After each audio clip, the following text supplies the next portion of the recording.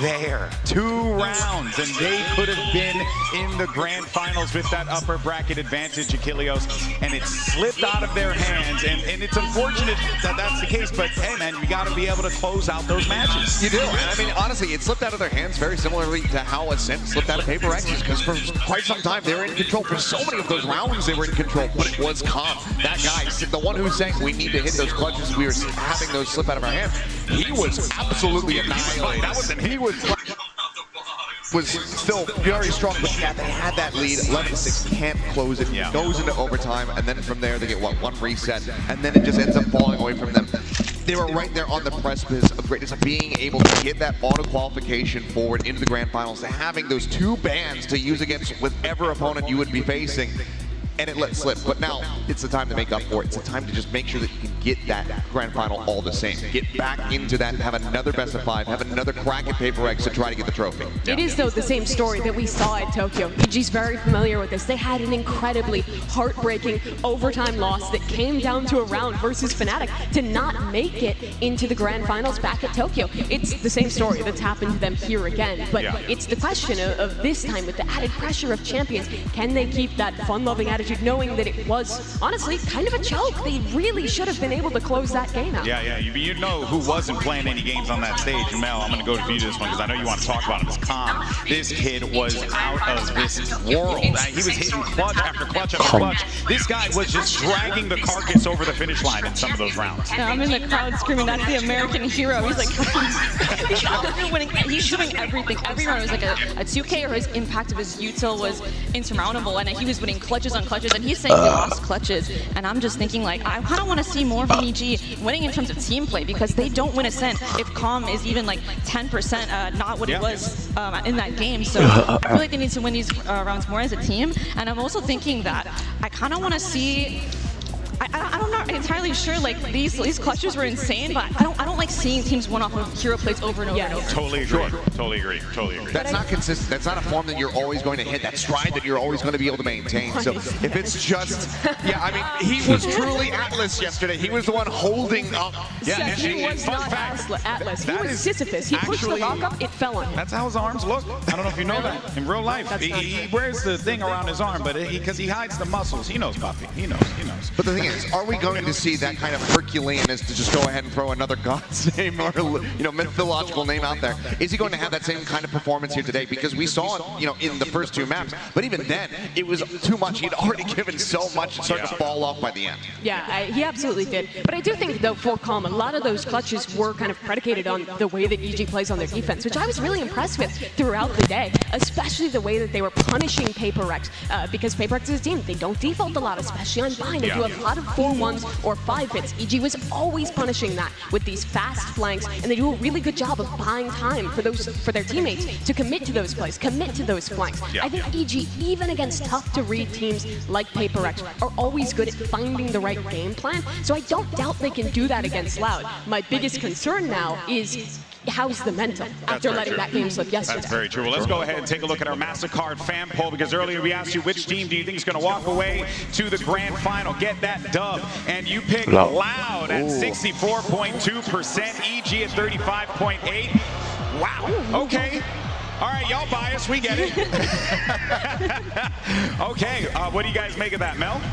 I mean, it's interesting too, because I was here and it was like EG versus Paper X, and it felt like the crowd was actually Paper X favored. So it was interesting now to see that it's more of the opposite, where it's like, all right, EG, let's get some EG hype in the room, because that's kind of what I want to see. And something I also want to see from EG is having fun, because in the match conference afterwards, it seemed like they were talking about how it wasn't fun to play against Paper X. Bucio was saying. So I think today a big focus will be finding that groove, finding that fun having, and like not really thinking too much about the pressure that you were saying. Yeah, absolutely. That's what got them so far in Tokyo.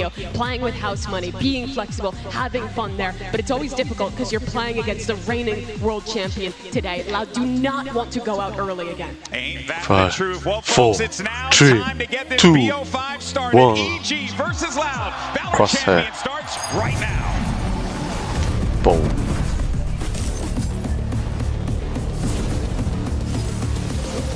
That's a 5.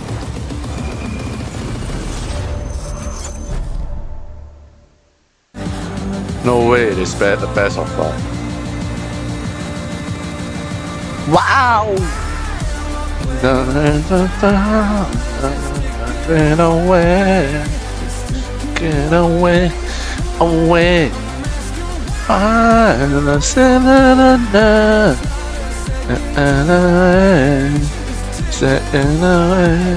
Away, da da da da da da.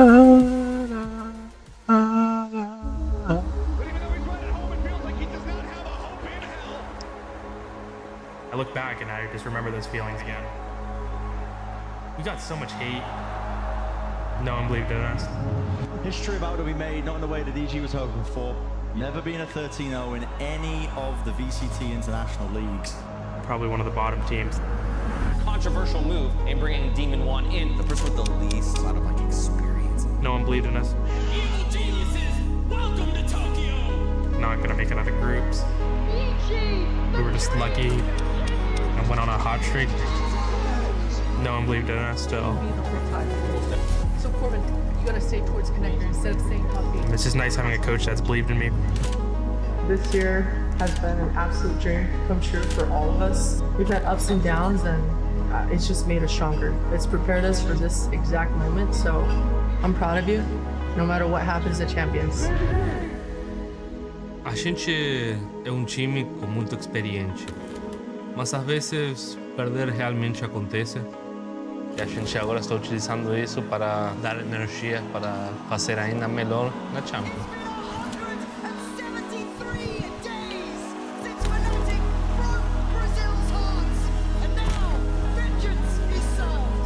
Cara, eu só tenho que falar que eu realmente estou muito orgulhoso, principalmente da evolução do Cauã e do Twist.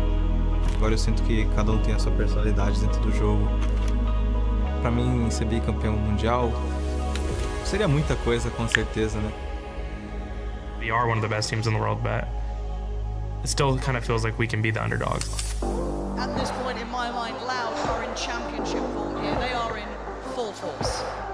We weren't as confident to First Loud as we are now. So it kind of feels only right playing against them again. Estou me sentindo bem, estou hypado, estou com muita vontade de jogar. You got us at NA playoffs. We got you at Tokyo. See you get to when it actually matters at champs. Oi, oi, oi. How to minimize? All right, let's jump right Shit. in. EG, you are higher seed, Team A or Team B? Team A, please. Team A. So Loud, you'll be Team B, and we will start with EG, your first ban. Shit, shit, shit. Start with EG, your first ban. We will ban Haven. Haven, your ban. Fracture. The fuck? Fracture, and so map number 1 from EG. Ascent, please. Ascent, side on Ascent from Loud. Defense. Defense, and map number 2. Lotus. Lotus, EG side on Lotus. Attack, please. Attack, and map number 3 from EG. We will pick Pearl. Pearl, Loud, side on Pearl. Attack. Attack, okay, and map number 4 from Loud. You have bind and split. Split. Split, okay. EG side on split. Defense. Defense, that makes map number 5. Decider will be bind. Loud, Wow, 5 attack or maps. defense. Defense. Defense. Okay, I'm gonna run back through this, make sure we're all set. The bans from EG is Haven, Loud is Fracture. Map number 1 is Ascent with Loud on defense. Map number 2 is Lotus with EG on attack. Map number 3 is Pearl with Loud on attack. Map number 4 is Split with EG on defense. Map number 5, Decider, is Bind with Loud on defense. All right, good luck to you both. Good luck. Good luck. Good luck, guys. Good luck.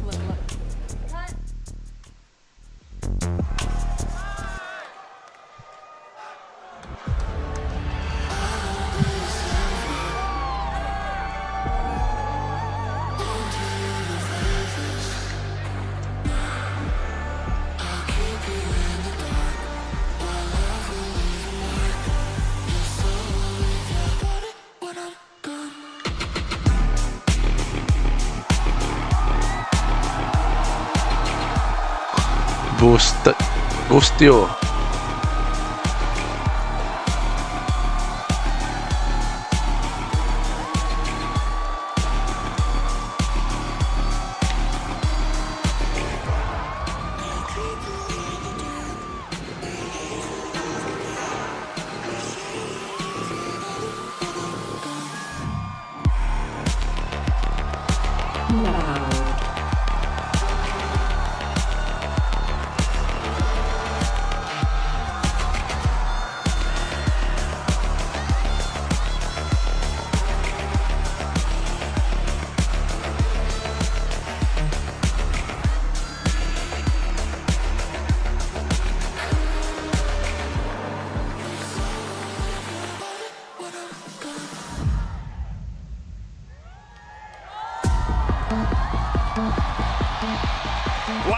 world championship to defend, and standing in their way is a familiar foe. It's time to settle the score once and for all, and Mimi, I have a feeling these two teams are going to tear the house down. They're so familiar with each other. 3 times already this year they've played against each other.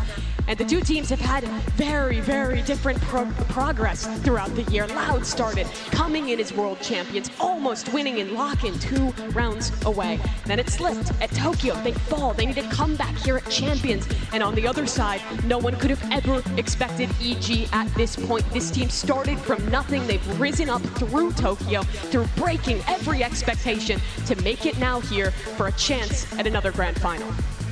It's everything to play for from this point. I mean, you see the hugs exchange. They know that both sides, neither is going to be leaving anything on the table during this series. Both sides are going to give it their absolute all to be walking away into that grand final at the end of it rather than going home. It's a lot of pressure on all these players, on the coaching staff, on everyone to get to this moment. You know, I think a lot of people sometimes forget, right? Yeah, you know, we have these tournaments around the world and stuff, but this is Champions. This is where legends are forged. And you have an opportunity to punch your ticket to the grand final, to make your name famous. There's a huge opportunity here, Mel, for these two teams to do so. And I very well think so that both squads deserve it, but now it's time to see who wants it more. And I can't imagine the pressure that they're under right now, and trying in so many different ways to try to alleviate that pressure. But the reality is you're on the stage here in the Kia Forum, surrounded by fans and foes, and I just can't imagine what is going through their mind other than trying to stay in the present, try not to think about the future, and just think about how you're going to go into the game today. And well, they've played each other before. It's different. It's a best out of 5 now, and I don't think the map veto is hugely surprising. EG get rid of Haven, Loud's best map. Loud get rid of Fracture, EG's best map. I'm so rooting to for start off here on Ascent, which Seth, I feel, is somewhat poetic. It's where Loud was able to beat this team before. They were always the best, but very EG's on cocky. a crazy win streak right now. They're 6-0. I mean, yeah, they were able to beat them before, but the last time they played it, it was one of the maps that EG was able to take away from them. So very one-sided affair. But then again, that's when we were seeing those dips come through from Loud. Across that map, Aspas 10-17, Demon 1 absolutely murdering on the opposite side at 18-8. I want to see a clash with both of those players at their absolute peaks. Demon 1 was very quiet on Ascent yesterday versus Paper X. It was the calm show. Like Mel said earlier, I want to see a more concerted effort from the side of EG. Come out swinging because you know that that is exactly what Loud is going to do. They can't rely on the clutches today. And Mel, for EG, I think it has to start strong in these first few maps where they're so comfortable. We're into the Prime Gaming Agent Select. And I want to ask you, with the default comms, with the team you've played against so many times before, how does that change this matchup? There has to be mind games in here, right? I mean, we're so deep into the tournament as well. Even despite not playing each other, we can see the fact that there's VODs out there, how each team are playing. And I'm looking really at the operator here. We've seen Aspas dominate Knives, Vandal, Op, and Demon 1 is someone that has said, hey, maybe I don't like picking up Op as much, but Ascent is a battleground of the operator. You can absolutely take over a game. We've seen so many Jets across this entire year just drop 30 back and forth, switching up where they're playing, and that's what I'm really looking to here for both of these teams. And in those mind games as well, it's always going to come down to the IGLs. Boostio is excellent on this map, on defense, anchoring with this Killjoy, and Sadak is always impactful on that KO, on a default map with an opponent you are familiar with. It's about how can you change, how can you surprise them here in the game that matters most. It's the last match of the year for one of these teams. Well, folks, this is it. The agents are locked in. Our teams are ready to kick off this best-of-5 showdown, and the grand finals is on the line. So let's go ahead and make some noise, Kia Forum, as we get into the action. Send it over to Brendan Sideshow. Let's get to it here. That's right, the lower bracket finals are best-of-5 territory. Loud versus EG, a regional matchup, but still so much on the line here. All for that grand finals at Champs 2023. This is primed to be an incredible game. What a map. There is history between these two squads. And while Loud is ahead in terms of the match head-to-head, they are dead even on the amount of maps that each have taken over the course of this season. EG have been able to punch up to our inaugural America's winners. Loud for the win. Specifically on this map, I've come out with some fantastic ideas to be able to refute what Loud has done on what is historically their best map. Loud is defending. Absolutely. We'll see how this pistol round gets taken out. Both of these teams actually doing pretty well when it comes to the pistol round win rates. The deeper they've got into the playoffs itself, it's been a key win condition for either side. So all eyes going to be placed onto this one. A setup. Look at Lambot and Aspas. Yeah, it's traps and traps. I mean, the far back position of Sadek, he's holding a flash most likely. Dart, Lambot. There's a flash, and there is the collection. It's beautiful, it's precise. And a surgical picking apart of EG. Good luck. Trying to pivot now and enter themselves into the B site. We'll be able to get that plant down. Ethan, not contested. Boostio's going to have to pull out some magic here. Up to the corner here. Look at the movement, the hops on him. No clean shot, no easy target. That is a very clean pistol round. Absolutely flawless from Loud in every possible sense of the term.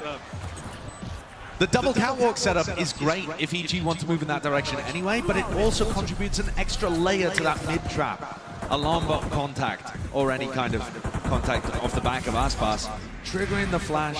Paranoia also coming through to clear these players out even further and allowing this follow-up. A beautifully designed pistol round. Immaculate stuff from Loud there, and showing you one of the biggest reasons why they were able to take down Fnatic. These pistol rounds into bonus rounds have been so strong for Loud.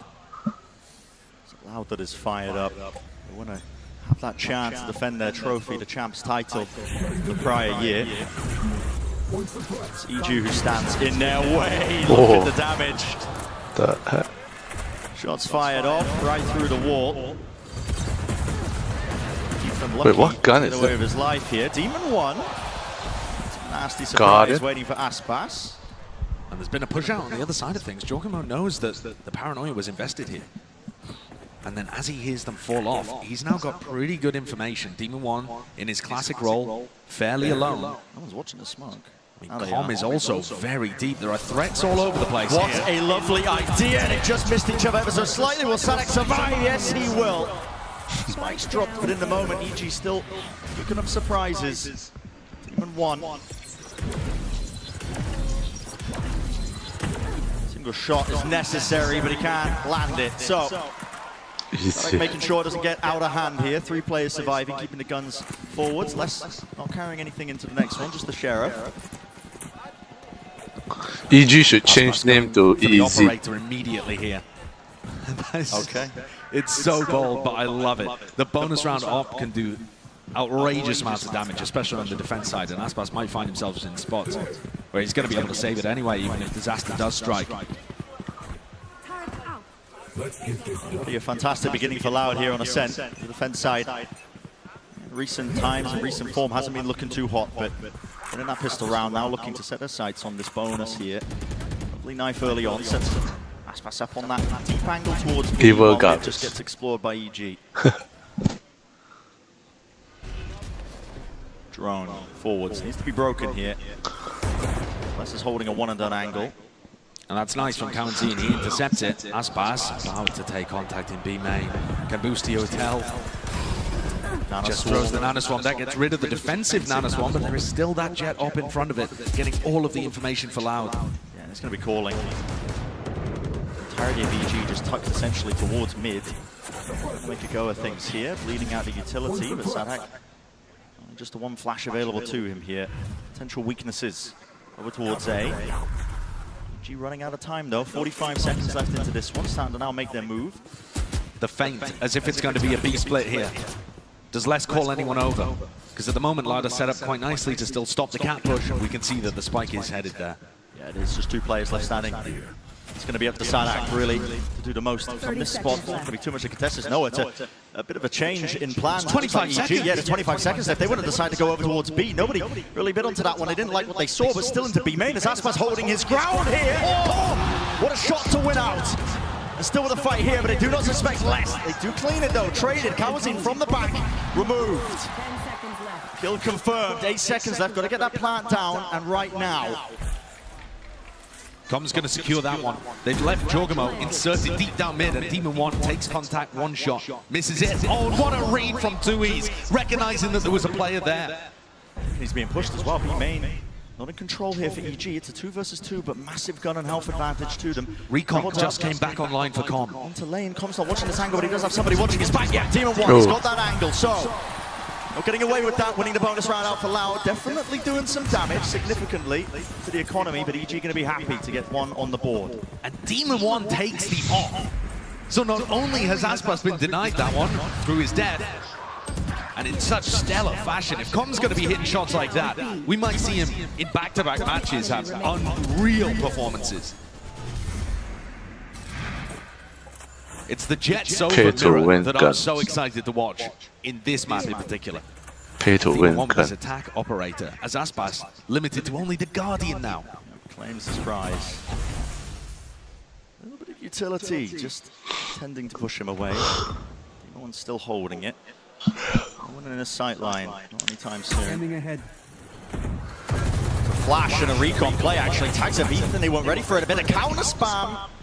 Zine, gotta be careful. Drop down to 52 health. This is triggering a repush out through B main. They know there's an alarm bot down in this kind of area. Remove it, push back forwards, and that takes space away from Boostio that he could use to call with. They clear out all that utility now, starting to make the move over towards A main, but just a drone, no tag still. Demon One really relying on him to set this one up. He wants to so fight to him! Sadak thought the nade would push them back. Not the case. Anchoring towards the back here was 2 years. Seeking to reposition now with the TPs as well. There is no go button being pressed by EG. They just waited out ever so slightly. Now waiting for a bit more of a response, or maybe just a util to come back online. Here's a smoke. Sent flying 2 years though, playing inside one of his own, and he's just spammed out of it. Com saw him move into that angle. High ground. Aspas blinded up. Cannot see a bloody thing. EG. Look at in control. Gain the side, and no chance for Loud. Now backing away, saving the guns. This was an amazing round by EG. And it may get even better. Boostio's about to collect onto Les.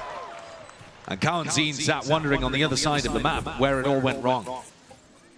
Demon One is not limited by an attack side off at all, because EG work their way around the map in such spots where he can be allowed to play slowly for picks. They're not just going to run fast execs, with Demon One having that pure entry roll. And Kawanzine picks one off towards the end here, but now he's given his position away, and Boostio cleans it all up. This is how EG took down Loud on Ascent during the playoffs of Americas. Was through Demon One finding these aggressive, attacking off moments. Oh, and these shots are sharp. I love the little break that Boostio inserted into that round as well. Yeah. Make some antsy, see if they use some util in kind. And also just waiting time for Jorgamo to get another smoke back so that you ensure there's no threat that can come from grass. It's all super disciplined from EG so far. Feels awkward to get a read on if you are Loud. Judge where your opponents are. They had the chance for momentum in this map. Starting out the series incredibly strong with a pistol and a bonus win. EG have refuted it almost instantly. Knife dodged. Deep presence on the extremities. It's used to combat the drone, so Con was taken out of that one. We don't get to clear Wine out. Might have to use a bit more util on top of it, just to get that peace of mind. Now it's slow and steady. Spike's starting to make its way over here too. Maybe the goal might be an A split, but Sadak just firing off the warning shots. This guy in shotguns. It's a match made in heaven. I've seen him do some awful things with the judge. Now here's where the slower pace from EG may end up also having an issue. It's 40 seconds. They don't have very much information towards A or B main. Kawanzine's just recon darted over towards B, which might give Loud some false sense of security, but the time is so low here. There's 25 seconds and they don't even have B main. The clock is EG's biggest enemy at this point. The util's coming through. Kawazine's repositioned to the back of the side here to try and take care of this one. Hunter's Fury ripping through. There's a connection, there's a tag, and there's the damage all combined up. Lovely shots. Patience from Kawazine. It is traded out, and Aspas with the blade, so maybe can make something off this. Had to back away from it. EG. Oh, they play the clock. The timings are so damn rough, and tight still Loud. Want to make a decent go at this one here. They're not really risking the weapons into it, but EG, they fight them back. Using their own flashes. It's Ethan setting them up as well, all the way through into the wall. Bullet to the cranium. Waiting it out though. 2 years. What more can you do? It's brought it to a 1v2, surely. There's not enough time, but Potential's there. Knife, missed. Now you really have to get a move on. You're starting to hear it tick. Dart is dodged. The positioning is being played immaculately by Com. He doesn't actually have util to push this one away. And Tuya's seeking to just salvage a couple of weapons. Will be punished for it. That round gets a little closer than EG would have liked. Perhaps a bit of hubris towards the end, trying to challenge 2Es like that. But at the same time, their economy is still in a perfect spot. And Loud are coming back into their rifle round and calling a tactical timeout. God almighty. Yeah, 2 years in top form. He was a player that went missing a little bit in their previous match, and yet still found those rounds and those certain moments to come alive and deliver them 2Ks, 3Ks to be able to win out rounds. But Loud have not found any success since the pistol. And on the pistol, it was a trap play that caught EG while they were searching for map control and trying to insert Demon 1 into a good spot. That's something that EG have talked about a lot when they approach Ascent recently, is Demon 1 communicating to Boostio where he wants to play for a pick on their attack side, and then creating space to put him in a good spot within the first like 30 seconds, and seeing if they can generate advantages based off that. So instead of Demon 1 being the guy that's always really mobile around the map, it's the rest of the team, once they get that Jet in a position to fight. Really quite hard as well to get a read on. Loud have been heavily prepping for each opponent as well. They've been putting a firm emphasis when it comes to the VOD times, making sure that they spot out the tendencies. They've been saying in interviews, you know, as part of what gave them the edge of Fnatic was just learning how they play certain maps, where they're standing, what their usual reactions are. But EG, the way they've been playing this attack side, I mean, with how mobile it's been, it's very difficult to get a read on them, to get a hold on them. Aspas is going for the glass cannon operator here, over towards Catwalk. Not quite hero, but yeah. No armor. Towards Cat. Nobody going to be opening themselves up into that sight line. But maybe they will just about now to jump spot. Good heads up for EG. Spotting out where the operator is. Now Aspas looking to reposition as well to make the most of it. There's a ridiculous 0 point that Ethan just threw. A lineup that goes all the way back into spawn, I assume, to try and catch a Killjoy that would be playing in an anti-KO setup, because he's one away from the null command. EG are thinking about Loud countering their KO before it's even online. Here we go. Paranoia, but Boostio on the wiser, unaware, honestly. That site was completely open towards tree. This is a weird one from EG. Yeah. Overcooking things, I think, towards the A side of the map rather than just keeping it simple. Getting in their own heads about what Loud would have called coming out of the tag timeout. They are now making their way towards B. Only 2 players again. They have to push it back, but it is less in Kawazine. They've been more than consistent over the course of champs, especially with the Odin. It's had to be a rain of bullets. The dart is good. Smoke cropped up into his face. Kawazine got to pick and choose the timing to spray. Just at the right time here. Dash forwards. Less. When does he seek to try and peek? Now is the time! 3-4! Les was an absolute monster against EG when they faced off twice in Americas. And Les has continued that monstrous performance all throughout Champions 2. You could argue one of the biggest reasons that Loud didn't perform at Tokyo was because Les was not running around destroying people. Look how hungry he is to try and take the fight. Feeds himself into the maw of Jogamo. But that loss, they will not be too bothered about. The 3K is exactly what the doctor ordered for Loud coming out of the tag timeout when their economy was about to get squeezed again. How does he so consistently find these spots, these timings, where Demon 1's not ready, Com has utility in his hands? Yeah, Les is a really aggressive player, but the timings he picks, he's just got such a read on the game. And there it is, brings us 3-3. Plenty of ults online for either side. That is the counterplay, honestly, where Kawazine is placed and stood. Potential there for that to go really wrong. No command. Sent flying here! Oh, no chance!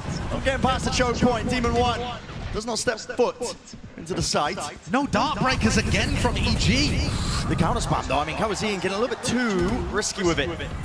But a lot of damage has been done to these EG players. Look at how low they are. Ethan, Boostio. Single shot will really bring them down. And you take that every day of the week if you're Loud. You stop them from getting into sight with an ult command. That doesn't happen every day. Well, committing the ultimate there just to clear the bottom section of mid. This Judge looks primed to tear through Ethan, Boostio, and potentially Com, all of these players that have taken chip damage. It's a nice idea, but no damage done to Sadak, who holds strong. Leave it at, I mean, the shutdown, maybe just to clear Are the they setup. going to use lockdown as well here? This is such a massive investment of ultimates. Knife gets the tags, pressure across the board. Does he have the line up right? Sadak needs to be pinpoint, really. A bit of extra damage will also maybe get it done, but no, doesn't break it. A few seconds remaining. Really softening up players on either side here. Will the site be gained? Will they get access to it with 20 seconds left? Got to make their moves into the site with the spike. He's got it in his hands. Plan. Finally going down here. Needs to be holding this one. EG have been offered an opportunity by that missed KO nade, and now seek to take full advantage of that fact. Jorgamo's in quite an interesting spot here over towards B main. He can still get into a bit of an aggressive angle despite this lockdown. It won't clear the back of the side as well. Players from EG can still sit there all the way towards the back. It only clears a decent section. If you look at the timing from Jorgamo, could be absolutely everything. Flash play. Oh my God, Sadak! Almost grabbing the two here, and it is about that timing. Aspas! Pure reactions into the back though. Spam through the wall will not be enough for the box to outtrack them all the way through. Com. Right click into the classic to win the clutch.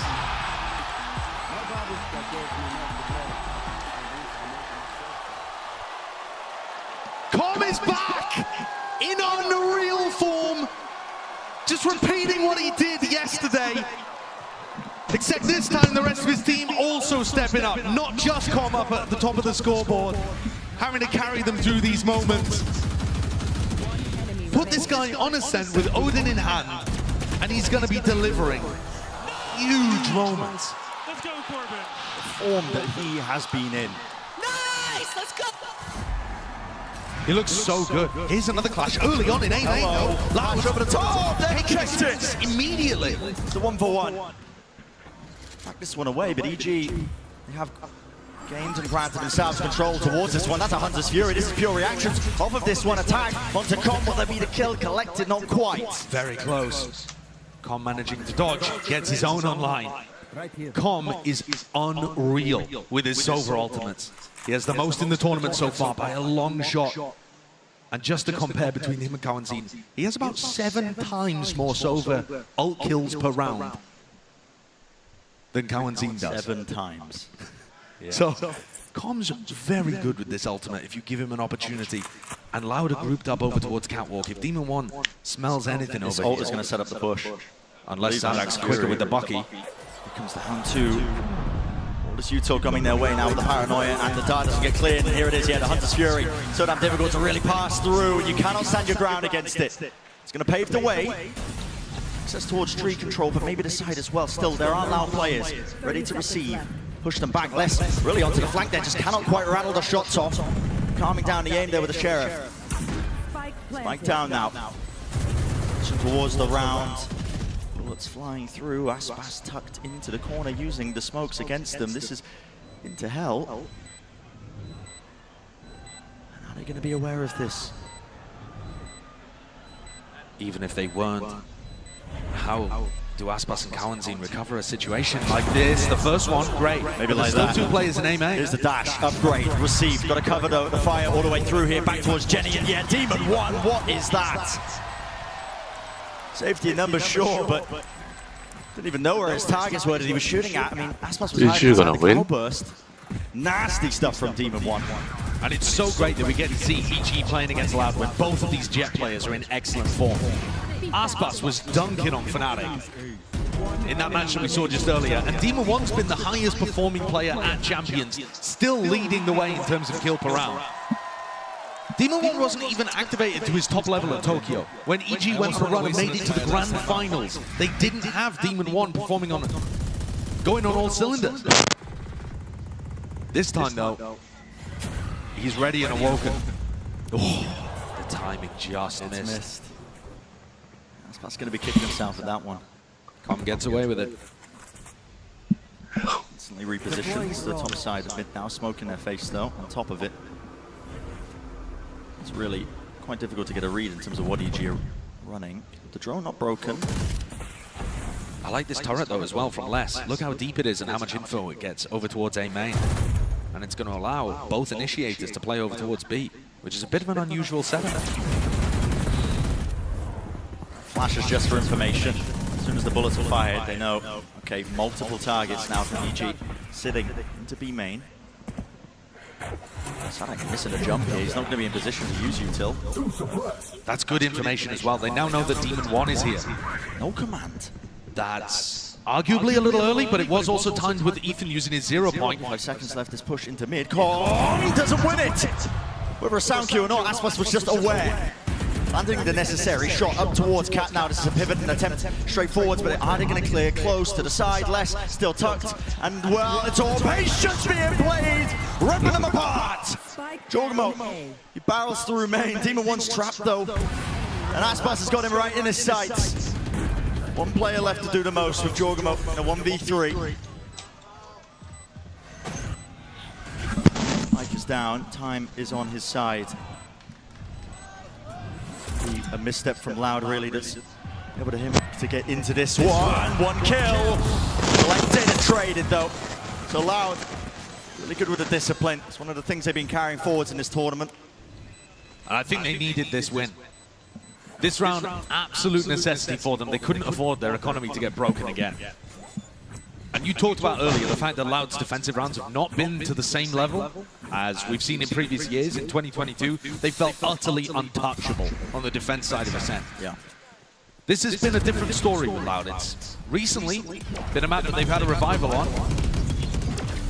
but they're going to need pretty much the rest of the rounds in this half to feel comfortable.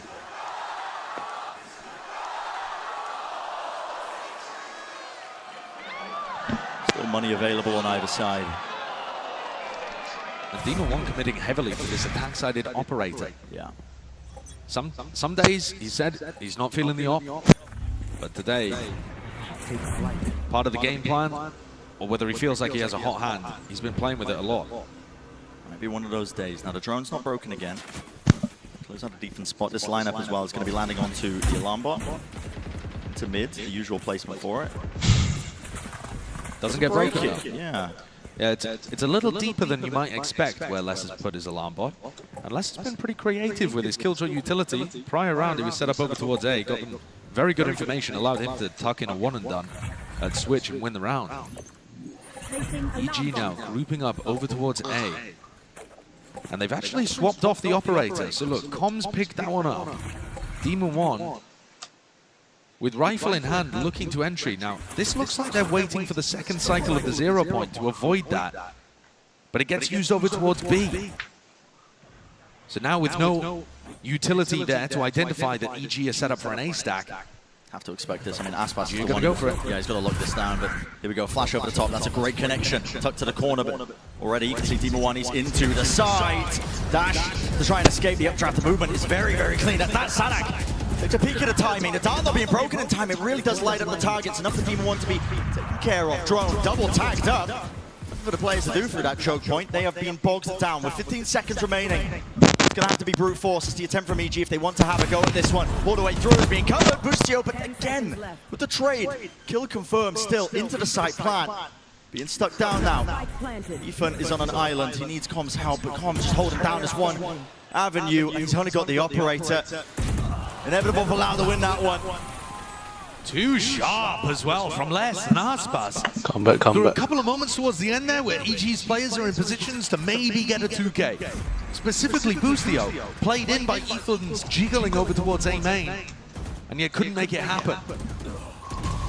The trade, excellent from Les. And then winning the 1v1 against Ethan too. When Les is hitting like this, when he's up at the top of the scoreboard, he just turns even situations so heavily in favor of Loud and can rescue them from spots that otherwise would fall by the wayside. Loud have recovered this. It's up to 5 apiece, and EG themselves forced to take a tactical timeout. So these last two, trying to make their mark. Feels like Les as well, not really being forced to use this lockdown. He's had it for most of the half in terms of the ults online. Money is short for EG as well. This timeout's going to be used to maybe cook up something a little bit cheeky. They have a Blade Storm talking about if they do want to fully invest, I imagine, into the round. just around that one ultimate that Demon One has, but other than that, it will probably be for the 12th round, the final round of the first half. And it's great to see this series, which is going to be a marathon, start out with a really tight, tense first map. Because in the history of these two squads, they've thrown haymakers at each other. We've seen 13 threes multiple times. We've seen a 13-0 between these two teams as well. They like their reads, they do a lot of prep on their opponent, and that can lead to situations where you just have a gut feeling or some kind of anti-strat that works perfectly, and you get blowout maps. Those may come later on in this series, but for now, things vary back and forth. Loud starting to recover, though even if they take the lead, this will be a good half for EG. 5 on the attack side of Ascent. More than enough. Sounds up quite well, then that pick. Aspas once more. Aspas. Watching down mid. Drone from Com. If he tucks into this corner. Oh. Com actually not managed to get over the top there, so it won't clear deep into Pizza. Aspas can be safe tucked into that corner. Demon One caught on that, but it's ambiguous information. Not sure whether he's taking that pick over towards Catwalk or in A main. Either way, the Jet is leaning towards finding picks over on the A side of the map. So Loud are going to keep 3 players in that area with Less's utility. 2 updrafts available. Oh, and he mistimed the flash. It was all supposed to be coordinated together to maybe earn EG a pick. Nice idea. Very rare that you see the mistiming on Ethan and Demon One. Smoke's fading though. Close to the corner. Sadak waiting. Lovely knife. Blade Storm's not available for them anymore. And yeah, I mean, EG just losing the war of attrition here. They try and use this utility. 30 seconds left. The weaker buy, of course, Loud are going to be able to outpace them most of the times. They're trying to set this one up now like it's a fake. Shot hits, Boostio. It's weak. Aspas didn't have to use the dash to get out of there. TP towards the back now, Jorgamo. Access towards the side. He's going to be calling this for the team, but time is of the essence, and the spike has not made his way towards it. How do they get through this choke point? 10 seconds. They have to try and get in, and there is no damage really being done. Ethan starting to get a plant down now. Post-man positioning for EG could pay off massively. Boostio. He's tucked to the corner now, just playing that backstab roll. 2 players also into B main. The lockdown will push them back. No detainments though. Boostio can't land the shots now. He's been spotted out. There has to be a clearance from Loud. Into B main. Demon One holding the close corner, but as the smoke fades, the damage is done. Aspas narrowly escaping. Knives just hitting the shins. He's still alive in the action here, but there's a player disadvantage, and it is massive right now. Loud being picked apart, pulled to pieces from every single avenue, and time ticking away from them. This is a round win for EG. They have done the most.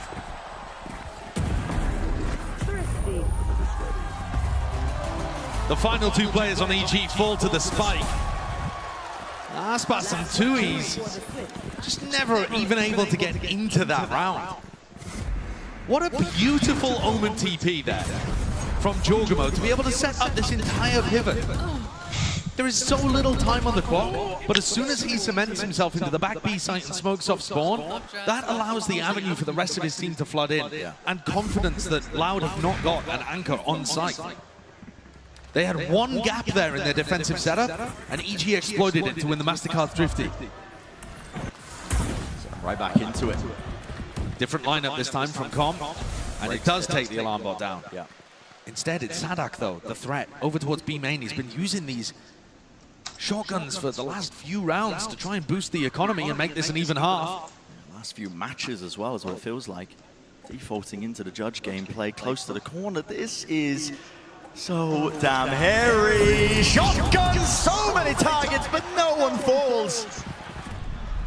The drone is cancelled out here. Aspas takes a peek towards Jorgamo, top mid, taken out. The site's going to be gained once more for EG.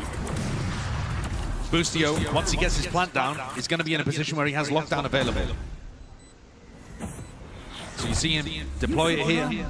What's the decision for Loud? Do they want to go forwards or backwards? You have to go for it here, almost lining up. Demon One up drafted over it. Bullets raining down, but he does survive. But at the moment, tucked to the corner. Oh, shot dart. Does not bring him down. You've got to respect the lockdown back towards the side, but Com has given the most perfect of timings. The most perfect of timings, just walking up on them. And Loud are feeling all the emphasis, the pressure now from the time just running down short, over and around. No more kills, they are not turning around to face him. EG, these last few rounds putting on a masterclass. Club is losing 100%. An excellent way of stopping Loud after they got the momentum to make this a close half. 7-5 with EG in the lead. And their attack side calling has been fantastic. This map is historically one of Loud's best. But EG recently, with their approach, with Demon 1 in the roster, just looked immaculate here. Boostio's attack side calling continues to be a masterpiece. And they're up, heading into the second half. Can't argue with that, man. 7-5. The attack side rounds of EG, they have set themselves up so damn nicely. Wow, what a start to this series. I think that was entertaining, right, Form? You guys like that? That was pretty dang good. All right, let's go and get right into business here and jump into our Verizon high-speed moment of the match because it comes from Calm. And, you know, we keep giving this kid all the flowers, all the accommodations and talking big about him, but he really has been just performing out of his mind, Val. Yeah, his performance from yesterday was not a one-off, as we're clearly seeing with a 7-5 lead. And this clutch, again, the util is looking impeccable from him. And the game sense to put the Odin down. He has plenty of bullets, by the way, here. But to put it down full of the classic, because he knows this is a close angle, it's a really bad angle for him to peek into Aspas. So he pulls out the classic so his barrel doesn't show. He has a bit more mobility, he can jump around. He can make it really hard for Aspas to get any damage out of him.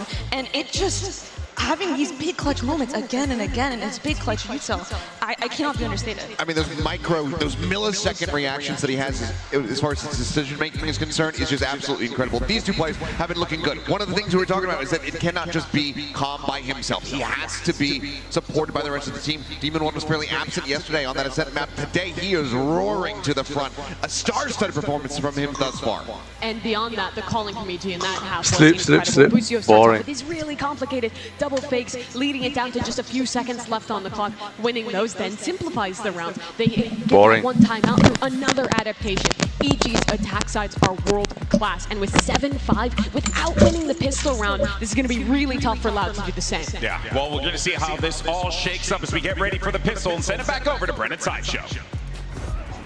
Well, eye is going to be focused onto this one here. Now, EG, when they're on the defensive side of Ascent, playing against Paper X, it's Paper X who, really exploited, I think, the tree hold, the cat hold as well. They were rapid on the approach, squeezing those players over towards A. They saw that as a potential weakness. We'll see if EG have corrected it. It looks likely. Two players deep into mid. Yeah, this looks aggressive, actually, from EG. Like, Ethan and Demon 1 want to fight this. Oh my god, what a shot to open. Okay. What a way to announce yourself in the second half. Instant jet differential. Yeah, you're going to be feeling that one for days. He is ringing. And there is so much more of this match, so much more of this head-to-head left to go. Now the catwalk hold is going to be pressured slightly. Want to push off this. Okay, util being broken here. The timing on that was just unfortunate for Sadak, but he's been impeccable. Two players left standing for Loud. Get themselves into years. Taking a ton of damage. There's no time wasted. Boostio! This level of aggression. It's relentless, man. Awesome round. Both teams having a good pistol on defense where they designed to collapse mid. This one off the back of contact, and that triggers a recon dart from Calm that was flown from so far away, right back towards the heaven window, landed over in tiles and set up for this push. But it's all open by that exceptional Sheriff shot as well from Demon 1. Again, best statistical player of the tournament so far, Demon 1, and showing no signs of slowing down, even against an Aspas who played phenomenally against Fnatic. Aspas was plus 20 against Fnatic, and Demon 1's doing stuff like that to him. Both monsters in their own right. Today, Demon 1, for now, seems to be just in tip-top form. Grouped up now, Loud. Collection of players here with the Sheriffs. Towards B, Turret spots them. Oh, as soon as the orb is taken, that shot done. Doing a lot of damage. And the second one too. Tons of damage. Look, Calm might have just won this round already. It's just softened up all of the players that would be a threat, that are trying to take aggressive positions. On their eco. On the game plan they have in mind, honestly, is to try and farm up these orbs as well. Looks like they're funneling them into Sadhak. They still have A main control. I mean, 2 years disrespected that earlier into the round. He's just been holding on to it since. Working their way down mid. Boostio's got his alarm bot here. But detonates vulnerability across the targets, across the board. Com up to the corner here. Still, the amount of damage that's been done prior, you have to think it should be an easy solve for EG. These players might be getting squeezed though soon enough. Really isolated. He can't afford to reposition particularly. If this gets cleared, might be a dangerous moment. Backs towards it. So many chances. Kawazine, the tag as well with the dart. A lot of damage done towards the back of the site. Needs to be a bit of a bailout now. Some help and assistance. Lovely flash. Gotta appreciate that one, Ethan. The supplementary utility from this guy is just in another class of its own. And the best supported player in the world shows you why he deserves that title once again. And excellent stuff from the bottom of the scoreboard. From downtown, throwing the flashes. That was a pretty aggressive position for Boostio, and it looked dangerous there for a moment too. You know, Com got lit up by a dart. He could have easily been taken down, and suddenly there's no one actually for Ethan to throw that supportive utility even for. It's also taken a lot of the sting out of this bonus. But with Demon 1 and a Sheriff in hand, we've already seen what he's capable of. Both of these squads have very different ideas about how to approach their attack side. Loud love to be going for these 4-1 approaches where Les is the only player towards the B side of the map. And Loud will hard focus on winning A main control at all costs. Very important one now for Loud to win. Think about it. The investment of the guns, the rifles that they've got in their hands, EG.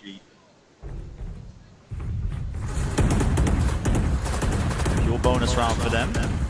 Looks like they're setting up as well just to stack over towards A, giving up a lot of space inherently, not holding it close towards tree. Drone through mid continues to allow that alarm bot and turret actually to gather info towards mid and towards B, and that's led 4 players to stack on the defense side on A. Yeah, they're not worried. They're not at all, and this is definitely danger for Loud. Every piece of utility they're throwing indicates that this is going to be an A split straight into these 4 defending players. Drone through players off the back of it. Ethan was a flash ready and waiting. It's time to strike now. Players starting to really move through here. The dart wasn't cleared though. Jogamo lit up. Counter utility still being used all the way through. Push forwards. There was that flash. Ethan is in their faces all the way through. Team of 1. Nasty with it. Can't reset it enough for the Sheriff shot though. Can't claim the second still. Give it to Com. Plan has to go down now. 11 seconds remaining, won't be anything to push this one back here. Still, maybe Com just thinking, okay, get the rifle, cheeky little prize. Does he still want to make a go of this? And by the look of it, EG still have enough money to buy into the next, so any economical damage that you can inflict upon Loud makes this a better and better bonus, and this is likely to be the area where they exit for the save. Yeah, just playing it smart. We did just see a clutch the other day from Com where he made the big wrap around on ascent. Com is never not flanking. Yeah. In the wise words of Mimi. It's about his, you know, how agile he plays it. He messes with your internal clock, the timings in your brain. Oh, look at how good this is from Loud, though. They smoke behind them over towards A main. They've got a 0 point out forwards to make sure that he's not hiding somewhere aggressively for them. And they get a clean exit where Com can't inflict any more damage.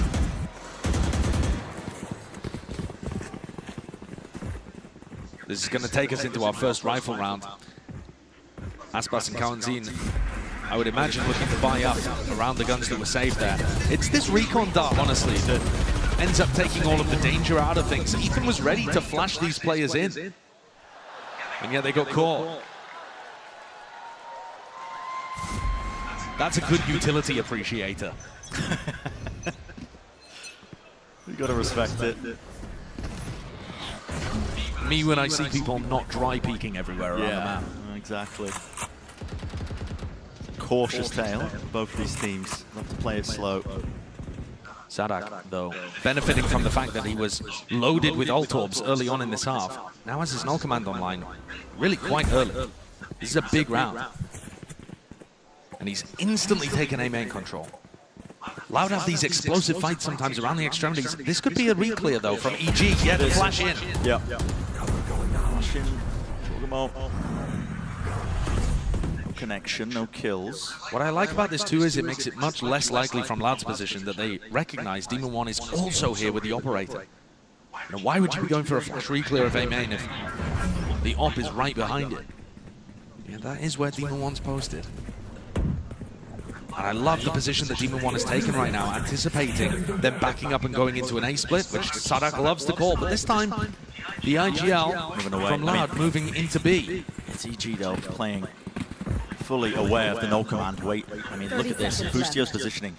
Deep tuck back, he's not going to be cleared out. He's not going to be suppressed. So all that util is going to be left to help Com. Dart's dealt with as well, given the perfect timing as well as they start to come through. And there's the Nana Swarms, he can dead them again because there's no suppression. Paranoia into the back.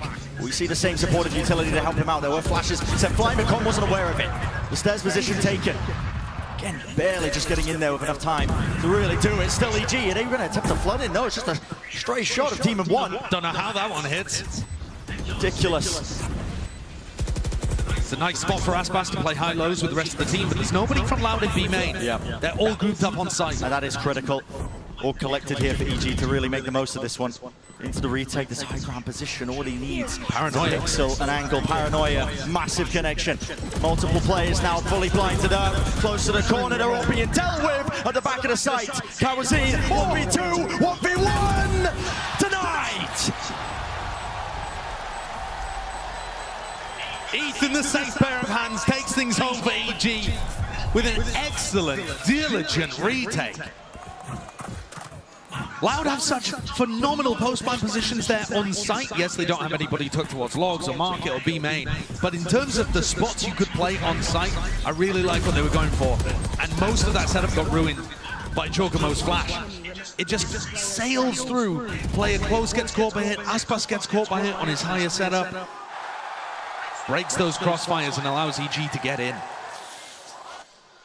Nice, let's go! That's huge. That's the tension in a 1v1 for the coach. Flash and a recon. And towards back. Ethan is disrespecting all of this. I mean, there's no connection there with the darts, so he just removes the turret out nice and early, sets up Demon One, again with the operator. Meanwhile, Loud, they're exploring into middle.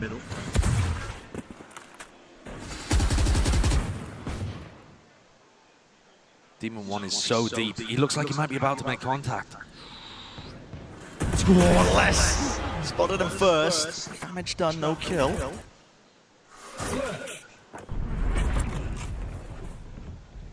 Boostio's utility looks ready to try and hold that space for him to use lockdown.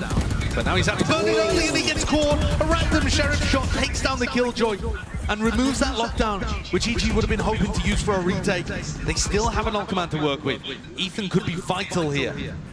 But Demon One will probably have to trade off the op with somebody else. It looks tough. Yeah, let's see how this gets played now.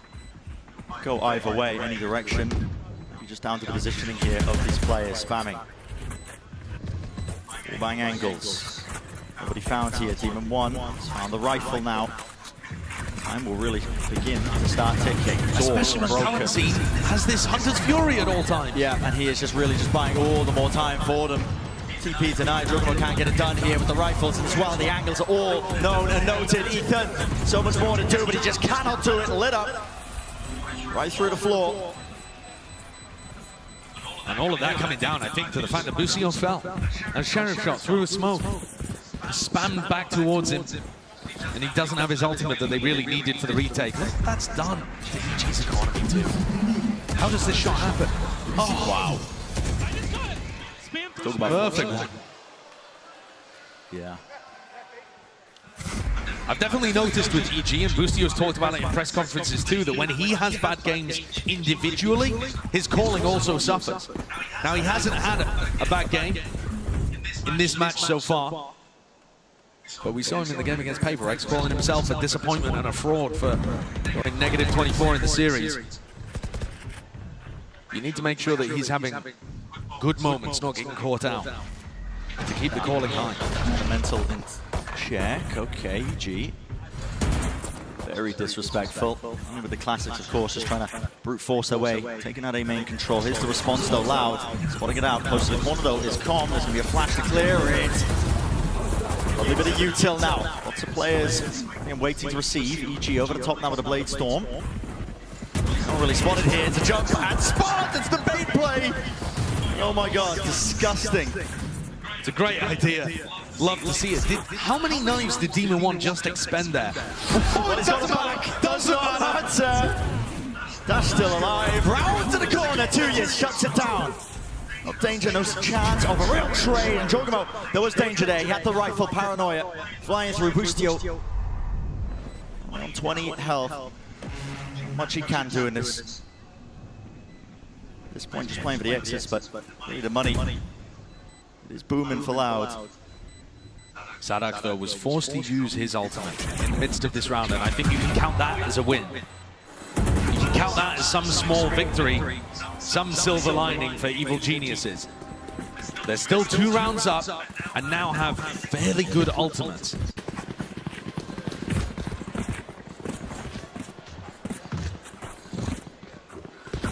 Specifically good retake ultimates, too. Against what Loud are going to be throwing at you.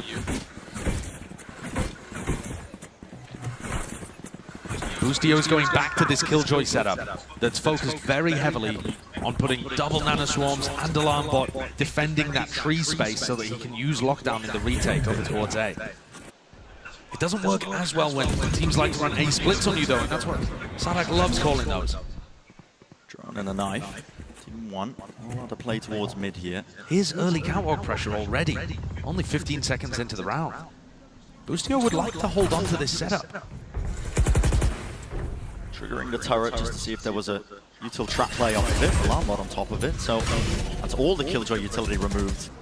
Very early on, within the first 30 seconds. And that's going to be very helpful for Sadak, as well as he builds an identity and a map in his head of what the defensive setup is like. Just from breaking it, look at the EG players' positions now. All collected up towards A, anticipating that that's where the hit might come through. And the reason for that as well is just Demon 1 this entire time. He's been holding down this B angle, but to be received with a flash in his face. Will the peak timing be good enough? He's not going to be able to get out of there in time, as well as Paranoia comes out of nowhere, near-sided, dashing even deeper into B main. Using the smokes, trying to use them to his advantage! And here's the help, surely. 30 seconds left. He's to the side. Starting to make their way now. To the side there, Nade at their feet, just trying to avoid it, dodge past it. To the back of it, though, they are walking into a blender. The kills need to be claimed right now for Loud all the way through here. And well, it's less. He's the one who's got them all in the blender, but still it's Jogamo at the back of the site, anchoring at that position. 10 seconds None the wiser, with no time left. Not a chance in hell. Jogamo will not let this one slip. Beautifully played.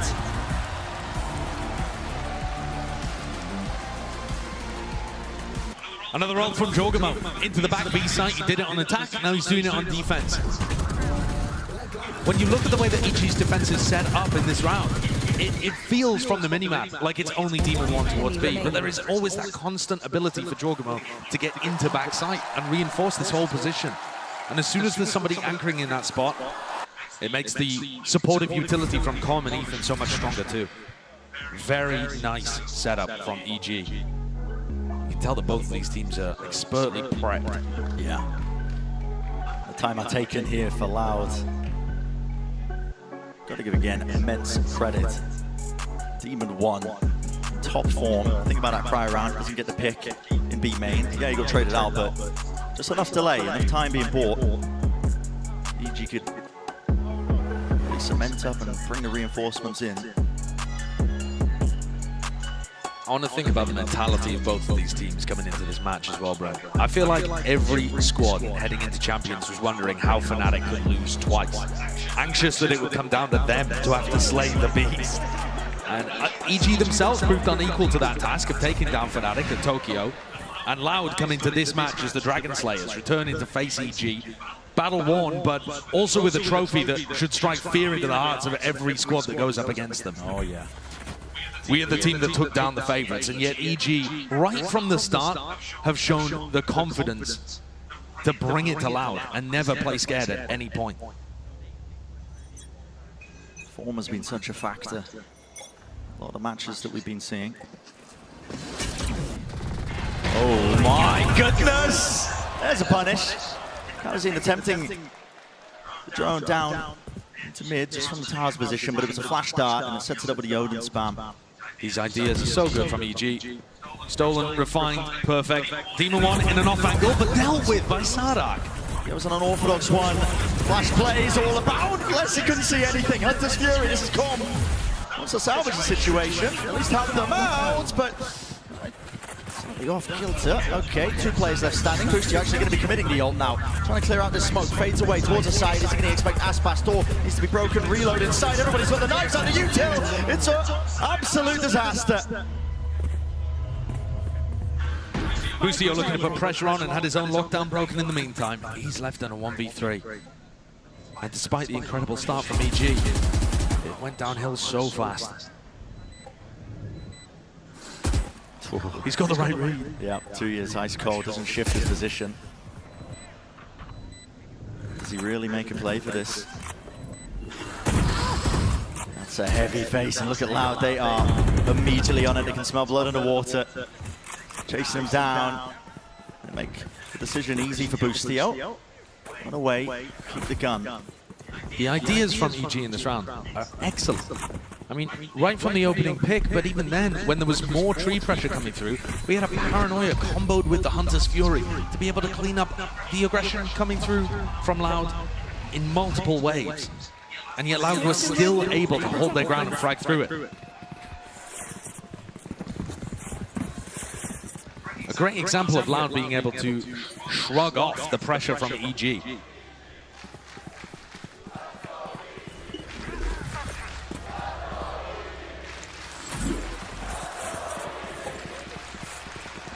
Crowd feeling favored. The plucky upstart that is EG. North American representatives here. But Loud are steadily climbing their way back. Trying to equalize in this map. The round lead that EG have is starting to get whittled down in a way. Last time EG were on an eco, they stacked 4 players over towards A. They just had Com Boostio's utility watching the rest of the map. It looks like a very similar setup here again. Smoking a Paranoia. The Labian held here. Demon One's the only one with the rifle. Don't expect that one. He's been playing a lot of these off angles. Does he really go for more? I mean, the dash is activated. He might feel like he has to get something done with it, but no, just using it to reposition here. Loud. Bit of a noise bait. Running away. Vacuuming up the space once more into A main. Drone close to the corner. That's a second attempt to punish. I gotta respect it from Boostio. He's being watched for. The Loud still want to go for this. Yes, they do. Rush over the top here with the Paranoia. Hunter's Fury as well, clearing all the way through here, but there's really no emphasis being placed on this. They have to take the side on top of it, but bullets will do the job, I guess. Clearing out into the corner. Still, Demon One is active, and he's still got the rifle with 9 bullets left, though. No more dash to really evade capture, and he's brought down. Com scrambling, frenzy in hand, trying to pick up the pieces. The Loud have done this work on the anti-eco, and they are set up in an unlosable position. The triple face. Com not given an inch, given no quarter. Loud draw ever closer to tying this one up. The attack sides from both of these teams have been called beautifully. Yeah. I think EG's defense has had more layers to it than Loud's, and yet Loud is still managing to avoid all of these problems that are thrown at them. I completely agree. These halves have mirrored each other, honestly, as well, which is the pistol round wins going in one direction, but the gun rounds, when it gets down to it, the attack side, these teams just have a better read. You want to talk about mirrors. The IGL picking up the judge. We saw Sadak in the first half, and now Boostio has gone for the same kind of play over towards Tree.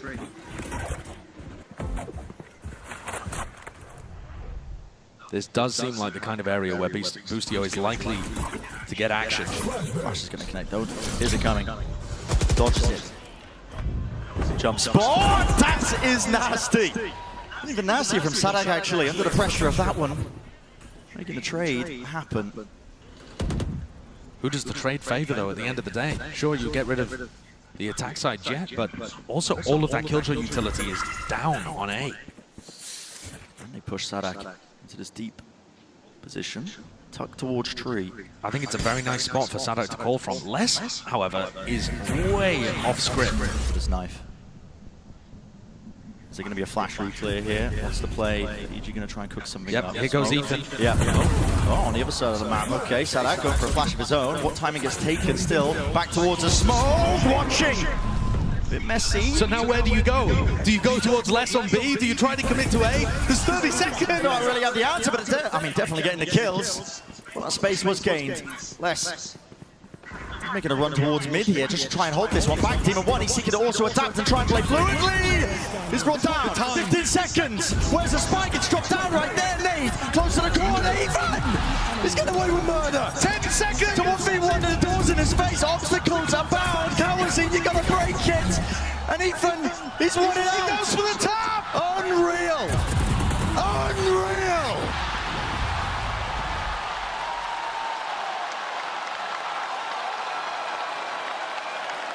That is a round that should never have slipped away from Loud.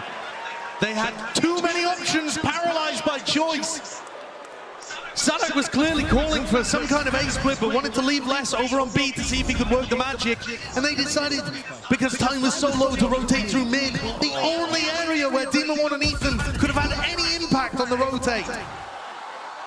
But they didn't feel confident enough going full through spawn. I mean, thankfully, Sadak doesn't seem too bothered by it. All smiles on his face. But they've allowed EG to get up to map point when it seemed like Loud were pulling off the comeback. A match like this, the best of 5, it's going to be a marathon, but small moments certainly add up. Here comes Sadak popping his ultimate, looking to try and right the wrongs heading into round 23. Can make all the difference here.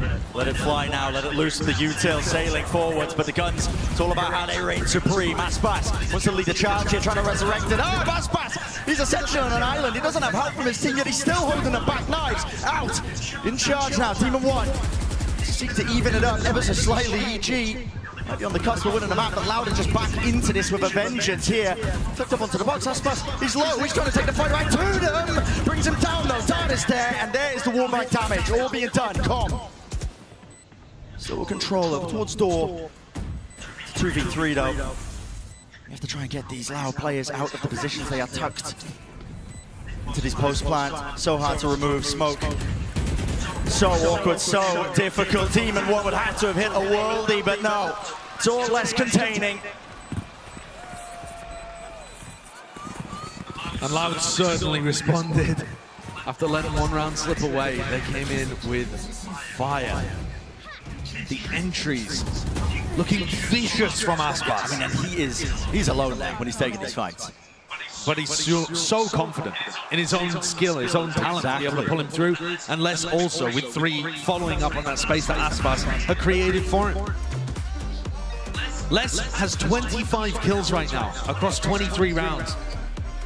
Stellar performance, outfragging Demon 1 on the other side of things, who I keep reiterating has been statistically the best player of the tournament so far. If Les is on fire like this, it's going to make a big difference compared to their flop at Tokyo. Les was one of the major reasons his monstrous performances carrying them through in the 2-1 victories they had over EG in Americas. The timeout taken, EG's final round can be the hardest. Bring you over that line. Time to talk you through. What are you going to do this last round of regulation? Loud have been focused very heavily on A main control. If EG want to get value out of a scrappier buy, I love the idea of going for something aggressive in A main. It doesn't always have to be fighting it at the very start of the round. You could lure Loud in and give them A main control and then try and fight with a reclear strategy. But it seems like EG have a similar idea to me. Yeah, and the money isn't too hot for EG here. For this last round, they brought up entirely. Just trying to disrespect them. It's a flash play along with the dart as well. They're all lit up, but they don't really have the guns to get this done.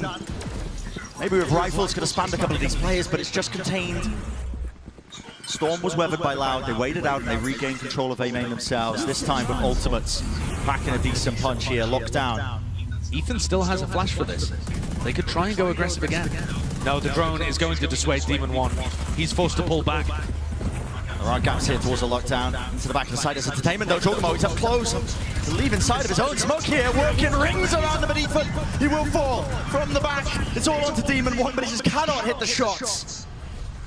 Sheriff in his hands, needs to make the most of it. But Loud, complete dominance, completely in control. Inevitability, we will be going to OT here. Bustio, gonna try for it, doing so much, but really just shut down. So, 12-12. Our opening map here of our lower bracket finals. With everything on the line, going to overtime. It's going to be bad memories for EG here. They were up 11-6 to Paper X and lost a few clutches to let them back into the game. It feels like another one that they might be letting slip away.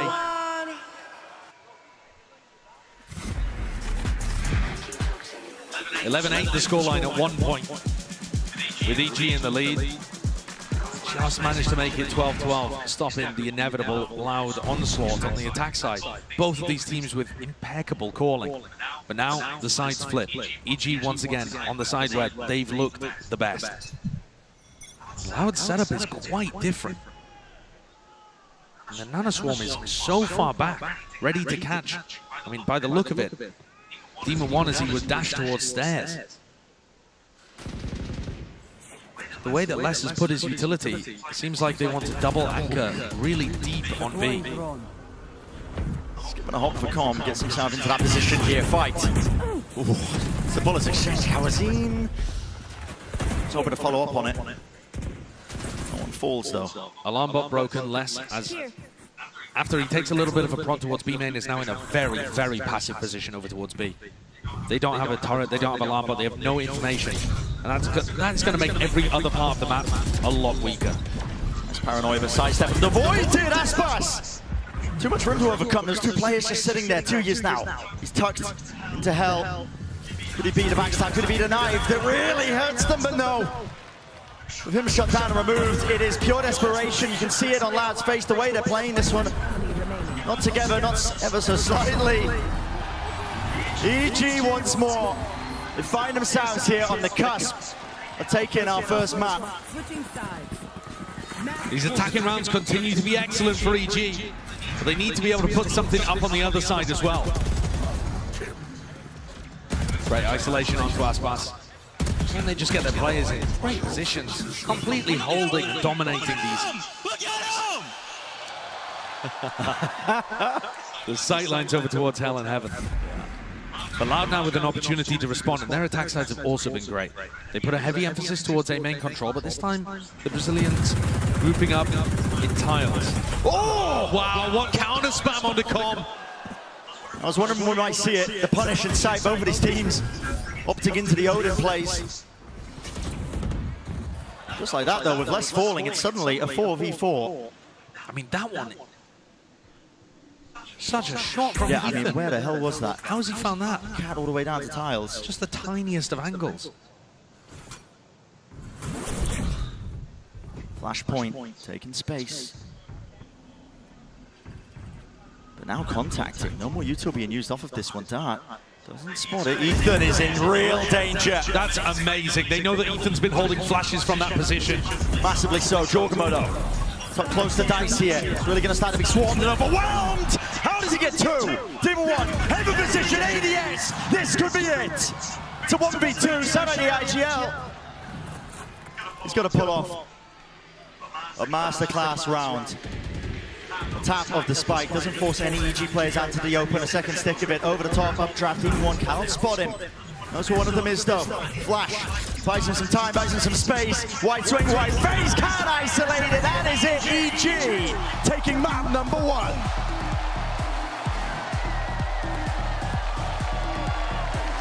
Excellent performance from Evil Geniuses. Start out with a strong footing. Looked like that map was going to slip away from them, but excellent calling on their attack side prevails. We have tests, twists and turns, I'm sure, later on into this series.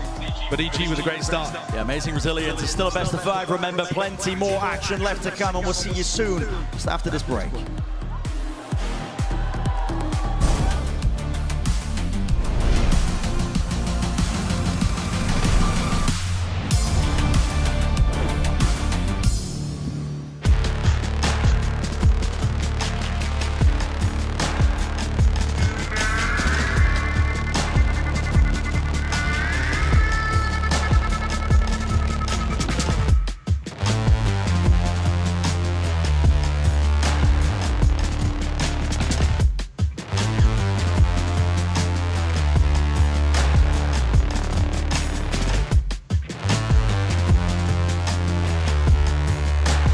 When you play an actual ranked game, it's 50 minutes, but how much are you actually shooting?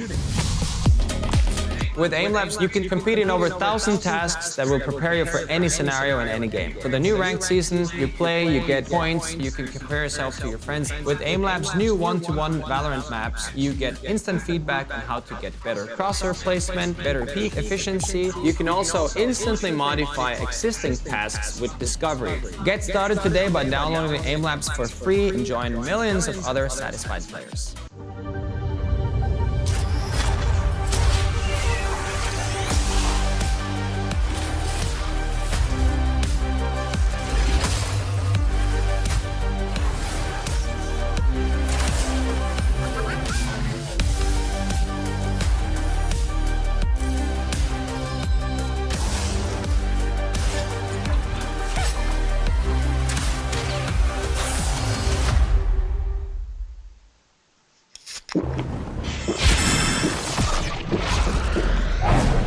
Red Bull gives you wings.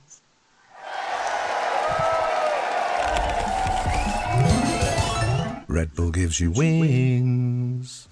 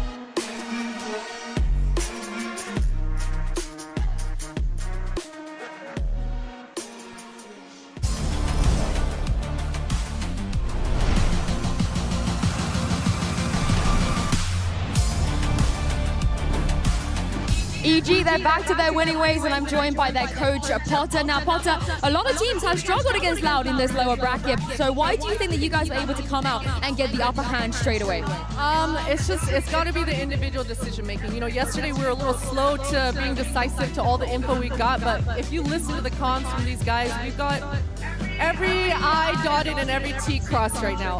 So I know that first map was a little slow, but we're warming up into it. I think with our comms, we're just a better team right now.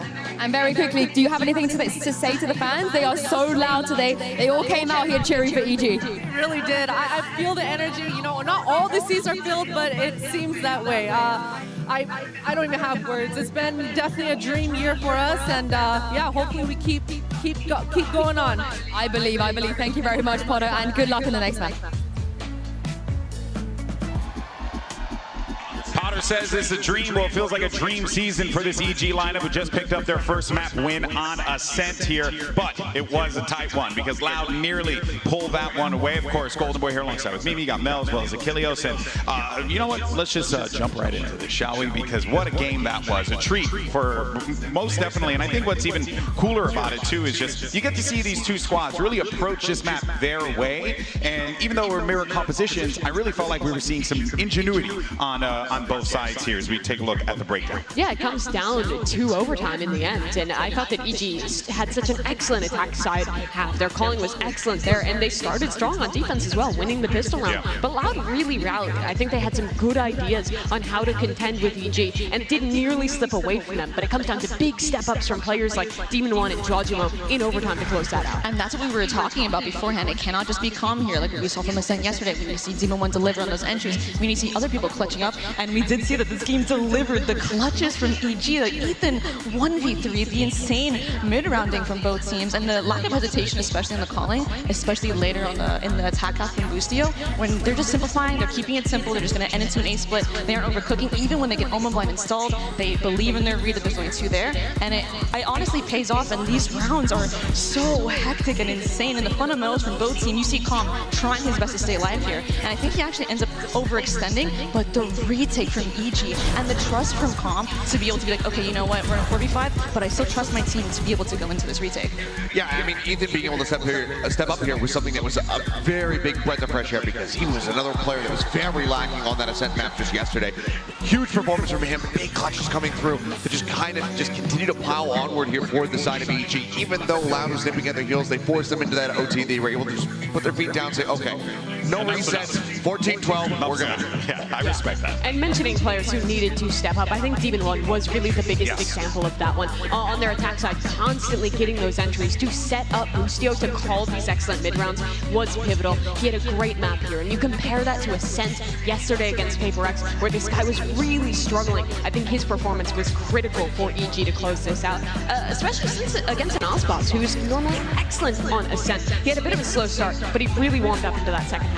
And it was like I was saying, I really wanted to see that off, and we actually saw Demon picking up the off on attack, which is like I just wasn't expecting. And it's honestly, in my eyes, this is a steal. In my eyes, I thought Loud was going to take this. I know we were discussing it, but you thought otherwise. And I feel like in my head, EG, you're going to this like, okay, Loud were expecting to take that. They are very confident on Ascent, and they should be feeling great going into this next map. EG should. Yeah, I mean, one of the biggest things that I saw from EG here was that when they got an advantage early on, they didn't really let it slip through their fingers. Very few 4v5 conversions from the side of Loud compared to even EG. So even when Loud was finding those first kills, because as we saw, they got 15. They had the majority of them. This was about a 33% conversion for the side of EG. So even if they did lose somebody early, they were able to drag that round back into their favor with just excellent calling and team play. I think how they deal with their late rounds is really excellent. You already mentioned how good Ethan was in the clutch, but Calm as well, beyond what he does in the clutch, I think he's the most proactive player in those moments. He has a ton of cross-map darts to support his teammates to stop either flood retakes or to help his teammate get into the site. And also, at the very end of rounds, in those late rounds, he's the guy flanking, making the play to shut down Loud's post plants, which is so critical on these Ascent maps. Yeah, it's quite scary how it feels like Calm at any point in time just has an understanding of where his opponents are going to be on the map, and that information cannot be stressed enough, like how valuable that is. I think was Crashies in the American season was was really praised for that info gathering. And I think Calm, just having that mindset that he has, and also the way that he's been approaching his particular role, unbelievable stuff. This is literally what you would want to see from an initiator trying to punch a ticket to the grand finals. And remember Calm's story. This is the guy who at the beginning of Americas was really, really heavily criticized by fellow players, by the public. Everyone was saying that he should be dropped, that BCJ should come back into the roster. But then he got so much better in Americas. He stepped up at Tokyo, and now I think he's hitting the best form of his career here in the Champions playoffs, where it matters the most. Hell of a time to peak. Indeed it is. But for now, though, let's actually hear what Coach Fraud had to say going into map 2. That was a very close map for Loud as well. I'm joined by their coach, Fraud, here. Now, Fraud, EG, you guys, you know each other very, very well, especially on the map like Ascent. But was there anything that they did that surprised you, perhaps, maybe you overlooked, that you think that you guys can tackle and fix for map 2? Not too much. We're obviously familiar with their playstyle. I think maybe a couple times they caught us off guard with some like fakes, double fakes, going a little bit slower than they normally do. So I think that was more on us, just not playing the situations as optimal. Maybe you know, we got to play inside the bomb sites, not play retake so late, hold on to utility a little bit more. So just things that we got to improve to make sure that we can beat them the next games. Well, thank you very much for your insight and best of luck for the rest of the series. Incredible to think how all of this, when you actually break it down, is coming down to a few minor details. Now, as a pro player, you've been in this situation before. It's stressful to know. It's like, if I just held on to that piece of utility a little bit longer, if I had, you know, moved over here rather than going over there, like all these little things you can kind of beat yourself up about. So it's very important that this team is prepared as they get ready for map 2. And we hear it a lot in the post-match conferences where it's like the coach is like, oh no, it's just these small details. And at this level, at this deep as well into the Champions playoffs, it really is the smallest of details. And really, we're talking about Demon 1, we're talking about Calm, but really, I was looking towards Jojimo. I feel like he's going to heat up here because he had some pivotal rounds in OT. Well, Askin, you shall receive, because the Jog is going to be on some rays, and I think, you know, getting Aspas, Jogamo, a little 1v1 action between them is always going to be exciting, of course, as we go into this Prime Gaming Agent Select for Lotus. And, you know, it's the philosophy here that we're seeing here, the philosophical differences between the two teams as we get ready for this map.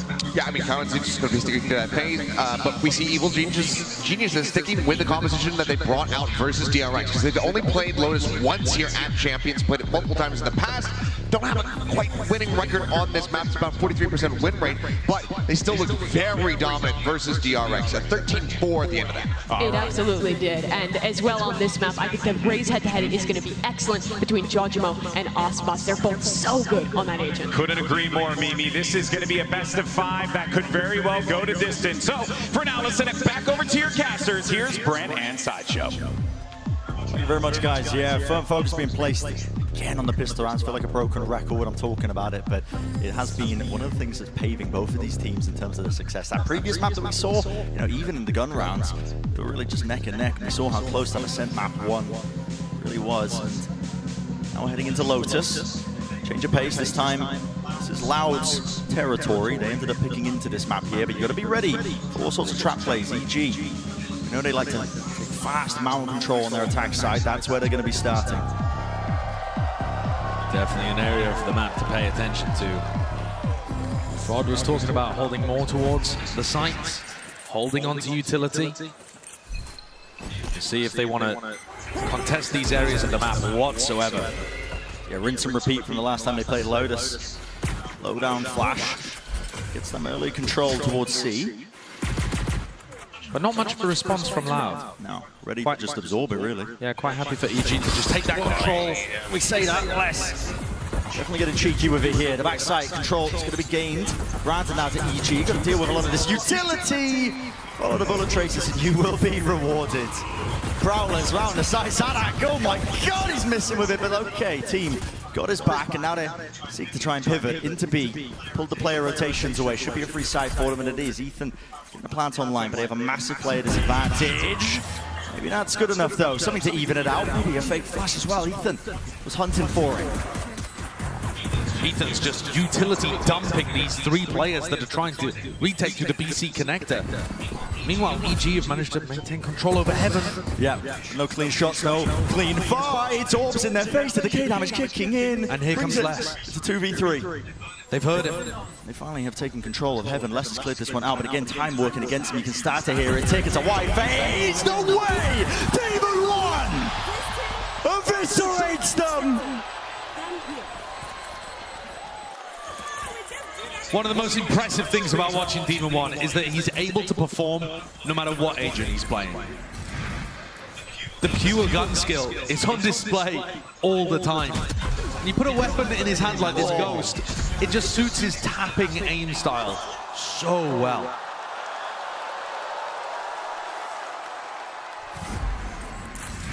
You've got to respect his composure in big moments. I think that's what separated him from a lot of the other rookies that we've seen, who have up and down performances on the big stage. For Demon 1 at this event in particular, the composure is just always there in those big moments. Yeah, he's been rising to the occasion.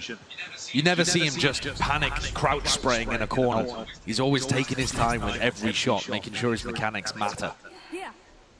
It's a level of confidence that really only belongs to the youth. Before they get humbled. He hasn't had that just yet. In his mind, he firmly does believe that he's the best player in the world, and they seek to prove it. In this match here, already leading one map. Back-to-back grand finals for this team would be outstanding. Trying to funnel the ult orbs right now into Jorgamo, who's running around with an Ares in hand. Here it is, a big stack of the Loud players here. Screwed by EG, they're still committing into this one, but picking them apart again, just walking right into the smoke. Where do you get that level of confidence from? Jorgamo, no concerns, not worried. 145 with the follow-up. Less taking out Demon 1, but now you know exactly where he is with the spike planted down.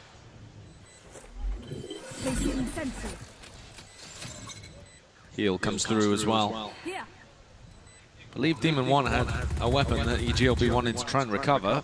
So that battle is where Les can try and inflict some damage. Yeah, just wants to punish when they go to pick it up and reclaim it. Yeah, wow, Boostio. Usually pretty sharp at a share of fame. Putting on a bit of a performance for us, so 2 rounds leading for EG.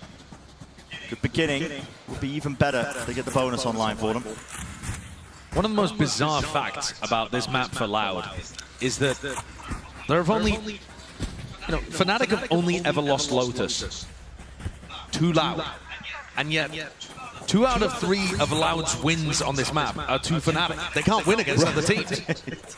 So that to me is one of the biggest questions here, is the plan that Loud have brought in, this change of composition with the Raze and the Fade, is it going to work against EG? Loud love using this slightly varied version of the Viper Wall.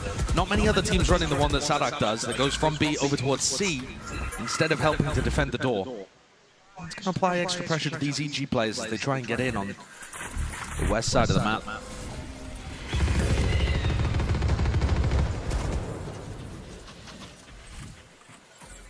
Util was sent soaring, but there was no follow-up from it. I mean, Sadak still has energy in the orb. Stops them being able to push through here. Rotation of the door, making sure that they can fake presence, but it's only Com who's sitting there. 50 seconds remaining. Looks like the goal is these orbs. So Jorgamo's 1 away now from the showstopper. Yeah, Com's just been defending it for Jorgamo the entire time. The Ares is not particularly going to matter when Jorgamo is bursting into the site. Doesn't have any satchels though.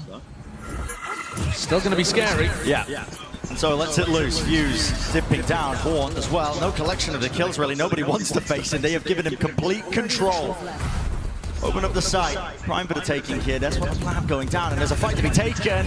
Over towards Rubble. That was an important one. Come falling. Really just applying that extra level and element of pressure. There's a flank attempt as well. The C's connect. I think Jorgamo still seeking to hold on to this, but now up towards Heaven. Demon 1. See what he can do, trying to lock it down, but he's only got the Guardian. He can't really let it spray and pray. And with the taps, not able to hit it onto the mark that he was looking for. It was Sadak. There's a fight being taken across the board. Look at the movement. It's all over the place still. Jorgamo claims an upgrade. Control of B main. Still there's for them inside the smoke. They're placed in his face. It leaves it just up to him. And all you got to do is spray those common angles. You knew exactly where he was prior. EG with a nice idea though, utilizing their ult to be able to get into the B site, and they had Ethan's utility to try and set up for a pinch onto A. Kawanzin was under quite a bit of pressure in that spot, Trailblazer in his face, and yet 2Es came to try and help out. Twiz and Cowantine did not have the greatest performances on Ascent.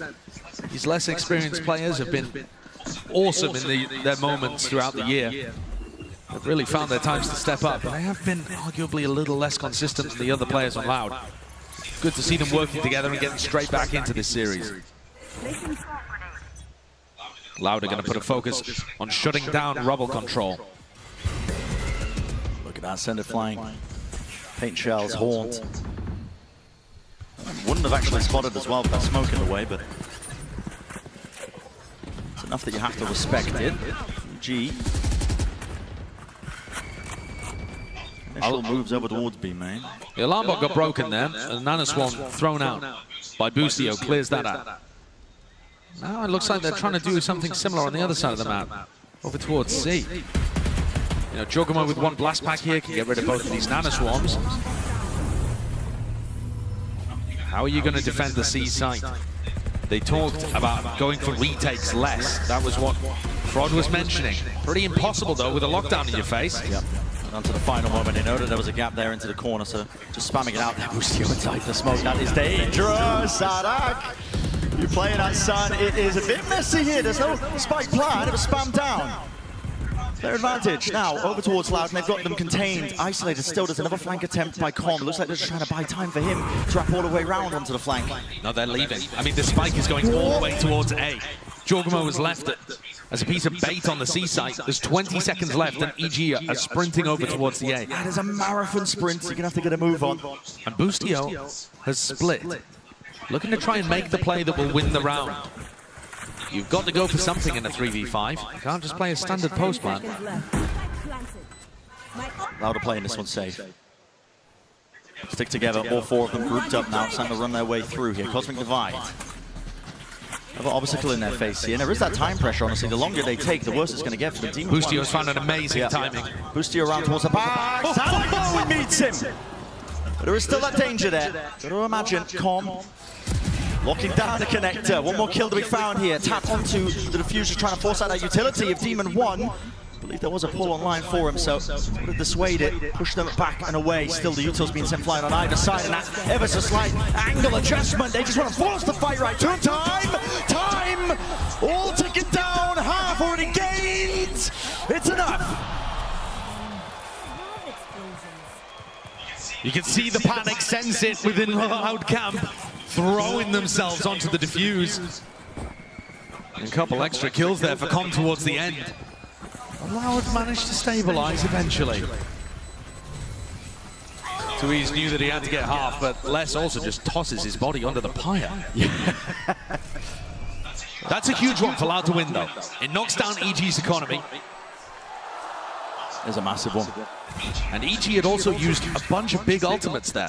You know, the showstopper in a couple of rounds prior, but then also locked down these big offensive tools to try and take space. Removed from the EG arsenal. The waves now of utility. It's the Prowler and the Boombot initially, but now they've set up control of this one, and here's the second wave from EG. They wait to Loud. It is perfect! Snake by Nanoswarm, Pain Shells, there is nowhere to run. Attempt to pick up the gun, but denied for now. Still, Loud realize they have to give up that space. Beautiful reclear from EG. I mean, that utility was fantastic. Put them in a 5v4. Might be winnable. With the two rifles in hand for Demon 1 and Jogamo. Dangerous players. We're watching Les, who's just tucked in front of his alarm bot there. Very interesting position. There's no control of Mount. I mean, if they ended up re-exploring there, he would be out in the open, but we know that's not the case. I think it's just so unlikely that EG would call a C push and open the door in this spot. But the Trailblazer is going to put Les in a really dodgy position. Snakebite doesn't rebound. Flash as well.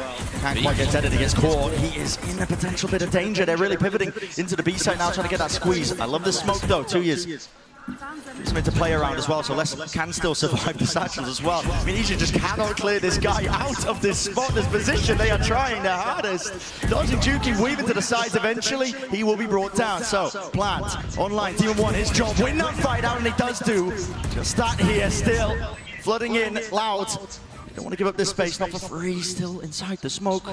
Tucked to the side here, and Demon 1 still has the pull as well. He's playing for his life. What a round! His fight. What a round by EG. I was worried when Ethan missed his second flash in 5 rounds, but the rest of them played patiently, and Loud are a little slow and a little scared to get back into sights. They're not playing flood retakes. They're not trying to go and help less. There was no utility thrown to help, no use of him as a distraction. Instead, EG were just allowed to methodically take control of the site, get the plant, and have 2 players with rifles in post plants. All of that with really not much of an investment. No, and now it's Loud. The economy flipped. Them on an eco. It definitely felt like Loud were in control. Had they won round 5, they would have had good ultimates to work with, good economy to work with. They would have felt like they were in control of this half. And now it's back and forth. EG looking like they're in the ascendancy. In control of the tempo. Loud though still allowed to maintain rubble control. Yeah, they haven't been pushed away from that. And I wonder if it's going to be biting EG. They want to go into this round with a bit of caution because Aspas has got the showstopper. It's an eco buy, you never know. It might just be stacking the site, you don't want to be walking into it, but just down the minute mark. Are they going to seek to try and push away that space? 2 years. He might just disrespect them. Danger lurking on every single front, and yep. He attempted, that's a season nade! Oh my.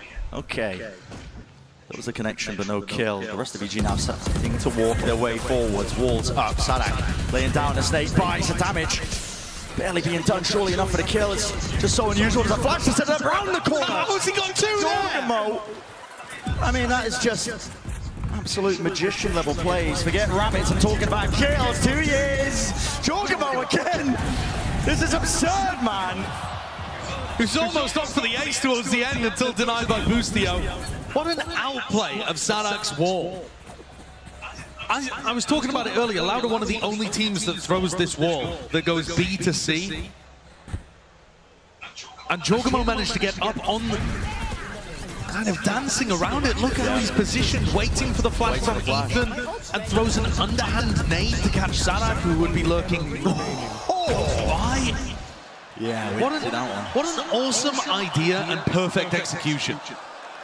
It looks like he's as confused as we were that worked. It forces the timeout out aloud because it is pushing him in an uncomfortable territory. So only 4-2 so far on this map, but already you're a map down.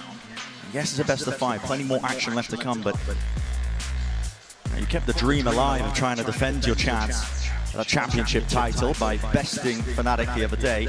But now you are up against the scrappy upstarts from your own region of Americas, EG. Quite. They've got so much to prove here, determined to do it. This is a domestic rematch for the chance to face Paper X in the Grand Final. No matter which way it goes, our Grand Finals is going to be Americas versus Pacific. The question is just who? The Americas #1 seed, #3 seed, it says up at the top, but it was Loud that won domestically over there. And now playing in LA, looking to try and make it. This could be a bloodbath. I'm seeing 2 showstoppers online. I'm seeing the Razors facing each other. Yeah, that's the thing. These rounds have actually bought time for EG to get back up to the showstopper, close to the lockdown. These massive offensive tools are back online almost for EG. Only a single piece of util, just a haunt, not a boombot as well, but already it's been disrespected. Look how both teams are trying to hold on to utility. This really could just come down to the ultimates. They're going to let them rip. Yes, they are. Jorgamo, showstopper! Couldn't get around the corner in time. Still there's the answer. Showstopper gets blinded. Dodge out of the way. Boombot, nade, follow it up. Why not? And Aspas still stands his ground. Enough damage dealt. Incredible. It's pure friendly fire, but to himself. What an amazing play by Jorgamo. Just back-to-back rounds. A delight to watch from him. But the squeeze is on Loud here. Yeah. Sadak's come to try and plug the gap over by Breakable Door. Has he got a pit to work with? They need to stay more mobile than that. He can't afford to use it. In this scenario, when you're essentially a player down in terms of that disadvantage, 2 years, just needed the information. That was the purpose of the ult. Knows that they're still here, sitting towards it. I do like the call though by EG to cut noise here, but it hasn't pulled players away. Instead, Loud still have chances to get back into this one. Close to the side. Les is playing inside the orb. They want to spam the corners. The angles! No one's turning! No one's facing! And oh my goodness, it's whiffage all over the bloody place! EG, seconds remaining, seconds to spare. Sanak, another chance for him. Snake bite, ricocheting around to the side. Damage not done. No vulnerability. Ethan is left towards it. It's a 1v1. Sanak, jump spot just narrowly there. No more util. Just has to force the fight, but it comes down to it. The aim duel, the gun play, and he did not expect that. Ethan brings them up to 5. And holds strong. That's only Ethan's second kill of the map so far, but it means an entire round for EG. What an opening by Jorgamo there. The outplay hit is excellent, and he throws his own body on the line as well. But things got really sloppy over here. Problems in the EG communication for sure, because comms should have been turning around at that point, but also a little fortunate that they had less with a presumably scroll wheel jump. Happens to the best of us. Yeah, you see those in the bigger moments more often. And Les has still been having a phenomenal game. Recovering it. This is the issue though, EG getting up to bigger and bigger ultimates. Yeah. Using the showstopper to set them up in great position to win the prior rifle round, and now they're on an anti-eco, and it looks like they're headed to just completely rotate the map away. Loud stacking over towards the A side, and EG heading C.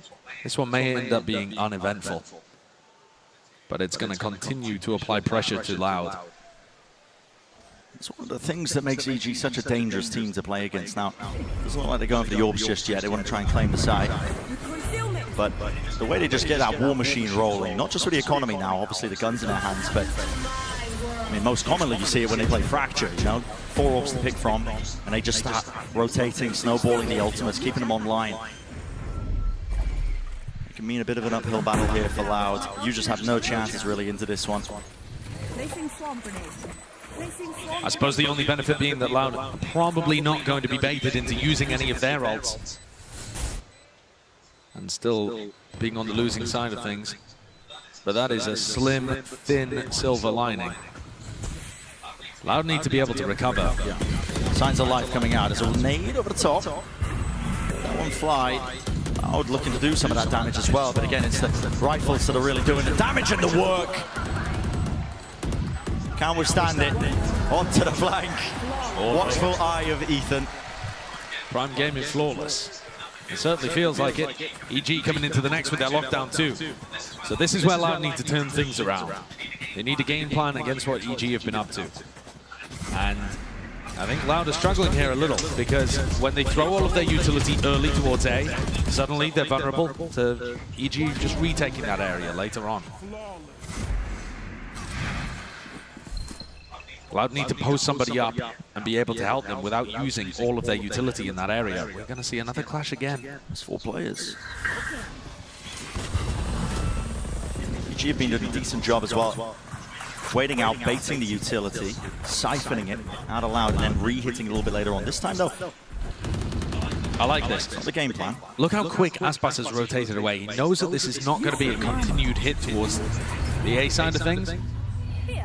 His nade is not in position to be able to deny this, but he's got it primed to stop the actual follow-up on the lockdown. Lockdown is nice. Still sending that util there, though, with the snakebite vulnerability.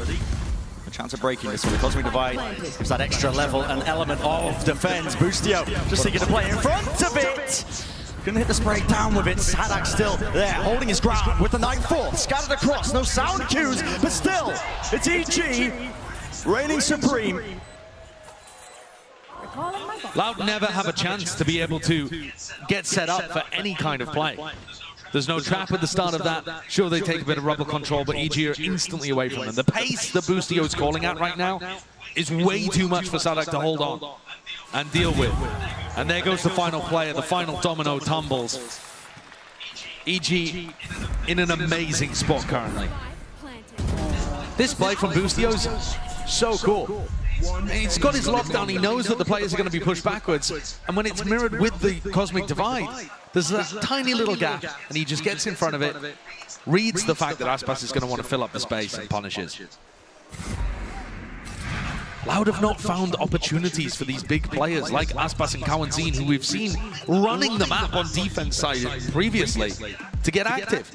When Loud was playing against Fnatic, Aspas and Kawanzin were holding hands, setting up high-low setups on B all the time, being active and mobile with their Season 8 combos. It felt like that duo was everywhere. And EG are too quick. They're moving around the map at such speed that the rotates can't hold on. The defensive setups are not fluid enough. Seeing those adjustments here. This is the second time I'm being called by Loud. For good reason. You can all see the scoreline. 7-2. And this is your map pick. If you are Loud, best of 5 still. We're out of the best of 3s now. It won't be the death blow. It won't be the end to your tournament, but it's a spot that nobody ever wants to be in. Here's another rifle round coming up. Now, Loud have been putting an emphasis on taking rubble early on, but then they haven't quite been able to get the read of whether EG are looking to re-clear A or pivoting elsewhere. How quickly do Aspas and Kawanzin rotate off? Can they get the correct idea of what Boostio's calling? This time, oh my goodness! What is that? Okay. Satchel across, I mean, barely a pixel to react to all of that. But as the utils offloaded, I mean, again, first kill for EG. It's more than a driving seat. At this point, they own the bloody map. Zarakri exploring caught by Boostio as well. The IGL's having a very physical manifestation of the mental battle that Boostio's also winning. Smart to play out. I mean, do you still want to go for this one? Just farming up the orbs. Ethan, Seekers are online. They're going to point them exactly to where the targets are. Chance for less, but just a chance. He's traded. Could have potentially got 2. Still moving to the opposite direction now, away from the Seekers. They have free access, and with the plant down now onto B. No control over towards Heaven. Com is deep though. Yeah. Com's holding a line here, so you know they do have some soft control towards Heaven. And Loud just feel like they can't go for this, I think. Maybe if there's a kill afforded to them, offered to him, but they invested everything. Aspas has got a Guardian. Having to save a Guardian. Do they want to go for this? It looks like it. Maybe if they can find a pick. Double face. Now towards a connector, but so much to deal with. Boostio tucked inside the smoke. Flash play, pushing forwards on top of it. Aspas. Not enough. Caught up, snarled up, looking for a retreat that is not there. No mercy, no quarter. EG up 8-2. How does this kill even happen? Oh my. The reactions there are unbelievable.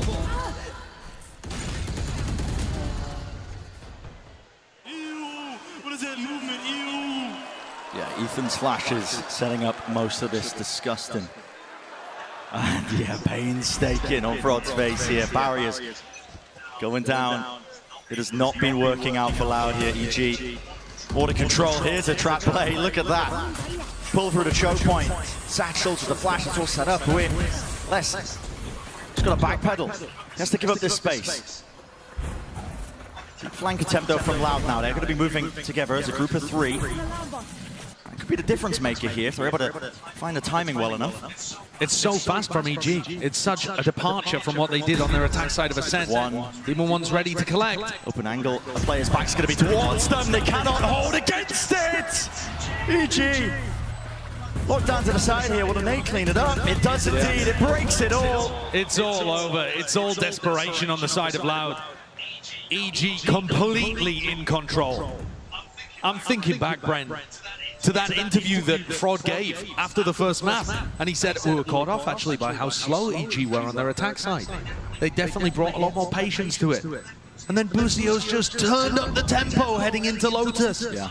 Loud came in here to the second map thinking, all right, guys, we need to slow down. We need to save utility. We need to hard anchor. We can't afford to be playing retake everywhere. And instead, EG are just hitting them over and over again with these fast haymakers. It's unusual for how the map is typically played as well.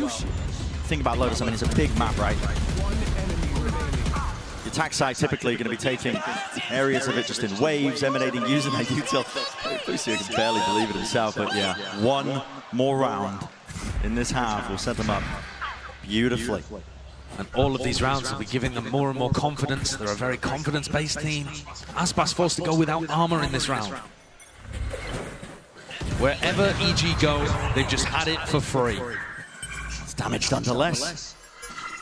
The extra money in the bank as well. You can buy operators who can afford it. And look as well. It's like flowchart Valorant calling from Boostio. Jogamo goes C, gets an orb. Now he's going to go B, get another orb. They get ready to showstopper into B. This Viper's Pit completely useless because Jorgamo's looking to try and commit to B with his ult. And here it is, showstopper online, close to the corner. What is this movement, Kamazine? No way! Not a chance in hell, but still the bullets, they are raining through, fired through. It's enough at the end of the day. Less. The shorty pallets going wide side. It's going to be gained, slowed down for about a moment here for EG, and they're just holding their ground. They know the Loud feel like they have to repeat into this. They know that they have to take the fights in 2 years, wanting to do the most. But look at this, right behind him, there is nowhere to run. Les with it all to do again. This map must have been painful from his perspective. He's had some unreal performances at Champs across all of the tournaments he's ever played, to be honest. But when you're left repeatedly in 1v3s, 1v4s, it's just not doable. It's just not doable, and even if you do, I mean, it's the third round online. First one, though, has to win the fight against Carmen. Well, shot at the dive with a spray through into the wall. 10-2 is the half we're looking at. This is Loud's map pick in our lower bracket finals. And this is so different. EG in the past have beaten Loud on Split and Ascent, and then Fracture too. But they haven't come at them on Lotus. They haven't come at them on a map where they've beaten Fnatic like this. 10-2 is dominant. Systematic dismantling right now. Let's send it down. We have an interview with a special guest. Thank you very much, guys. I am now joined by Coriano, one of the Loud's streamers. Now, first of all, I wanted to ask you how you're doing. It must be a little bit stressful right now to watch party this and see your team on stage. I'm sweating so much, I'm so stressed out, but I think we can do better and I think we can recover on this match. I wanted to ask you, what have you thought about their run this year? Because I don't think many people expected them to make it this far in this tournament, so talk me through that. We are doing so similar than we did last year, and I think the core like Aspas, Les, and Sadak are really great, and I hope we can go to the finals this champion.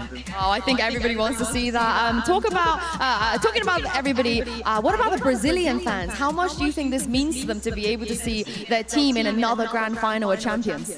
We love to cheer for Brazil, and having Loud here is so awesome. Doing this core stream here is awesome, so thank you guys, thank you Brazilians, you are awesome. Thank you. Of course, everyone here in the Kia Forum that's supporting Loud, thank you very much. I also wanted to ask you very quickly though, EG, they're looking pretty good. What do you think about this team, and what do you think Loud need to do to be able to beat them? EG is a really strong team. I think Demon One is an awesome duelist, and I think Loud have to play together, win clutches. We're not hitting our shots, so we need to recover and do better. And lastly, is there anything that you'd like to say, maybe in Portuguese, to send the players some energy and the fans at home as well? Go Loud and vamos. Vamos, vamos, vamos! I'm going to send this back to you guys and see if Loud can make a comeback in the second half. There's a chance of it. A lot of experience going to be gained on either side of these teams as well. They've been in these situations, maps just being blowouts. It's about how you rally back after it. But hard pressed on Lotus are Loud, so. It's such a bizarre map for Loud. It really is. Having been able to beat Fnatic twice on this, one other win against DRX, and then they've lost the other 3 times that they've played Lotus over the course of their history together. It's been a bizarre map to follow from Loud's point of view, and this one, they've just been destroyed. They need pistol bonus minimum to even get into a position where we would think this was winnable. This looks like something created by EG here. Yep, waiting for the presence. Here it is. Flash play out of the side. Kawazin way too far forward. Nate missing still with the frenzy. Shots are fired out on even sides. It's brought it to 3v3, but damage definitely done to these Loud players. Sadak. Oh, just missing it. Boostio tucked. And only less than 2 E's, with 70 health between them. EG, once more, grasping hold of the tempo on the pistol round. Right? It's them that's initiating the play. And Loud forced to react, always forced to respond and react because EG are playing quickly and putting the pressure on Loud.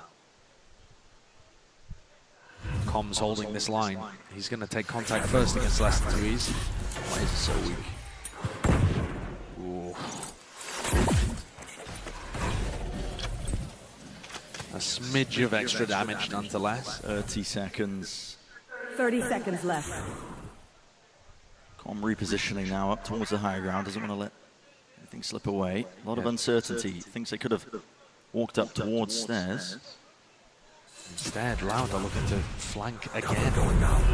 They can get a plant down here, and Les is in a spot where he needs to make magic happen. Got to make a play. Com's close though as well. Good shot down, TP up top. Does Com realize it? Yes, he does. Tears was laying down the smoke as well. Couldn't see a thing. Les from the side doesn't clear the corner! And he wades right into him. Boostio's wondering where the hell was he? Look at his cam.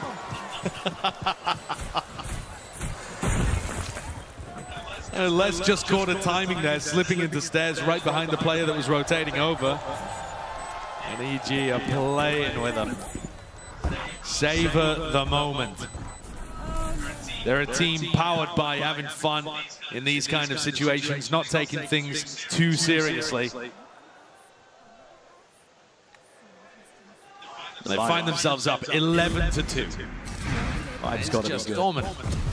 I love this opening as well. I mean, we talk about Loud and the amount of preparation they put into these pistol round plays as well, but EG, they're another team that love to do it. You can see it, the idea there. 3 players stacked up, waiting for signs of life, with the flash play popped up, the nade, Cowsing too far, pushed forwards. And yeah, Boostio. Left wondering what the hell happened there. Well, it's a pistol round win. Loud forced to make a difficult decision with the economy.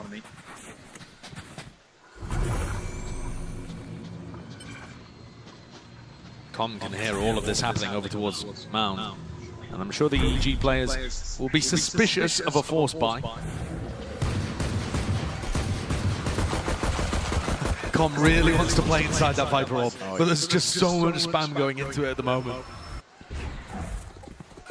Trailblazer lay it down ahead of time here. Trailblazer, yeah, it does push back less. Got to respect this. The whole goal of this posturing by Loud has been to remove the front section of C in case there was Killjoy utility there. Now we know that there's not. Boostio shifted his setup, and now they might just be walking right into this. Aspas has got a satchel. He's got to cross this angle. How does Com play this? There it is. Satchel breaks it apart. He's maybe caught the timing inside the orb. Where's the damage being done? So down low, no kill still. Bringing him down. Eventually there with the trade. Turret in your face here, Aspas. Grenade flying. Put your plant online. Might have to give up your life for it. 2 years. He gets out. Brought down to half. EG are so fast into this, they've already taken up space towards the back of the site. Head poking over the top there. Leicester spotting them as they're moving in. Bullets really running out here still. EG looking like they should be in control. As I say that, still it comes down to these kills. Round to the back. 1v1. Damage done. Enough. Softened up for Aspas with the judge. So the force buy gets Loud into a position where they can finally win a round. But the gap just looks simply too large. 8 rounds ahead, EG. Yeah, never seen a comeback from this scoreline before. Not for Loud. Tui's doing a great job there, picking up 3 kills, making it winnable for Aspas, who has comms judged towards the end.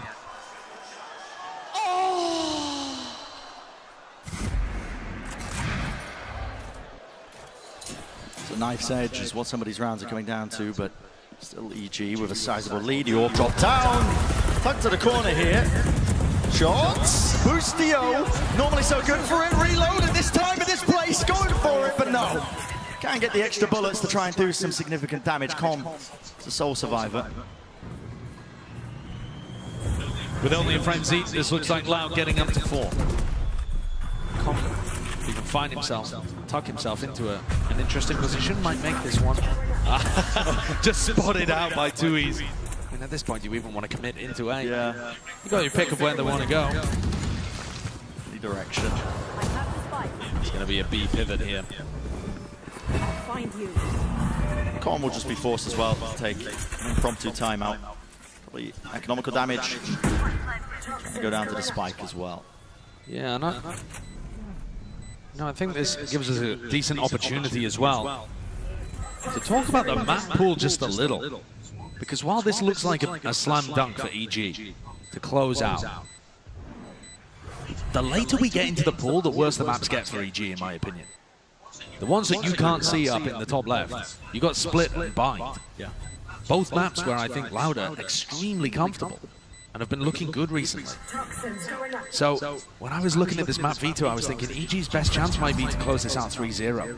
At the moment, they're in a great spot to do so, right? There's no way. There's just no way.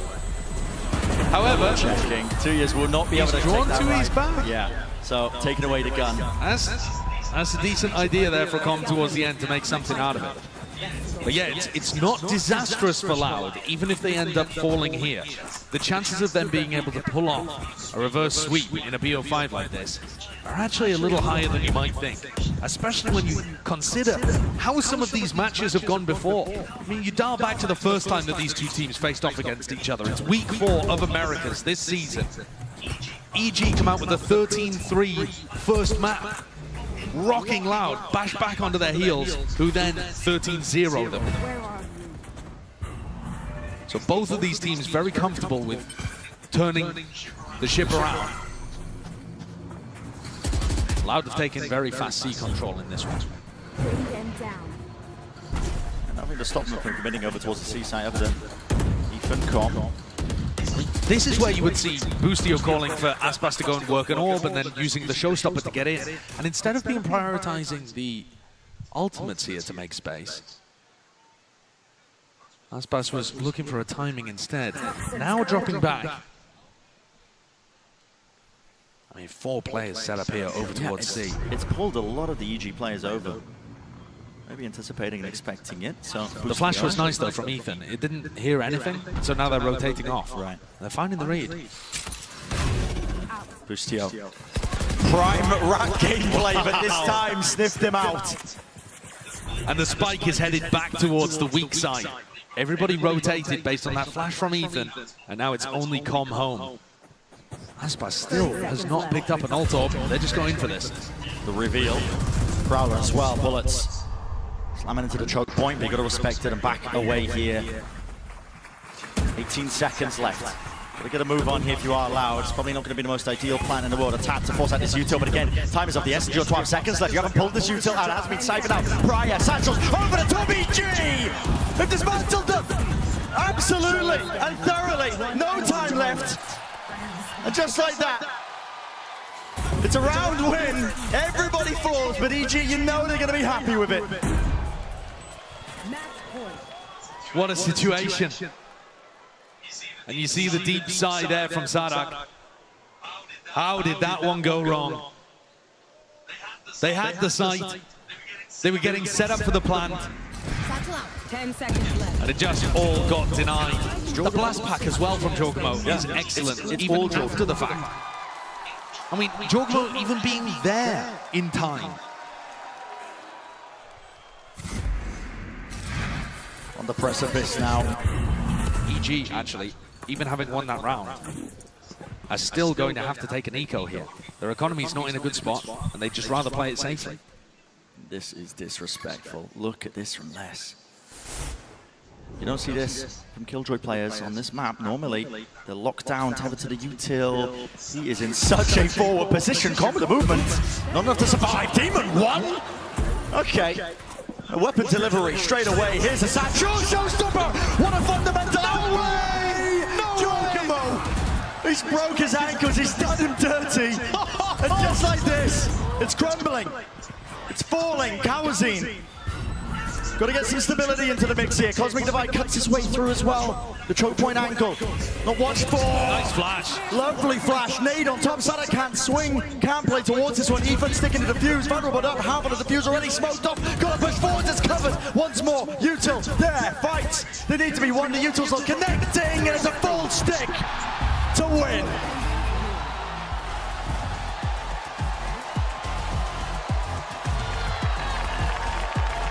Evil Geniuses closing things out on Lotus.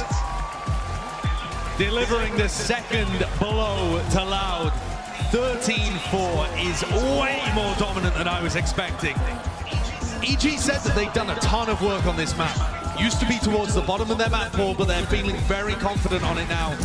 And it ends with the MasterCard Thrifty. What is this? Look at this. Just ridiculous from the two Raze players. Both playing that situation beautifully, but Jorgamo out on top. Nasty, nasty stuff. Still more series, of course, in the map left to be played. It's a best of 5. Remember it here in our lower bracket finals. Do not go anywhere.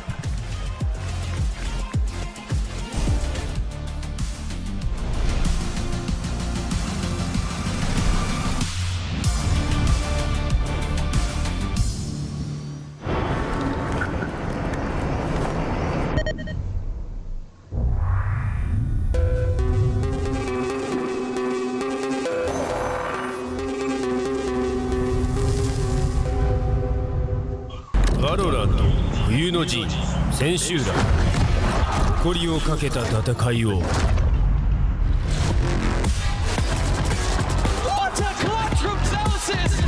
その目で見届けろ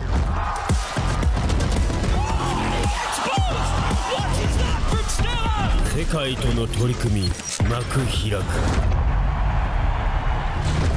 両国国技館にて開催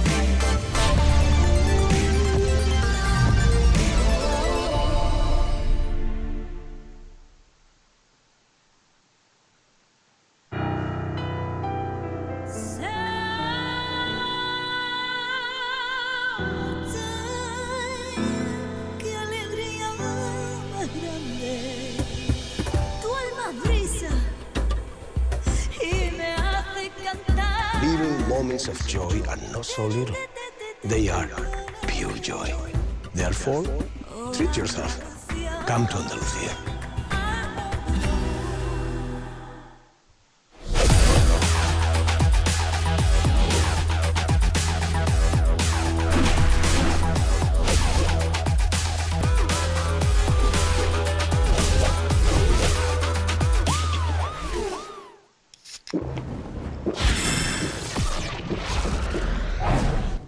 Red Bull gives you wings.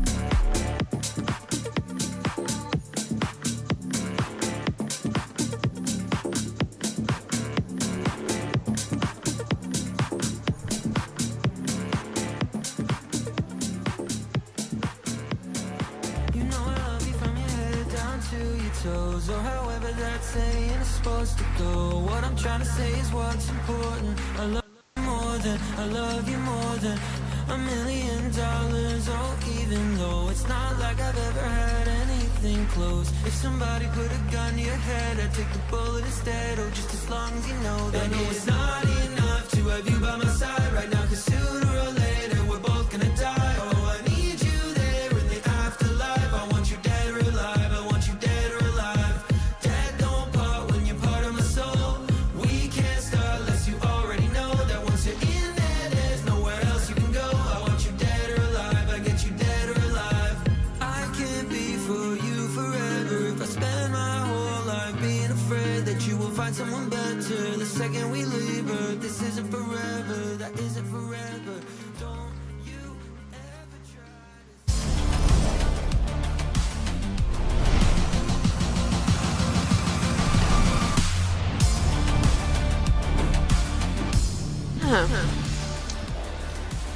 Of course, guys, you can get even more from Valorant with Xbox Game Pass subscribers with their accounts linked. Get access to all agents, even new ones, on day one, as well as 20% XP boost on the Battle Pass and all event passes. Of course, guys, you can see there's like a QR code that should pop up on the screen. There it is. It's a full screen. Scan that QR code. Make sure you get your Riot ID linked up with your Xbox account. As a person who actually uses this, I can tell you it's kind of basic. What a deal! Yeah, what a deal! Do it now! Anyway, shout out to Xbox Game Pass for making that happen. In any case, so folks, welcome back as EG are up 2-0 in this best of 5 series, and we hadn't seen Lotus in a hot minute from this EG lineup, and we got it, and oh boy, did it look good at Kilios. These guys were cooking.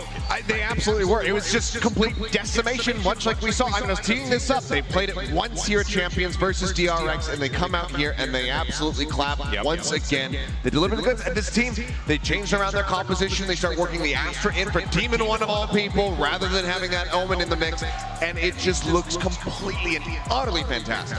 It's so good out of this team, and I think as well, something that was really missing in their series they played yesterday against Paper X, and I even feel like at times in a sense, was that so much of this run for EG was predicated on them just having fun, going into the server, playing to win, being lighthearted, and just celebrating their victories. They're really similar to Paper X in that way, but I felt like when these games were slipping away, they were losing that. But here on Lotus Mel, they were just clearly just chilling, having so much fun out there on the stage. It really looks like the lighthearted, fun EG that we've all come to know and love is here, and it's in the stadium today, and it's fun to watch, and I think it honestly makes a lot of sense that it's a raised map that we see this out of, because we saw Jaw pop off. Yeah, he was excellent. And I mean, it's beyond just the vibes. The calling for Boostio throughout that, I was really impressed with on their attacking side especially. But it really was Jojimo, the guy who was getting all of that done. His entry kills when he's playing the Raze always look beautiful. I think he has probably the best Raze movement out of anyone at this point. I would say him and Jake probably, right? Is ridiculous, yeah. For sure the best from North America. I'll raise my hand for Jake. I can agree with you on that one for North America. Hey, but he wants to play him again, clearly, because he's putting up so many numbers here in this match. His util usage is excellent. Unbelievable stuff, and you know, Jog, we oftentimes, you know, joke about his, you know, his like demeanor, the way he carries himself, but he can't stress enough that like when you have a player that is that comfortable, Mel, in the server, that can just, you know, do what they want to do, and yeah, they may not get it every single time, but they know that their teammates are behind them, backing them up. That has to be a very freeing feeling as a duelist Raze who has to make that space for your team, especially on Lotus. And behind every flying through the air Raze is that Ethan behind him. Like there's that support player where we see every Raze on the planet, there's an Ethan behind him. Everyone hops on a rank, Ethan just pops up. Yeah, Ethan's just there all the time. I didn't know you were in my game, bro. There's that all-star support, and like anywhere he wants to go, there's like a Flash or a Dog, or his team is always behind him. And like I said, it's funny that we see all this fun come back because it's a Raze map, and you just see him flying through the air and getting these insane frags, and it's just like so goofy to watch sometimes. And it again shows the variety that EG can play with. They can have those really slow, sometimes over-cookie mid-rounds on Ascent where they're super slowing down this game. They showed some of that here on Lotus as well. And then they can also have these rounds where they turn up the pace to 1,000,000, where they're double satcheling and showing these really well put together set executes. This team has a lot of variety, which I think Loud is struggling a little bit to contend with. Oh, 100%, because you know, it does genuinely feel as if this Loud lineup has really struggled to identify what are the win conditions here for the Achilleos. I could be wrong on this, but it feels like, you know, what are you going to shut down Jogamo? Well, there's going to be Demon 1 there for the support, or Busio's going to get you something in the round. It's very hard to pinpoint for Loud where they try and shut this down. No, it really is, and it just feels like they are consistently reeling from just getting clocked in the face. Like every single round, especially there on Lotus, it's just Jogamo's blast backing at you. Like you said, Ethan's right there behind. He's setting in those flashes. He's blinding people up. I mean, Jog ends up going 4-1 when it comes down to first kill, first death, and then he's typically getting more kills on top of that. So there's just this compounding issue where things are snowballing out of control with every single round, and it feels like Loud have just struggled to find any semblance of footing to be able to stand their ground. All right, Prime Gaming Agent selected Loud. Okay. They busted out the Harbor Viper here. We also, you know, see some adjustments, but also the Yoru is back for Ethan. I mean, we've seen this from EG. It's excellent. They have great ideas built around combining that with the Sober utility, and while they let the game slip versus Paper X, I still think it's the right comp to play. For Loud, though, with elimination on the line for the reigning champions, they're going back to the composition that defined their year. They started the Harbor Viper meta. They've moved away from it, but now they're heading back to the map that was their best to start this year off. And it's going to be important for EG to remember how exactly what the weaknesses and the counters of this comp were earlier this year and tapping into that. They absolutely will. And for EG, if they could close it here, if they could eliminate Loud, make it to back-to-back finals, and have a chance at the championship title here by defeating the team who 13-0'd them on the very same map, it would be a beautiful end to their arc. How poetic that would be, but Loud certainly don't want that to be a reality. Let's go ahead and get map 3 started. Let's see if EG can 3-0 this, or will Loud start the journey for the reverse sweep? Let's send it back over to Brennan Sideshow. Let's get to it then. It would be poetic if EG would manage to close this one out in a 3-0, but I think the forum, everybody here wants to see this go the distance. We want something explosive, and I hope we're about to get it as well. The return to that Viper Harbor for Loud is an intriguing one. It's an interesting one. They haven't played it in, what was it, 3 months, Josh? Yeah, it's been over 3 months since they pulled out the Harbor Viper on Pearl. They didn't like it. You know, it started out very good for them when they first initiated the Harbor Viper meta, and then other teams started playing it more. Other people started beating them. They lost to Crew, they lost to NRG, and they just started banning the map. And then when they brought it back in, they were running the Breach Fade. I don't know how much Loud have been practicing this composition on Pearl recently. We'll have to see how confident and comfortable they look, because I've been so impressed with how Ethan plays the Yoru here. This is a blinding speed, how close. Side here, it's Bustio tucked himself in. He wants to play inside the smoke as well, just so that nobody can cross past. Mid control, Link taken, Aspas side by side, but there's flanks on flanks occurring. As that falls, Tara doesn't see. It's a gap in it. Bustio was watching though. It's almost intentional. Instantly there with the trade. There's less able to gain that ground for them. Ethan still at the top high ground angle. That should be available for them, should be given to them. Never to push this one back. Now with this competition, the new changes on Pearl, it is weaker to try and play this. Ethan, what a play! What is that? TP's close to the corner, but Kawazine collects that, shuts it down before it really gets out of hand. Now he is the thorn in their side. Towards the back of halls, needs to be cleared out here, but it really just might come down. Again to the gunfire, spam into the smokes as well, a tap onto it, not really being forced to use their utility. Kawazine, they still need to deal with it finally. It is so, Demon 1 stab, but brought to his knees. A pistol round for Loud. And already showing a bit of comfort, dealing with what Ethan threw at them.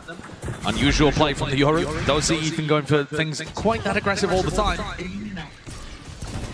But also the timing looking very tight on the B split. This was something that Loud was struggling with actually earlier on in the year, or earlier on even in this tournament. When we saw them running these B splits, the timing was really off between the players down B main and the people going through Link. Here we see aggression from EG on their eco round. Yeah, just a stack. Loud are nowhere near. One of the things that Loud really benefit from when they run the Harbor Viper is that Aspas is forced to go at the pace of the Cascade. There is no messing around. You must take space when that is used. And I think that helps keep everyone on the same page. Les controls the aggression for one. Yeah, pushed. How does he claim 2 in the middle of that under all of that? That's incredible. Going 2 for 1 there and not even donating them a rifle. Doing all of that with the Sheriff. giving the info to the rest of the people over on the A side. They've got a free plant and can go and take whatever post-plant positions they like. Yeah, not planning for backside. Yeah, I'm not hugely in favor of the plant position, but I don't think it'll end up mattering too much. It's a big map, lots to traverse here if you are EG just trying to get a move on, but realistically, again, trying to do that damage to the economy. Go down to the spike, deny the chance of ult torps, because already you're seeing that standard whirl into motion. Kawazine, he's 3 away. Certainly. And with Sada going for the plant, you can see them starting to churn up the lockdown as well. This is a cheeky play. Smoke's there, got to remove all of that. Wait, he would have time. He would have time. You got to try and put a stop to this one. Have time. Giacomo! He does. It's broken. Okay. And they achieved their goal. I mean, listen, they got the weapons out of their hands, but my God, was that close. That is a lot of damage that Loud have taken. And it's an early scare.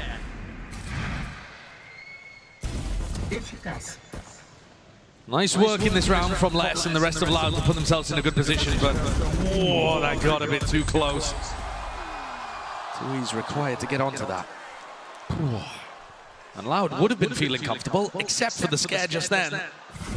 And now they're going to buy up, so this isn't a bonus round that they're coming into. Look at the money for Sadak, Tui's, Aspas. They've all bought rifles. Straight up buy round.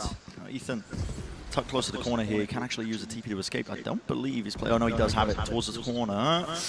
Wow. Great awareness. Really good heads up. I mean, Ethan plays there a lot. Yep. If they've been reading the VODs, they're going to know that he's going to be isolated there. Banking on the TP to get him out of things. Close. Also, an awareness on Boostio. Oh. Shut down both of the major threats from EG. What a risky move to make. And the fights are just being handed to him. Aspas. Happy to grant him the death wish. As each of the players on EG tries to make the play that's required to get them back into the round. And Loud are just eating up all of that aggression. The attack sides have been good from both of these teams. I mean, we just watched a blowout on Lotus. But we didn't even really get to see Loud's attack. No. They just lost so heavily on the other side. No chances for it, but a very good beginning for a Loud team that has been knocked down to the floor here. And especially with them playing a composition that, once more, we haven't seen this in over 3 months for Loud on Pearl. And they did write the book on it. Yeah? To such a degree as well that they ended up starting to ban it. Everyone else was playing it. They didn't want to play it anymore. Yeah, the innovation ended up being a bit of an issue for them. And this is a great start. Hunting down EG, trying to take rifles out of the hands. Demon 1 responds. Kawanzin sent back in. Les looks like he wants to swing towards the end of Demon 1. Demon 1 is denied. Okay. So what a start this is for Loud. A team that is down 0-2, trying to pull off the reverse sweep. We've only seen 2 reverse sweep BO5s in the main VCT circuit. Both came this year. It's always a challenge to dig yourself out of a hole like this, but the maps are actually not that bad for Loud. Pearl, Split, Bind. You can maybe see it. If EG take their foot off the gas, it is definitely possible. Everyone plays towards mid here with the defensive positionings. They main control. It's given up. Tap under the orb. They're trying to bait the trap play. Anything that EG might have had, you know. Flash around the corner trying to fight over this one, but... And often Ethan is going to be around that position. Yeah. You know, he has his own aggressive plays that he can go for, holding off angles with the teleport, flashing himself through smokes. But he's often going to be throwing supportive utility too, kind of like he would when playing KO on this map. Mo has the rifle. Should have taken these fights against him now. They really saw less here. The Seekers will point them in the right direction here. Do they have utility to clear out Giacomo close to the corner? He does respect it. You can immediately see him backing away like the dart. Calm. Good placement on it. Really bogging them down and slowing them from being able to get into this, but maybe the rifles will be enough. Smoke's in their face. Backside control towards Horse. Still going to be holding on to it. A couple of these players.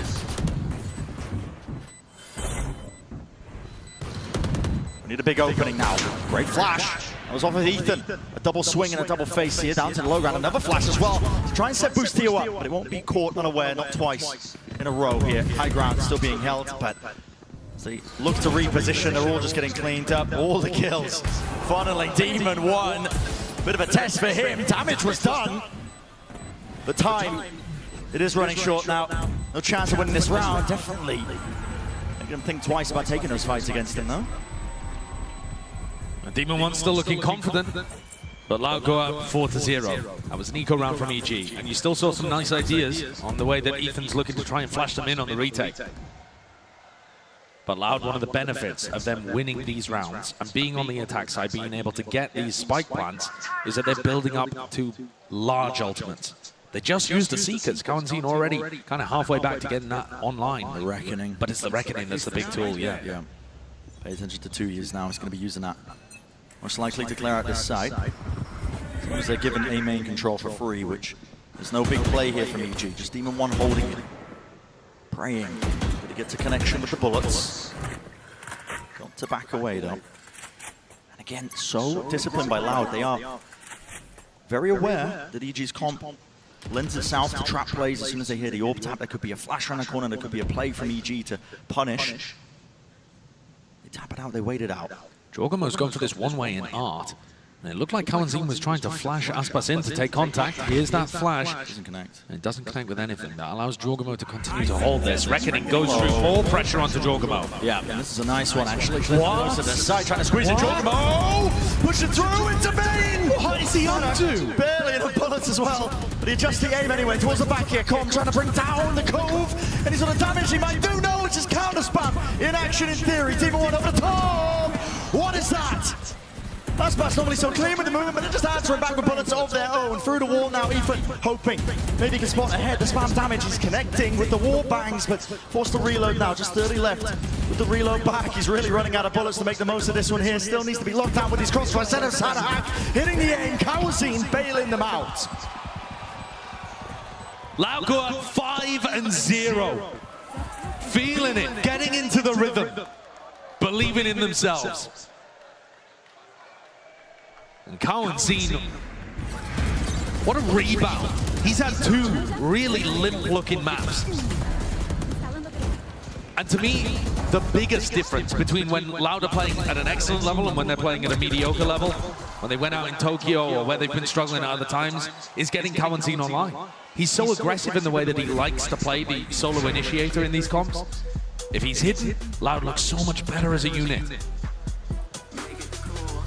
He had a rough beginning. Maps 1 and 2 barely on the scoreboard. And now up towards the top, 6 and 2, playing Sky, back, home field. And EG haven't really been able to get too much out of this Yoru. Ethan's been holding that same kind of one and done spot over towards B long. Yeah. With the gate crash to try and rotate to A, but that also is just offering Loud A control. And in the one time where Loud did go towards B, they killed Ethan before he was able to get anything done anyway. So I'd like to see Ethan going into the re-clear mode. Allow Loud to fight over A main and then actually try and contest them with more flashes and get back up in their faces. Not playing aggressively right as the barriers drop, but if Loud are in that space, fighting them. I'll see those adjustments until the next round after this one because the money, it's not looking too hot here. Demon One does have to Blade Storm though. Always danger with this guy when he set up. I mean, he's currently leading 7-5. More kills, I think, than the rest of his team combined, but they're going to recon and flash and try and fight over A main there, EG, at the start of the round. And then they just post calm up. Ethan takes his gate crash to go towards the other side of the map, so they have a very strong B site. And calm, by the look of it, just spotted somebody. There's a lot of Loud players over towards A. Just get him out of there. And Ethan's already evacuated. Dash already used for Demon One. A is looking very weak. Certainly is. Nice tag as well to just push back Aspas from taking that space, but the rest of his team is now starting to collect it, look at it, hunting for Jorgamo. Narrowly escaping with his life. Back to way though, it will be that full retake being played online here, unless this fight comes to fruition for them. The flash wasn't quite good enough. Boostio dodged it, but falls anyway. Didn't have the weapon on the way here. Here it is. Lockdown is putting the heat and pushing it all the way up here. It's up to EG. Emphasis being placed on them trying to make this happen, but Ethan caught. Yeah, Ethan I mean, being caught, and time is really starting to tick. The reposition of Aspas, it's lovely. Don't really expect it, because look at that, even just trying to make something work with the DP deep. Gate crash, a reward in sight. So 6-0, Loud. It's more than dominance at this point. Mimi was saying on the desk, wouldn't it be poetic if EG were able to close this out and head to back-to-back grand finals by beating Loud on the map where they got 13-0 earlier on this year? Instead, it looks like it could be poetic for exactly the opposite reasons. Loud are barreling towards another 13-0. Yeah. The form that they're currently playing. I mean, there's 3 players on EG with 2 kills between them. Is this the adjustment that EG have made? Is this what they called the timeout for? They've got so much of their players grouped up over towards A here, leaving nothing over towards B. Boostio. It's the same thing again. They go for a flash recon reclear of A, post somebody up, and their idea is for Ethan to gate crash over here to reinforce the B site. But they're going to be forced to play a retake anyway. Yeah, and they've given up link control. You can already see it's Aspas and Les playing together side by side in tandem, taking that space up. Bit of a tap this time. There Good spam. Good spam, yeah. Breaks down the cove, makes it way more dangerous for them. But while everybody's reloading, they're just able to get the spike down anyway. Happy to take the fights. Ethan could ping here with his ultimate for Comms Hunter's Fury to get incredible value. Got to think about saving this though. You're a player down, you're trying to go for it. Look at the pit, yeah. Still going to be working their way in, Ethan. Now, look at these players, collecting it together. Flash, Hunter's Fury, all collected, and the fight gets taken into the back of side, clearing them all the way out. It is carnage and chaos, but nobody's sticking it. It goes down with a cosmic divide in their face, up top to the box, Demon 1, and it's unbelievable. That is a retake of epic proportions. Such phenomenal value found between Ethan and Com's ultimate.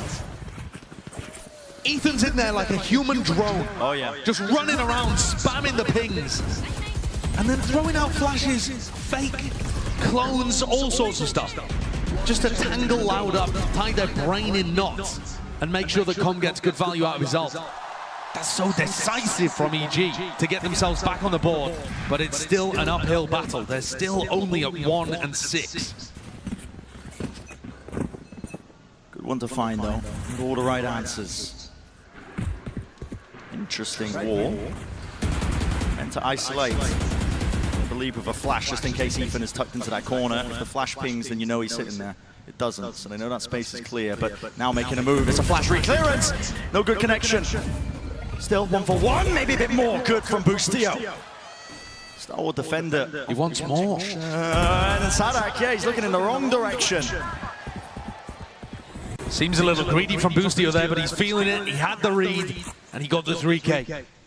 In the meantime, Demon 1 has taken the operator for a walk. Deep through. With Sadak falling, he knows there's no alarm bot, no turret. He's just missed them. He has. He's missed the timing. Flash. The doors, their backs towards it. He's missed it again. He's missed it entirely, but Boostio still locking it down. That is definitely one way to get an ace.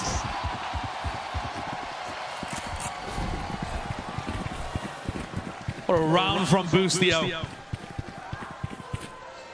He posted a tweet after their game against PaperX calling himself a disappointment and a fraud. He had under 160 ACS, negative 24, and he said, I will not do that again. You're not catching me bottom fragging another series for my team as we head deep into champs. And Boostio's come out here, I mean, with so much confidence. The way that he's taking those fights, especially the one into Sadak. Oh.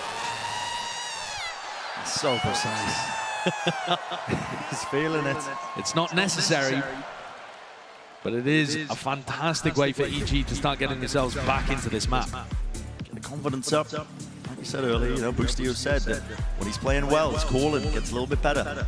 So good reads on a very confidence-based, this team. When it comes to the vibes as well. Mentality coming into this. Obviously still in the lead when it comes to the overall maps. You know, they're leading by 2 in this best of 5. It's the only one that they're being a bit hung up on. Loud are just trying to stay alive.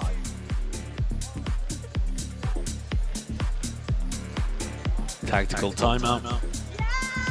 Loud discussing what have the issues been here. And that's about the first time that EG have really fought heavily over B-Link. The rest of the time, Loud have been able to take that fairly easily.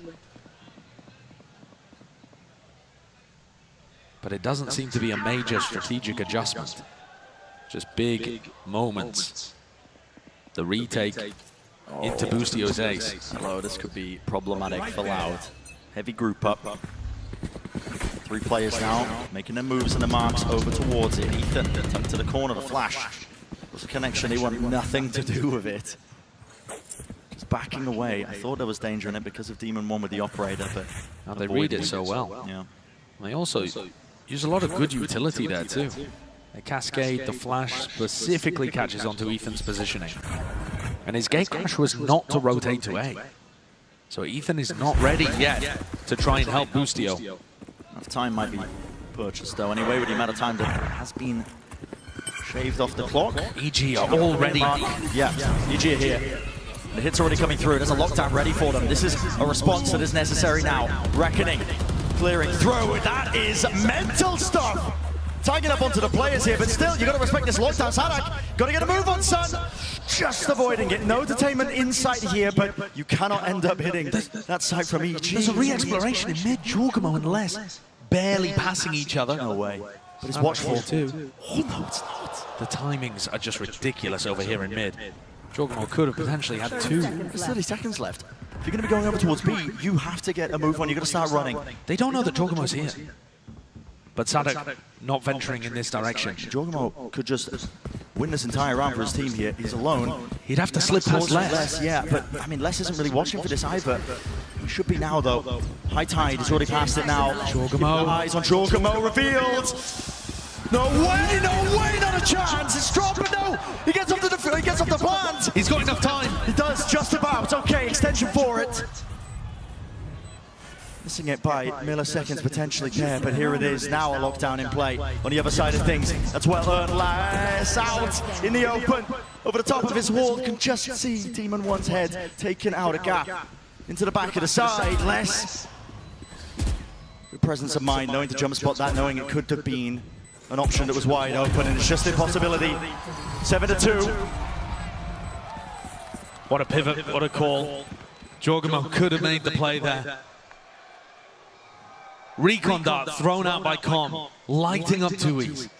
And there's 7 seconds left. It was disaster written all across that round, and yet Loud still finding their way through all of the difficulties. Baiting out the lockdown super early, and then pivoting over to B. Loud still in the driving seat here. Money to buy for EG though. Critical round for them to try and win that. It's not taken care of. It's one of the first times they've ended up really pulling that one out. Look at the spam damage that was done a bit earlier. That was just presumably Boostio with the rifle. Firing into the orb. Now a clearance into mid. Demon 1 loves his off angles. Here's the util. Dash now active for him. Ethan also falling quite low. Flash repeat together. They're kind of body blocking each other. It's a bit awkward.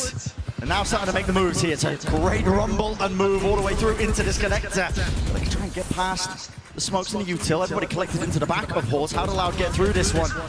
Great difficulty. Cove though, drop down at their feet. Still need to deal with Boostio. He's tucked to the side. Nice flash eventually there, but still there's so many pieces that they haven't recognized. There's Jorgamo weaving in and out. Les returning the fire. 50 seconds. A chance to really put a break and pause into the play, but the spike is really in the middle of nowhere for Loud. Sadak should be able to recover this one. You can see Ethan poking around, getting information.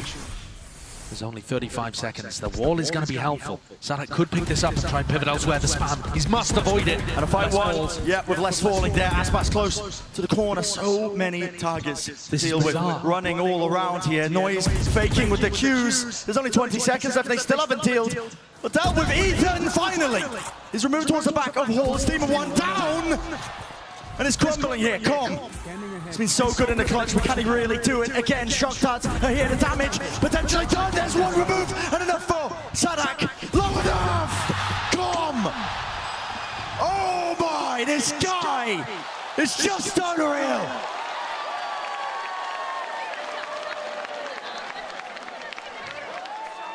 Not the first time that the forum's been screaming out for Com.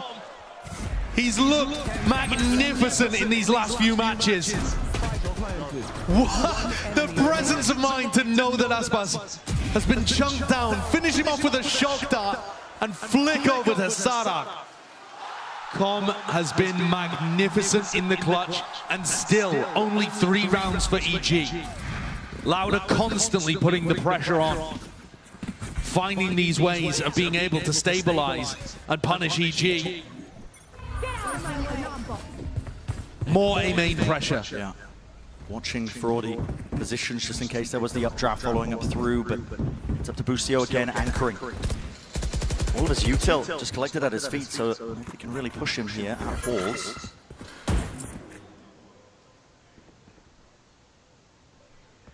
If the aim for Loud now is to reclear into A main, they might be sorely mistaken. Ethan, he's got the flash. Steamer wants contact, that's what's going to be causing it to rebound and a re-swing. Demon 1 spots it, here's the flash. Repeat attempt with the up-trap play! Plucked out of the sky. Jet player won't be getting away with anything. Aspas though, on the other hand, really just handing it to them. Quick decision making. Les also got a lurk down through Art, picked off Jorgamo. There's no defense here. Busio and Com are going to desperately try and get into position. Les already going for another lurk in a different avenue. He's found the timing, slipped through, Com retreats, and it's too easy. Far too easy. The rounds that EG are winning, they're on a nice edge. They require almost everything. Every ult in a book or a clutch play, a performance from a big player, but it's all Loud in control this half. When it really mattered for them, it's a map that they had to win. Set themselves up to do so now. And outside of this match, Ethan's Yoru has looked amazing here. They've had so many cool ideas. They've caught teams off guard. Loud instead come in prepped, bring back the Harbor Viper. Ethan bottom of the scoreboard, 3-11. Even the supportive stuff isn't working. Loud have found an answer here.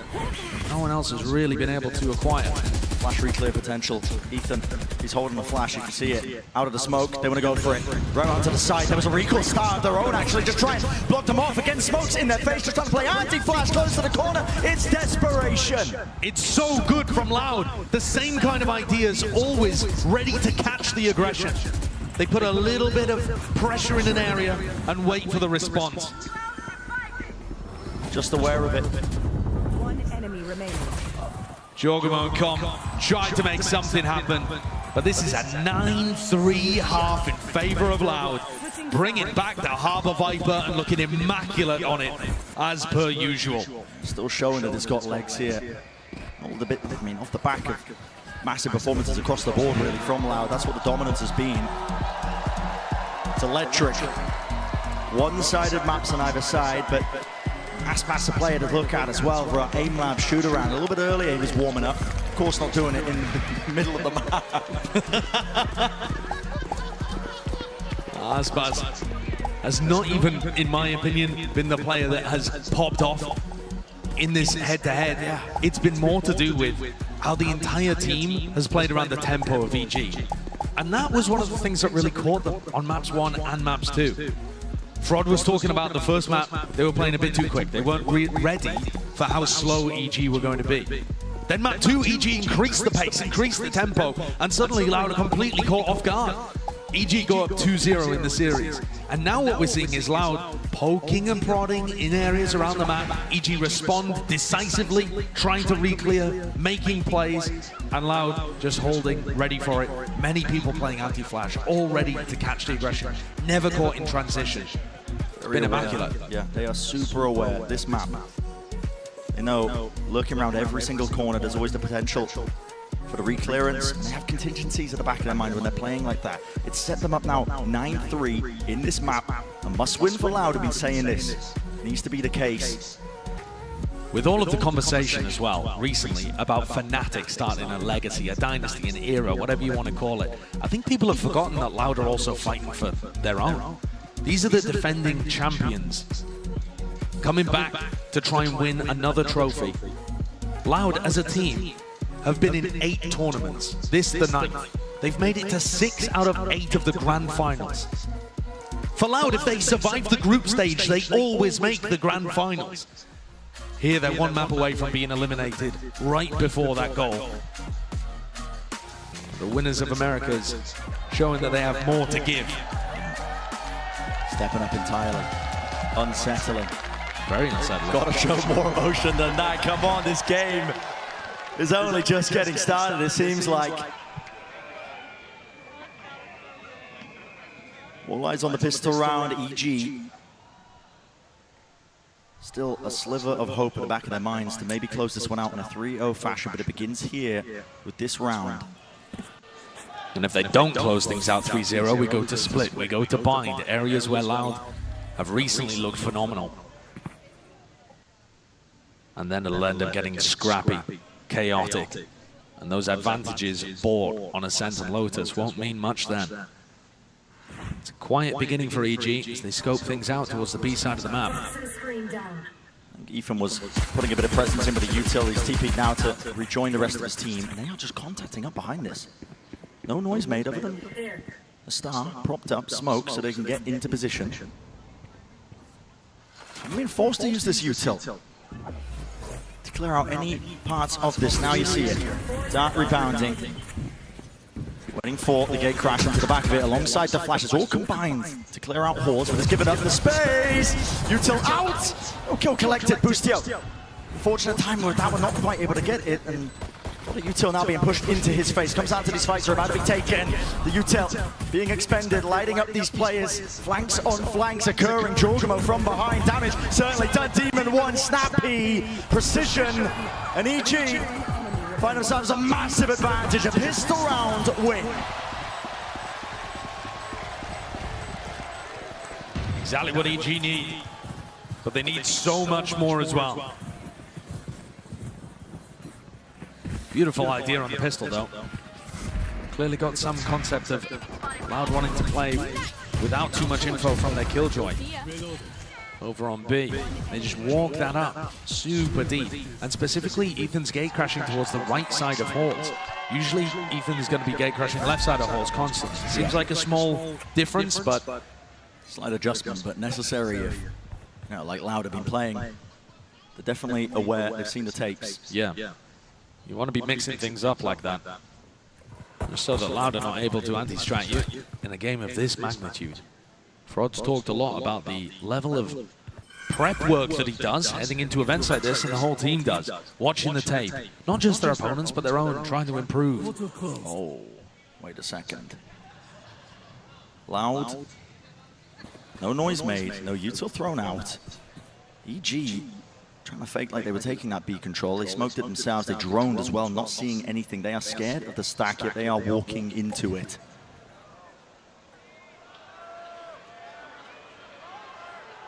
Tucked to the corner now. It all stands on this one. The moment's notice, it could fall to pieces. Shock dart laid down just in case his Nana swarms close to the corner. Sadak, he was trying to get cheeky with it. Dashing forwards, TP's gate crash all abound and used towards the back of the site. They need something to clear this. Okay, that will do it. Through the window. The aim is sharp indeed. No real danger. Less little aim warm up in the moment in the round here, but it's all EG. Don't worry, don't think it, eh? It definitely looked like there was some potential for that to go wrong. You see that one with the X-ray, and Kawanzin just got destroyed. Demon 1 hitting some nasty shots. A reminder that Demon 1 had his worst map since joining Evil Geniuses, playing against Paper Rex, and has just come straight back out and top frag in almost all of these maps. It's going to be a fight. Too much house behind this one with Ethan. Is he trying to take this one solo? Fakes it. Maybe just didn't like what he saw in terms of util. Didn't want to commit to it. It's a heavy investment with the high tide over here. You've got a decent idea that they're fighting over A main. Boostio's going to try and catch timing, tuck himself in at this box as Loud go and re-clear. I really like this idea. I don't think it gets cleared, especially with Demon 1 getting that one 2 years. Real chance for a punish, but okay. The rifles, bangable into the box. Boostio knew that he wasn't going to be anticipated and decided to try and make something happen there. Ethan's only got a ghost, so he can't really challenge towards less. But they can recognize now they've seen enough of the Loud players over towards Art and A that they know B's got to be a little weak. It's going to be heard. Sadak has his util laid down. Start. And to try and clear out the top section of B, but it's just delaying them now with the Nana Swarm at their feet. They're worried. But the flanks are just buying time for Loud now to start to regroup. Together here, Ethan. Ult online. That might make the difference here, but with 30 seconds remaining, he's just trying to ping out these players. Everyone's offside. Be catching any targets. Sees Aspas. Flash and backs away. Spike planted. What's the answer now from Loud? High Tide back online. 2 years. Wraps this one all the way across now.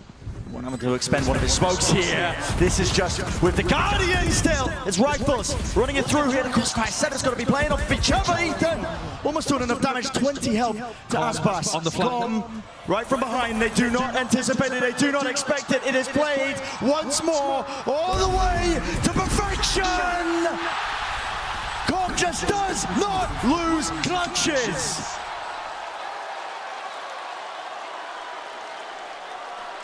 Another Red Bull clutch from Com. He made the massive wraparound play.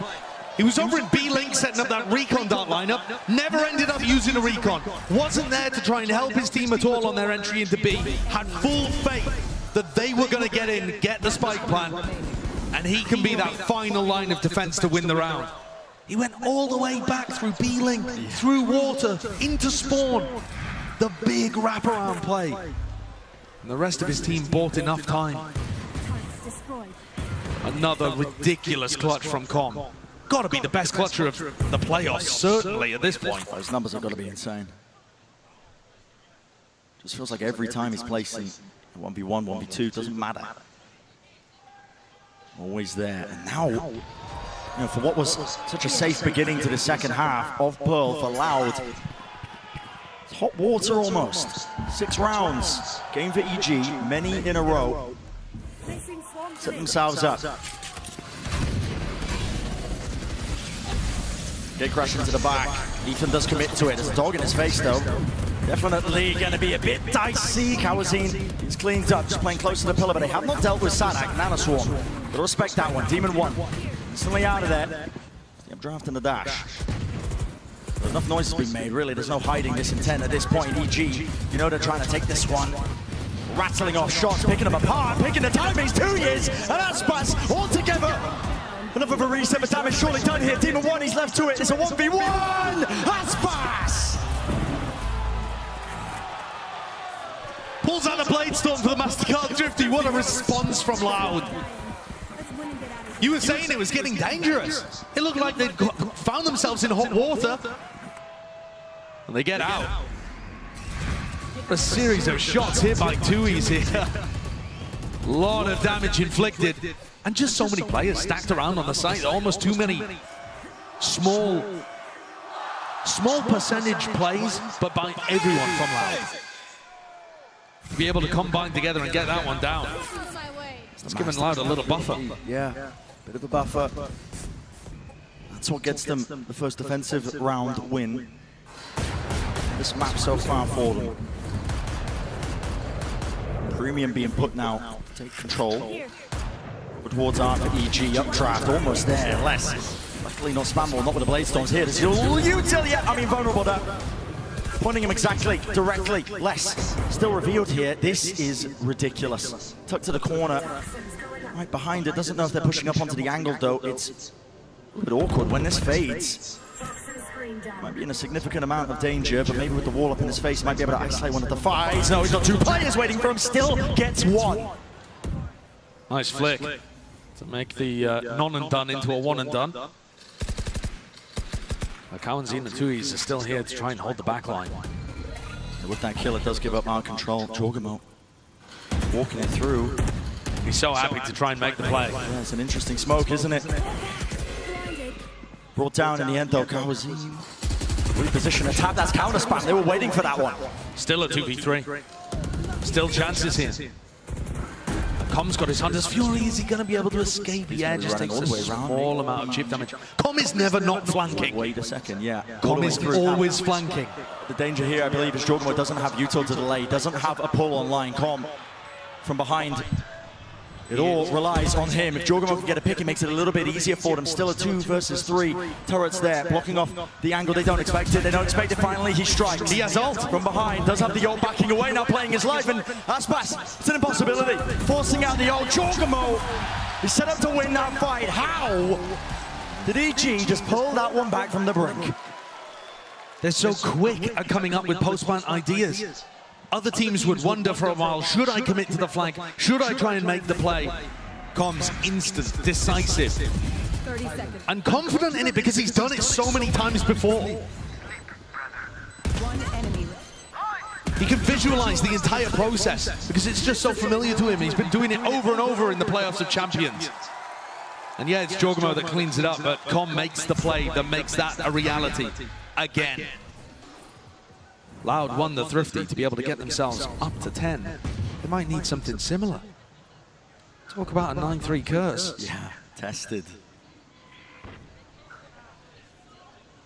At this point, Loud probably tired of comebacks against them. EG not pushed away. A-main's theirs. Drone, not really being broken. 2 years. Does it tag him?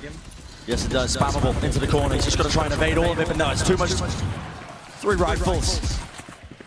Weighing down on him. And the signs of that, EG can tend to slow this one down. This slower pace is what brought them so much success over on the first map. Getting a feel for where Loud would be set up. Les looks like the only danger, really, in how the defense is currently positioned. If he could catch Jorgamo on some kind of aggressive lurk play. Otherwise, it's just going to be another slow siege from EG. Ozine in the position where he can spam that angle. Sadak dealing with Ethan with the plan, pushed away for now with the snake bite.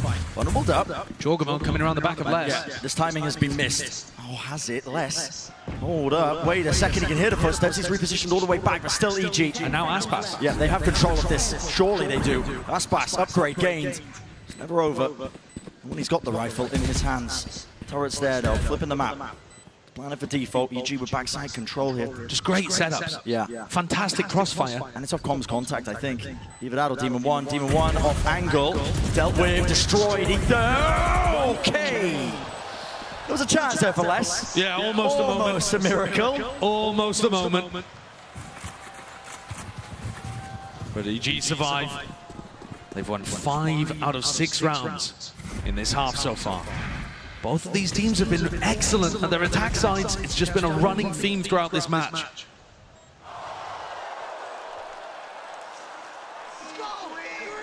Loud have got to stop this momentum that EG now have. Rifles, Operator, back in hand for Loud. They were up 9-3 at the half. And they need this win to avoid elimination, to avoid going home. And missing out on their chance to be back-to-back champions winners. Yeah, that dream will be dead. This map is the turning point. They've got to seal it out. They have the advantage already. Ethan, not being used, worked his way into the forward position, close. Sadak wants to meet him. This is a risky peek. Does Sadak really overstay it? Does he overplay it? Wants to clear it onto the corner. Yeah, just spots it. Immediately out of there, though. There is that uncertainty. You just don't really know where Ethan is, but now, of course, revealed. EG have such deep control over mid right now. They've put a turret down to watch water. Yeah, it's, I mean, middle is theirs. Not getting any through this. I mean, Loud aware of it, watching it through spawn, but what it does do is make it really uncomfortable for Aspas. Playing together him and Sadak. Here's the hit about to come through. The gate crash at his feet. Dart reveals it. What is that? Adjustment and flick was necessary with even being brought down, but again, putting the squeeze onto Sadak. Sadak repositions into the orb. It's a weave in and out play. Demon 1 has to respond, and he does. 2 kills there, spots the player up the top, but now walking, cutting the noise, flashing his face though, still got the dash, here's the reckoning. Lay it down, stuns, abound, gotta win these fights out for it, but it's all down to Demon One. There's too much to overcome, surely. Snakebite at the feet, the stuns are avoided and dodge, yes the plant is down, but every avenue watched, every angle, every chance is gonna be shut down, all the way sticking through, and yet nothing to break the cove. A wonderful effort, but it's Loud to find himself up to 11. What an incredible performance coming out from Aspas and Sadak there, anchoring towards B. The flick from Aspas might define whether or not they win the round. You know, if Aspas doesn't hit this, there's just no shot. Surely Ethan is going to be able to clean up Sadak. Oh yeah. Right? And so this is how moments cascade into each other. If Aspas doesn't hit the ridiculous flick, maybe Sadak isn't also able to get 2 kills on sight. Suddenly EG are right back into things. But a big moment from their jet start, and Loud get their way up to 11. This map looked like it was going to be just be easy, plain sailing after the first half. Yeah. And instead, it's been a grueling slog. Like a blowout. Similar what we saw with EG winning out on Lotus, and it has just got, just chewed up, slowed down to a crawl. Obviously still chances for EG here. I mean, they're taking time out now to discuss this one. They've still been in control when it comes to these attack sides.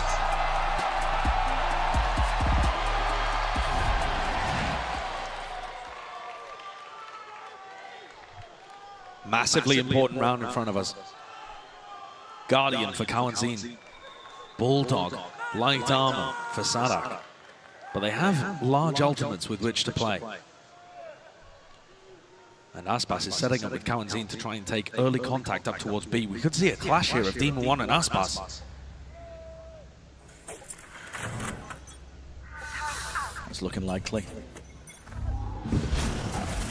Fast play. This is Aspas. He's going to be using the Trailblazer now to make sure it clears it. 2 shots fired to break it, so gives the confirmation to Aspas that there's more than just one player waiting. That does temper him, his excitement to try and take the fight. He's going to be backing away now to Pillar. Ethan, same diligence, he was just taking A main control, seeking to fake it, but Loud seem to be aware of this. Aspas, oh, this is such an awkward position. Is this because they've been contacting? Potentially, but noise is being made now, all the way up through into the smoke. There's about to be a timing to be taken, and he flashes the peek through this one, over the top! That is disgusting, but he meets his match. In the end, Ethan's there with a consistency to trade. Here's the lockdown now being placed with that space earned. Gotta respect this. There's going to be a lockdown in return, Sadak with one of his own. The question is how EG are going to be able to get the plant off and stop the retake from happening. I thought for a moment there, Sadak was going to get spammed. He was close to the box there. It was a spammable angle. He's brought down. There is no spike. No plant. Planted. It's throwing everyone for a bit of a loop here. There are plays to be made. Bustio is going to be caught in the open. Chocobo's going to get caught by the alarm bot here. So he can't go for a flank either. It's absolute chaos. I mean, look at Bustio's into the corner. There's no way he survives here, but he's lurked into his position and nobody's going to clear him. Goes here. What is going on? He's in the spawn, man. He's in the spawn. There's no time left. The 12 seconds is cleared out with a flash play. Loud in control of this one. The spike's still in their hands. 2 years. Adjustment with the aim. Snaps to the side. Loud on the precipice. Grinding these rounds out one by one.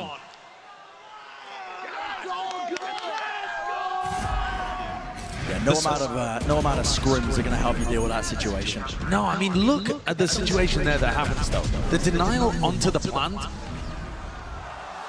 They get into that spot, and ideally, Jorgamo's pull is supposed to be a little earlier, so that they're not able to get that spam angle. So just a small misstep in EG's timing on when they execute these things. And Lauda offered an opening there. Now EG have to make it work with horrible weaponry. Everything invested into it. Viper's Pit down. Hunter's Fury over the top here. Tries to set it up with Demon One with the knives, but no connection, no kill, no refresher with the blades. There's so much damage onto Sadak. He's going to get the heal, though, meeting up with Kawanzin. Unless has not been pressured inside here. The fact that they didn't posture less out of that spot. Viper's Pit. It's critical. Just removes A entirely now. There's still a chance of lurk plays. see Boostio's position tucked into Art. The side now, Flash as well. Everybody grouping up onto the corner. Aspas is here, revealed. Does he get out of danger though? Interesting scenario. Smokes to try and help him out. Is everything being cleaned up loud? This could be it. The final blow to steal the map. Aspas will not be budged, will not be removed. Still holds his ground. Here's a TP, and here to contain Aspas. On the move, making the moves. Desperation all the way. Loud are not done yet. What a response from this super team from Brazil. Looking fantastic out here on Pearl. There were some moments where EG looked like they were going to be able to get back into this, but in the end, it's a 13-8. It's clean, and it's loud. Definitely got a series on our hands here, man. A clean overall map leading deeper and deeper into this best of 5. You don't want to miss it. See you just after this.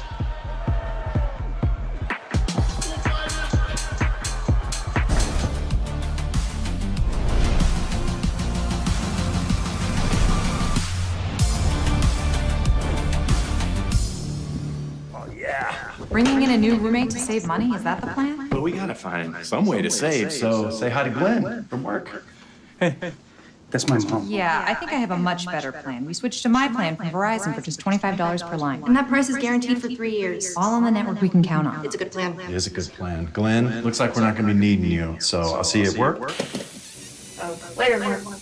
Save big with my plan, starting at just $25 when you bring your own phones. Guaranteed for 3 years. It's your Verizon.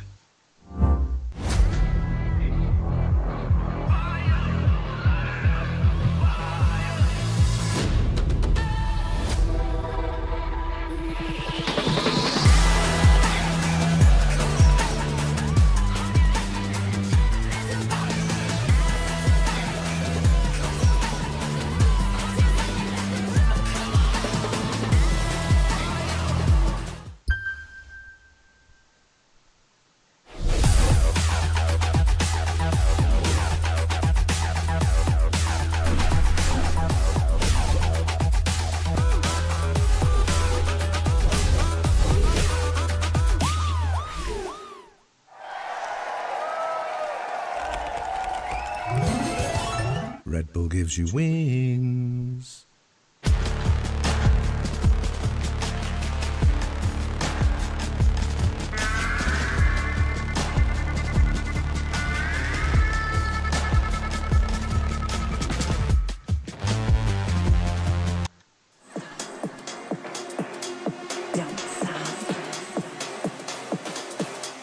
Harder, baby.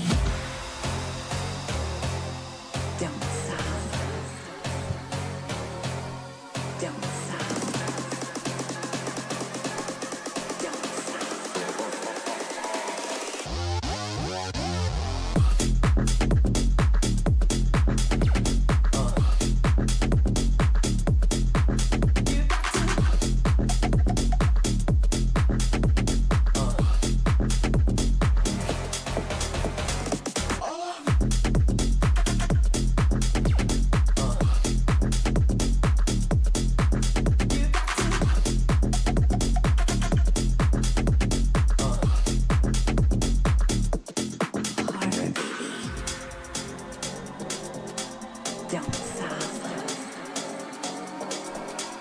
Don't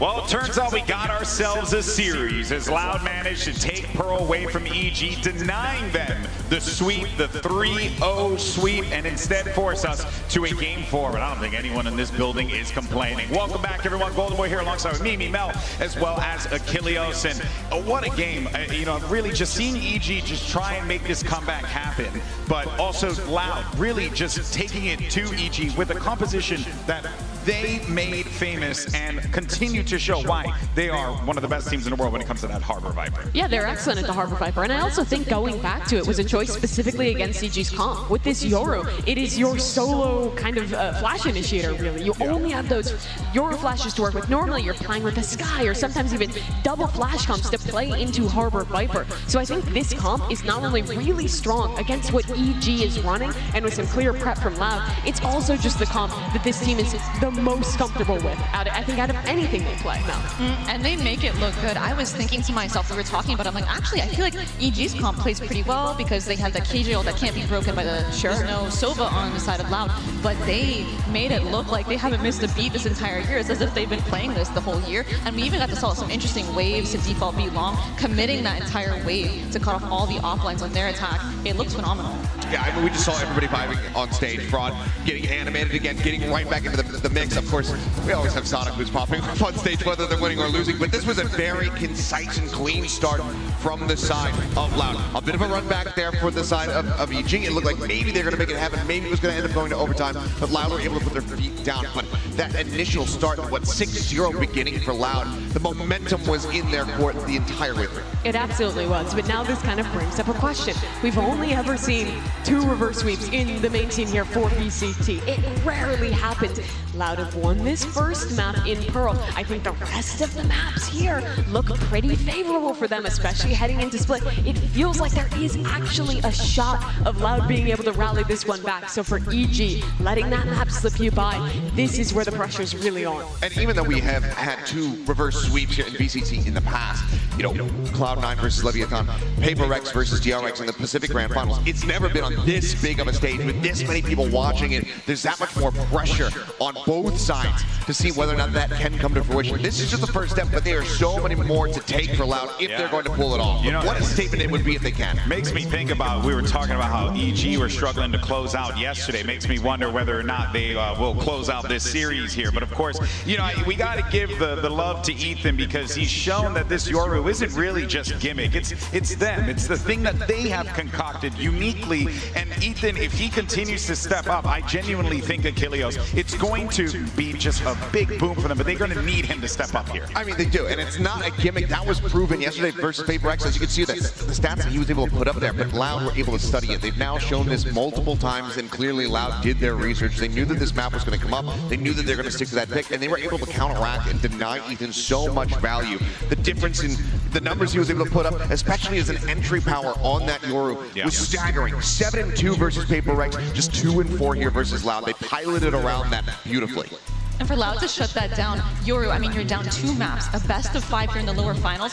Yoru is such a confusing agent on the other team. Its entire point is deception, right? You could be faking a TB. Are you there? Are you here? And the comms, on my team, we had to invent new comms just specifically for how to tackle the Yoru noises. And for Loud to do that, down 2 maps, and now coming into Split, it's looking good for them. It really shows the championship mentality this Loud team has. Again, trying to defend their title, the winners of champions in 2022, and they want another shot at that here. They've taken us to map number 4. It'll be Split. And as you were mentioning, Mel, this has been a really good map for Loud. They've shown us a couple different comps, started the year with the double duelist, have moved back to a single duelist comp, but still executed on it really well. On the other hand, for EG, I feel like they've been struggling to find their stride, find a comp that works for them here on Split. Right now they're on a 4-map loss streak here, just switching over to this chamber raise composition, which, while it had some good ideas, I felt like wasn't fully fleshed out that first time they played it. Yeah, and for the opposite side, like you say, Loud strong at this map here. 3-1 so far at Champions, the one loss only to DRX in that opening matchup,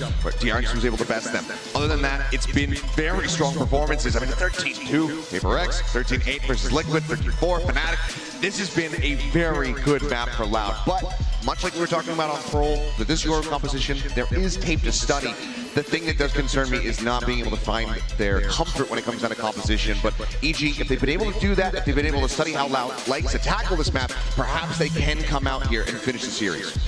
I feel like Go for it, Matt. I feel like for EG, they honestly haven't really displayed that much confidence in the map. I mean, we saw them ban it in the last series, and even in the post-match in the interview, they were talking about, yeah, we thought we could have the advantage, and we are seeing, you know, there's question marks around, hey, to have the Demon on Astra on Split specifically, Boostio on Chamber, like how is this going to work out? And I wouldn't be surprised if we did see a switch here. In their last match, Loud proved they had a stronger map pool than Fnatic, the team favored to win this tournament, exploiting some weaknesses there late in the series. And now it's the same question being posed to EG against a Loud who's looked comfortable on pretty much every map that they are willing to play, really except Fracture, which is already a great boon to have into this veto. We now head into 2 comfort territories for Loud, with Split, with Bind, where I think EG are going to have to dig deep. If you want to close this one out on a map where your opponent is favored, this is where you really prove that you're ready for another final. And here's your Prime Gaming agent select. They're going to stick to their guns on this one, EG. The Chamber is back in action, this time in the hands of Boostio here. We'll see how this works out. They've been like flip-flopping. They tried the Demon 1 on the Chamber. Now they're going back to Boostio as well. He is really good at the controller, and Boostio does like opping a lot more than Demon 1 does, especially with the defensive side start. I think that is a good choice for AG. I'm interested to see how it plays out. I wasn't entirely convinced, if I'm being honest, in their game versus Edward Gaming. But, I mean, we'll just have to see, and I think it's going to be interesting to see how they deal with the breach. But as you were saying, Achilles, it is kind of played out. The protocols are there, the VODs are there to watch, so it'll be a banger. It's just fascinating that you're hedging your bets here to close this out on Boostio and the Chamber when that did not work out for them last time. No, I mean, it didn't, but we know that he can pop off. He was showing shades of that there on Pearl, comes up with that ace, a big turning point to try to get some momentum back under the sails of EG. Gets them close to being able to push it towards the end, towards an overtime, but couldn't quite get there. If he can have a very hot start coming out the gate with this Chamber, that's what they absolutely need to get that momentum back on their side, steal it away from Lab, because otherwise you have so much tempo control in this composition with the double flash, with that breach, you can slow down attacks with that fault line. Oh boy, this is going to be an exciting one here. EG have an opportunity to close it out, but our teams have picked 5 maps, so let's go ahead and see if we're going to play them all out and send it back over to your casters, Brendan Sideshow. Whichever way this series ends up going, I mean, either way, it's going to be heartbreak for one of these squads. EG still with a chance. Close that here and now, but as Esco's setting it up, it's going to be a difficult task ahead of them. Loud, they're competent at this map as we head into Split. More than competent, honestly. It's one of their favored ones. Yeah, they've been loving it recently.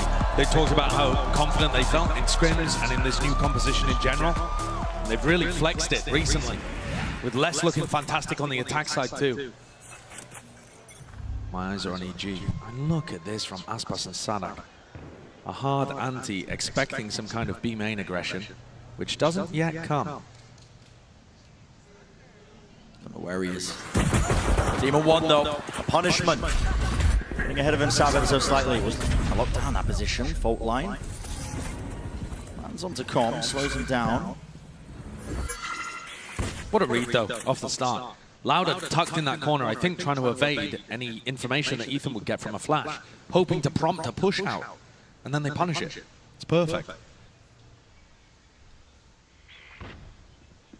Here they stand. The discipline is there from Loud.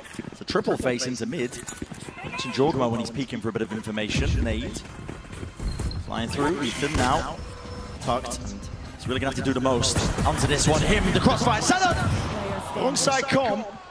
Dismantled in a moment though. When the kills were traded out, and it does still favor Loud as a team. It's a 3v1 with Boostio. Does have the ghost. So tough though. Yeah, with Les tucked here.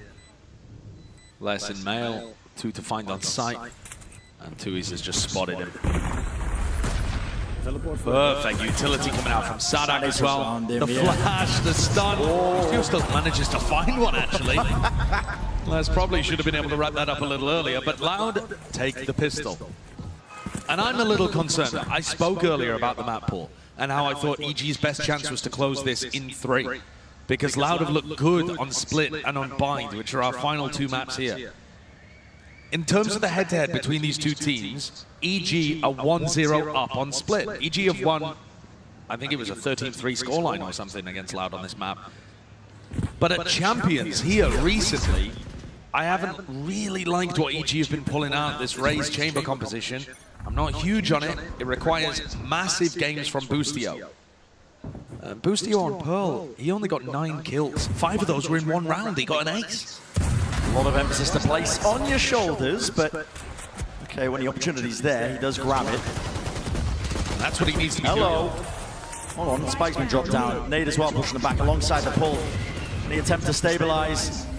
Oh, we are really getting brutalized. I mean, Loud, no chance to be able to cross that line. Inside the smoke, Jordan, it's a Trailblazer that connects. It's a stun into the corner here. Boombot, though, points him in the right direction. With the weapons that they've got, okay. Leading the charge is Aspas. Taking control of the situation once more. Ethan's reading the fact that this is going to come back to A. He's already planning to reposition. Look at the spot that Ethan's got himself into here. Oh, this is potentially nasty. I mean, oh, the silent drop-off. He's overstayed as well. Come! Does he get out? No way. Wow. Back and away. He's hunting for the second kill here, but oh my. Hopped away. Scot-free. They hear the reload here with 30 seconds remaining. Once more, Ethan do so much more. Can't hit that shot though. Still a flash and flying, and it is perfect. The connection. Aspas blinds it up, buying time for Demon 1 over the top. Pushing forwards, Aspas! It had to be an ace. Bloody the showstopper already, man. We're in round 2. And it would have to be the ace. But Corm in the clutch. We know what he's capable of. He does not lose them. Set your sights on this one. Corm!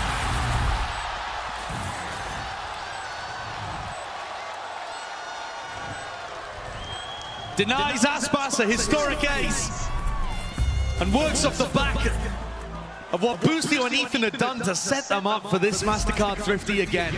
EG steal it away. I was talking about the fact that Boostio needs to have big games on the chamber, and he comes out with the opening pick instantly. Spike abandoned down mid. What a play by Ethan though as well. To just consistently be harassing these Loud players of Aspas and Tuis as they got closer and closer to the spike, leaving things in the hands of Com, who is always good for the clutch. I don't think Com lives by the mantra of live evil.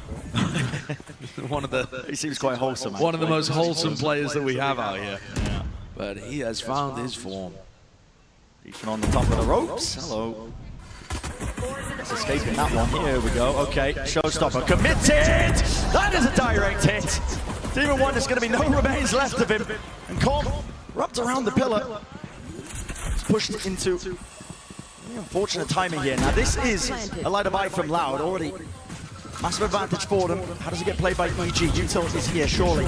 In waiting now. Nade 10 flying. But the flash, I mean, it's over in a blink of an eye. It's gone. It's done as quickly as that. Aspas answers with another 4K back-to-back rounds of Aspas dominance, this time resulting in a round win. Oh. That's ridiculous. Might have just woken up the final boss. He's sitting at 10 and 2. What is that? What is that? God. Nah, okay. Yeah. Try and take it to that guy. You need to, I don't know, toggle or something, man. I mean, that is just disgusting. He's 10 and 2 after 3 rounds. Yeah. Back Flash, to back. stun, looking like they want to fake some A-ramp control. But with Aspas not pushing off the back of it, he's just waiting to collect any level of reaction from EG in mid. This time, Loud, much more aware of the EG game plan when on the weaker buys, the ecos. They know that mid is compromised. You can see the jump spots, just them slowly trying to pick apart his control. Boostio. One shot there, not to the head though, so Aspas survives. Loud have a lot of utility here to try and clear out these kind of plays. Another flash to try and set Boostio up? No, Ethan has decided to back off and re-clear a ramp instead. There is a chance they catch less. Just trying to get a timing. Yeah, they're worried about him. And look at them specifically bringing the Trailblazer through to sight because Les was getting deep on these A-lurks against Fnatic. EG are ready for it. He's found a space on towards the side. They give up. They have in control as a result of it. Aspas. Interesting angle to be playing at here. Has to be worried about the push out of the smokes, especially as they start to fade, which they do. He's got the timing in his head pretty much perfectly. But they are really giving up control. I mean, everybody playing up on site here by Loud. This could quickly turn on its head at a moment's notice. The player to watch here, 2 years tucked away, he's going to try and seek that timing, and he does grab the one still. He's got to be dug out of this forward position. There are flanks on flanks occurring. Was back here. Tom's still lurking. Oh, okay. A decent go of things. This should be a one round here for Loud. Aspas is looking to try and take the fight straight to Ethan. He wants to build up his second showstopper already. You know exactly where Con was. The backside laid out. I mean, these guys, Loud, are just in impeccable form. Red hot right now, not missing a single shot. And you're exactly right setting it up. I mean, Aspas, his second showstopper, he's 3 ult orbs away now. How ridiculous is that? It's round 5. And that's a tool that's just going to burst open the EG defense. One of the biggest problems that EG faced, the last time they played Split with this composition against EDG, they couldn't defend. They couldn't find the right moments to be able to shut down sight hits from coming through. And if you think back to how EDG play with individuals all over the map, that's something that Les could definitely find value from. The op, not quite catching there from Boostio as Aspas gets deep, gobbles up all of that space. An open chance there. It's for Boostio, but now forced to just back away and try and play this retake with the operator in his hand. That is a difficult still Ethan. As long as he's alive, they've got the Seekers to try and reclear some of this space in the post plan. It might get a little bit difficult here. Loud playing a ton of players deep onto the site. They kind of need a plan to bail themselves out. Util capable of flushing them out. Here's the Seekers. He's pretty far back there, so they know the tier is at least stuck close down to hell. It's all being exchanged on either side. The flash, coverage, Kawazine once more. Boostio tries to swing out, does return fire, but really the damage is just being done. And attempts all over the place. Pushing through the smokes, you've got to give it up at this point. EG recognized that. The Loud post plants, the setups, crossfires, utility usage. Every part of it is looking excellent here. Yeah. They avoided that first issue with Boostio missing his inaugural op shot. And then after that, it was plain sailing. Loud looking immaculate, putting the squeeze on EG. And one of the issues when you find yourself in spots like this, from EG's perspective, is that all of the adrenaline coursing through your veins, the euphoria from being up 2-0, it starts to dwindle, starts to drop down, and then you're crashing and you realize you're not calming as much, and you can feel a very real version of the pressure that's being applied to you. It ends up, if you worry about it happening too much, being a self-fulfilling prophecy. That's what we talk about it. Big game experience and best of fives, they matter a lot. Loud have got tons. Certainly do. Boostio taking his operator deep down mid. The Viper wall helping him after he takes a shot. The wall can go up. He'll escape into the rendezvous. And this is a nice setup, honestly, with the Viper's pit drop down. EG, they rotate a lot of their players away. It's all dependent on Com surviving. This pit is the only thing holding them back. And everybody from Loud is about to group up over here. They have flashes from Kawazine to give info, but more important, the Seekers. How can Com deal with the Seekers? All they got to do is try and spam close to the Seekers here. Flash once more, the horn. Okay, it's all being offloaded. Full line. They haven't removed him. He survives, so the pit's still up, but they just want to move all the way past it, taking heaven control. All at their feet here, and it's Jorgamo to try and meet them. Satchel, disengaged, round to the side, Ethan, locking down the ropes angle, but it is carnage. A scramble towards it, Com retreating. Back against the wall, into elbow, low enough though, a single shot, once more. Will just bring him down, and he does not claim the kill, it was necessary. At this point, EG shut out of the sight. Last pass, he wants a little bit more. I mean, okay. It's a 2v4. Why not? Go for it. There's the rocket. When you have your second showstopper in round 6, send it. Why not? And they know where Demon 1 is. He's getting run down. Cornered and brought down once more. These maps have been defined by the attack sides for both of these teams. It's no different now with Loud. It's 5-1. A timeout has to be forced out now. EG taking this. A lot of the time we talk about teams having plans to deal with Viper's Pits, but it's rare that you see an execution so perfect as that. The Seekers came through, they followed them, they were ready with the Breach utility as well. They drove Com out of his pit so quickly. Com was fearful for his life, and then they instantly got through it and took a Heaven control. No dawdling, no hesitation. Loud just used their utility, instantly took space off the back of it. And all of this is setting up Aspas to have an unreal game. 16-3 right now.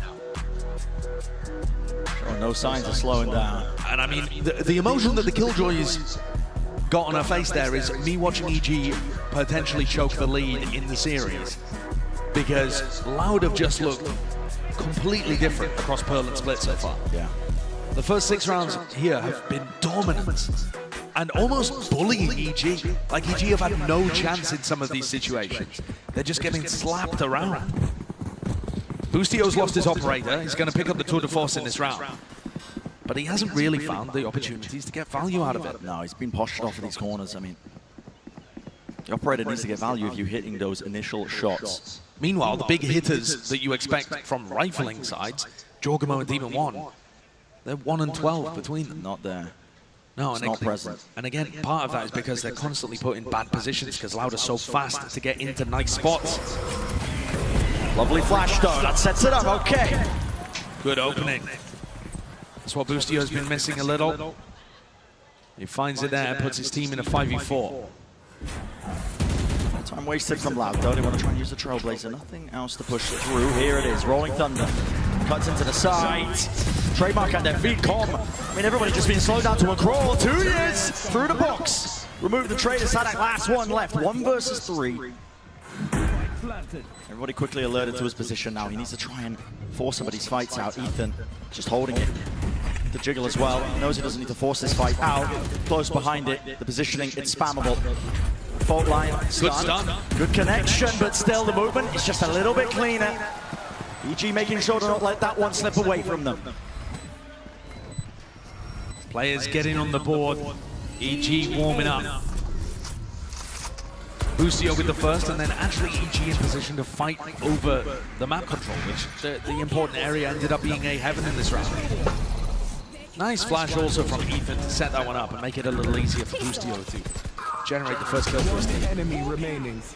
But it's this constant war over Heaven that ended up being a large difference. Usually EG were just giving up that space, allowing Loud to take it. They weren't fast enough to be able to respond. Here's more of what we've seen from Loud in the past. Heavy emphasis towards B main control. Boostio's picked correctly again. With the operator. Flash is good, pull is also good. Wants to use the rendezvous. The Jorgamo is ready to pick up the pieces in case there was a fast punish play. He's got a showstopper in the back pocket, so any players that walk straight into it. Okay! Wallbang angle from there. Didn't know about that one. The punishment when Ethan's just looking for a bit of mid-round information. And as soon as this area is taken by Quarantine and less, the whole of Loud come and just backfill the space. Aftershock is good. Made a little bit better here, but okay. Bit of a whiffage there with the movement. I think maybe slowed down a bit prior by some of that util into the choke point. A chance. Boostio misses. Com though, still looked down to the side and still here. That consistency, dodging. Everything that's thrown at him, it's a little bit disjointed in terms of Loud with the positioning, but as the smoke goes down, well, Com, only the one before the trade. Jorgamo back in action, back in the fight. 40 seconds left, has the showstopper, Boombot. There it is, finds his target, but which way does he want to send the rocket flying? One sign of life, Salah brings him down, and a cosmic divide. It partitions and splits it up. Demon 1, the only thing on his side is a lack of noise cues. They don't know about this one, they've all repositioned the waist. Okay, they're gonna be able to hear it. Demon 1, he's wondering where are the rest of them? Dropping down into his face, less, just bringing it to him. Forcing the fight, winning it out. No danger from Demon 1 there towards the end. One round, that's all that EG have been able to find. No momentum gained off the back of that. They didn't manage to chain it together into a couple. People theorizing that this Loud composition would struggle in terms of its A ramp control because it doesn't have the Viper, because it doesn't have, you know, a Cypher even that can put the cages down there and allow you quiet access to A. But when Cowanzine is using his utility for less to take that space aggressively and then the rest of Loud rotate, what's the answer from EG? Trailblazer goes deep on this one, finds Jorgamo holding with a Bucky down there. There's a Bucky and a Judge. Odds and ends for EG, trying to keep this alive. Same story as the last time they played Split. No defensive rounds. It's a bit risky though, if you are Loud walking into this. You know the shotguns are online Split. Close quarters combat. It's going to be the name of the game. They just want to walk up. Nade. In case someone's close, that flushes them out. We know otherwise. Right there.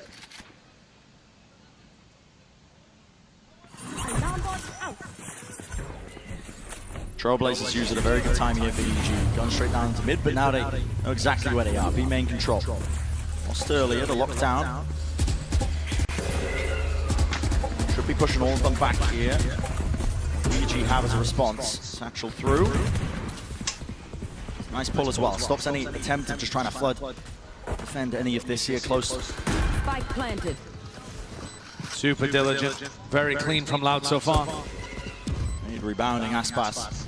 Wants to try and hold the ground here, but him and Les yet. The backs to the wall. Going to be in a pretty clean spot. When the attempt comes through, able to sail through. There's really no issues. Jorgamo.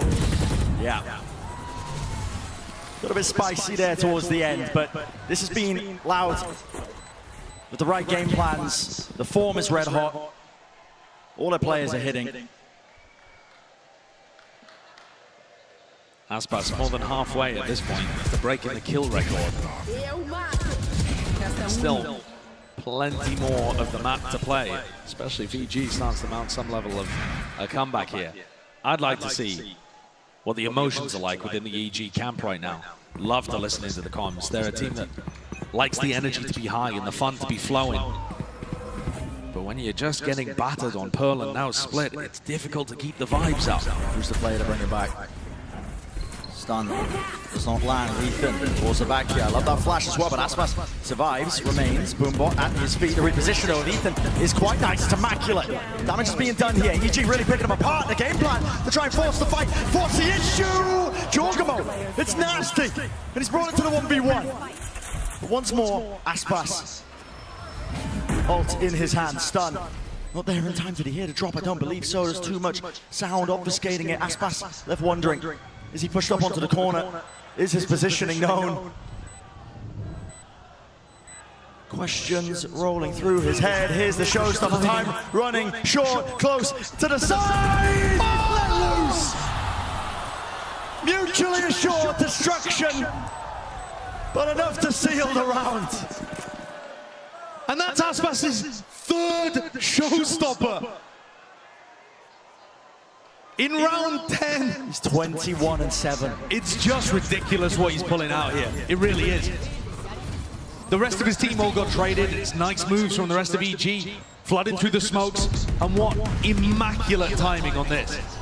Demon One perhaps getting a little unlucky there because he'd found that little gap through elbow. But Aspas secures it. All right, heading into the next. Round 11, EG, mostly with rifles up. Apart from Con with a stinger. He's inside the pit unless he's already through it. Yeah. I mean, this is so different to the previous round. It's so strange. Just not really expecting this. Bit of a team flash, but Les waiting for Les to get this kill. He's waiting for Les to get the kill. Yeah, and he's got it. He's just caught Com in the back. With the pit going down, you can send everybody else now over towards it. EG are not going to have the players over. They're going to have to scramble to try and make the most of this. Boostio. How's he gotten two there? Hello. Suddenly, a chance. Sadak's looking to try and re-clear. Good timing. That, yeah, with the orb being picked up, Seeker's in your face. Les! No way. It's a 2 versus 2. Round 11. So scrappy. Loud have not been allowed the time to consolidate at any point here, even after finding that opening pick. It's a 2v2 with Breach Shot online. Seeker points him directly towards it as well. Okay. Flash over there. Boostio almost getting spammed out there onto that corner. Aftershock follows it through. It's a double face as well. They can't quite get the clean shot in the Queen Avenue. Rolling Thunder. That should set it up. Surely now the slam dunk. Boostio The deal with the kitchen sink just sent flying towards him.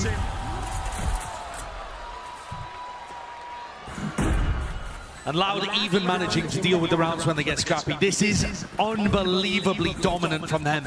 It was a 9-3 half on Pearl, and it looks like we might see something similar, perhaps even more dominant here on Split. Aspas has 21 kills. Sadek's making sure the round's secured. Loud are trying to pull off the reverse sweep. Been here before. Enough money to purchase. You got all the extra weaponry, all the extra goodies. Les spotted. Boostio now. Hold on. Is he favored here? He's got to hit that jump spot, or at least the jump position of Les close to the corner. Who will walk into each other's sideline? It's going to miss him. It's going to miss him, and Boostio. Do the timing to take. Rapid is the approach, though. Look at him trying to make the most of this all the way through. Again, the showstopper's dodged. Juked. Nade. Rebounding around the back here. Jorgen's still got his though left to play with rebounding. Across the floor, stopping him from crossing over that line. And Com really needs that support. He needs that help. Tweez is in! Unexpected. Smoke's now dropped down as well, trying to help them out and gain that ground for the rest of the team. Aspas still locking down this angle. Cosmic Divide. You don't win it, even with the judge at that kind of range. Heal online. Ethan behind them, quick. Again, is the approach, as the call is made. Boostio, they'll try and watch it now with a tour de force over these angles. Double face pushing him away with the rendezvous Ethan! That is nasty! Still alive here though, but missing the shots, Boostio! A chance. That's what that means. Just barely a chance. One thin lifeline. Purchased. Blood, sweat, and tears, an incredible round opened and closed by Boostio, but it's this 2K from Ethan that makes it doable. We saw the attack side still be good for EG, but they're 9-3 down again. Do they have what it takes? Do they have that grit? That's the big question on everybody's mind. Do EG have what it takes? Oh boy, 9-3 as we go into the half here. Evil Genius is looking to try and get back into this one. That last round looked pretty solid, but they're going to have to do it a few more times if they want to try and shut down this series. And meanwhile, on the other side, Loud, they're poised to be able to make this, at the very least, map 5 happen. Yeah, they're on great form to keep this run going. In particular, Aspas is having an unbelievable half thus far. It seems like every single round is getting 2 or 3 kills for the team. He's already had at least 3 showstoppers just in this first half, and it seems like these individual plays, beyond just Loud, the rest of all of these rounds Loud is winning, has been booming. And it has to be some sort of record at this point, how many showstoppers that Aspas has had in one half. It has to be up there. Was it 5? Was it Brennan Sideshow was saying? It's something absurd. And it goes to show, like you said, you build that showstopper by getting so many kills for you. He's not just farming every orb, he's getting so much value winning these clutches. And overall, it looks like Loud has got EG's number on this map. Yeah, I think if Aspas is popping off, right, it becomes a big pain point that EG are going to need to address that as they get ready for this next half. No, I mean, it really is. He's just completely out of control, and this has been such a strong beginning for this squad.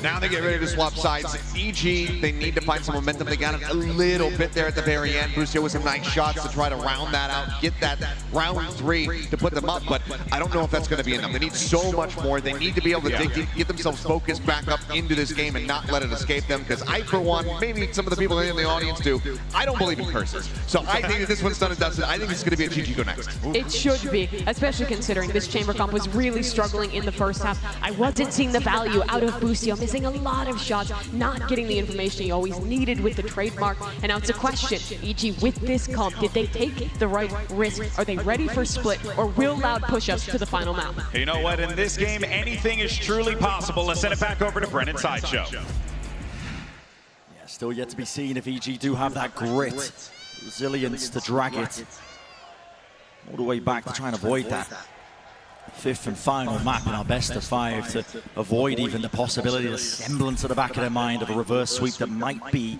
already happening, might be already in motion. And here we go, tempo increase, double face, Loud, ready to receive. Nade is there, slightly delayed, pushed up forwards. This Boostio separated from the rest of them, and Sadak as well, the backstab. When all that was occurring, it's falling to pieces for EG.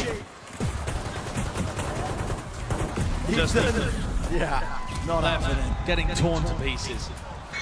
Jorgamo's fast up mid trying to force the raise head-to-head, but you're forcing it against Aspas, who has 25 kills after 13 rounds. Talk about a hot hand. Aspas was there, instantly frenzied, deleted his opposition. Nade is down, all of the defensive protocols looking good, and providing such a distraction that then Zadak is able to just wander through the trip and get kills in the other side towards Vent. EG are going to force, but it's not even a great force. You know, they didn't get enough kills or a plan to even make this one look like there's too much danger. They got Stingers, Sheriffs. It's absolute bottom of the barrel desperation territory here for EG, trying to make something happen. That would have been a lovely shot, but it doesn't land. This is one bullet. Still got the Sheriff. Far back positioning of Loud here, but they are re-clearing out B main themselves with the Trailblazer, so the push Aspas into that spot, maybe just holding on to B main the entire time. Now you can start to dedicate a few players towards the other areas of the map that you've given up. I like what Com is doing with his Viper Orb reposition, taking a bit of airman control. There. Heaven on either side is entirely theirs. Contact plays. They'll try and shut that down, so Kawazin does. They're getting ahead of themselves now, but less towards the back, util. 30 seconds left. Screaming, careening towards his way, but it's a bit of a fake as well. It's offset EG. Now they make their mark, waiting out a lot of that utility, and here are the shots landing. They come through, especially when you're forcing up, unless it's still alive and active. Onto the side, close to the corner here, seeking to deny. Plan. Going off with no problems. Blastback still with a double blastback. He's going to try and get aggressive on anyone that might be playing screens. No one there. EG should be able to hold on. Feeling quite similar now to Pearl. There. Aspas watch the space. Hello. Shot 2 to face 2 years. Attempting it, but okay, Com. Stalwart defender there of elbow. A necessary win for EG, forcing up. Maybe just get the vibes back into order as well. That, I think, is going to be such a crucial element of EG keeping their heads in these moments. They are still quite an inexperienced team. It's one of the most fantastic Cinderella runs, if you still want to call it that, that we've seen. No one was particularly expecting this EG roster to be competing for back-to-back Grand Finals Tokyo for champions.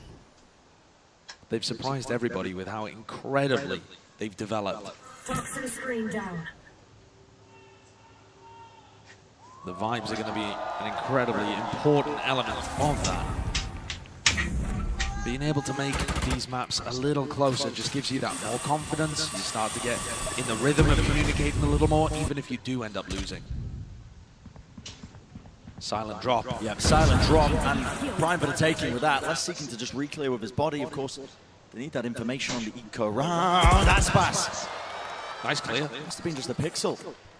Spotted by Com. EG are being afforded a lot of map control here.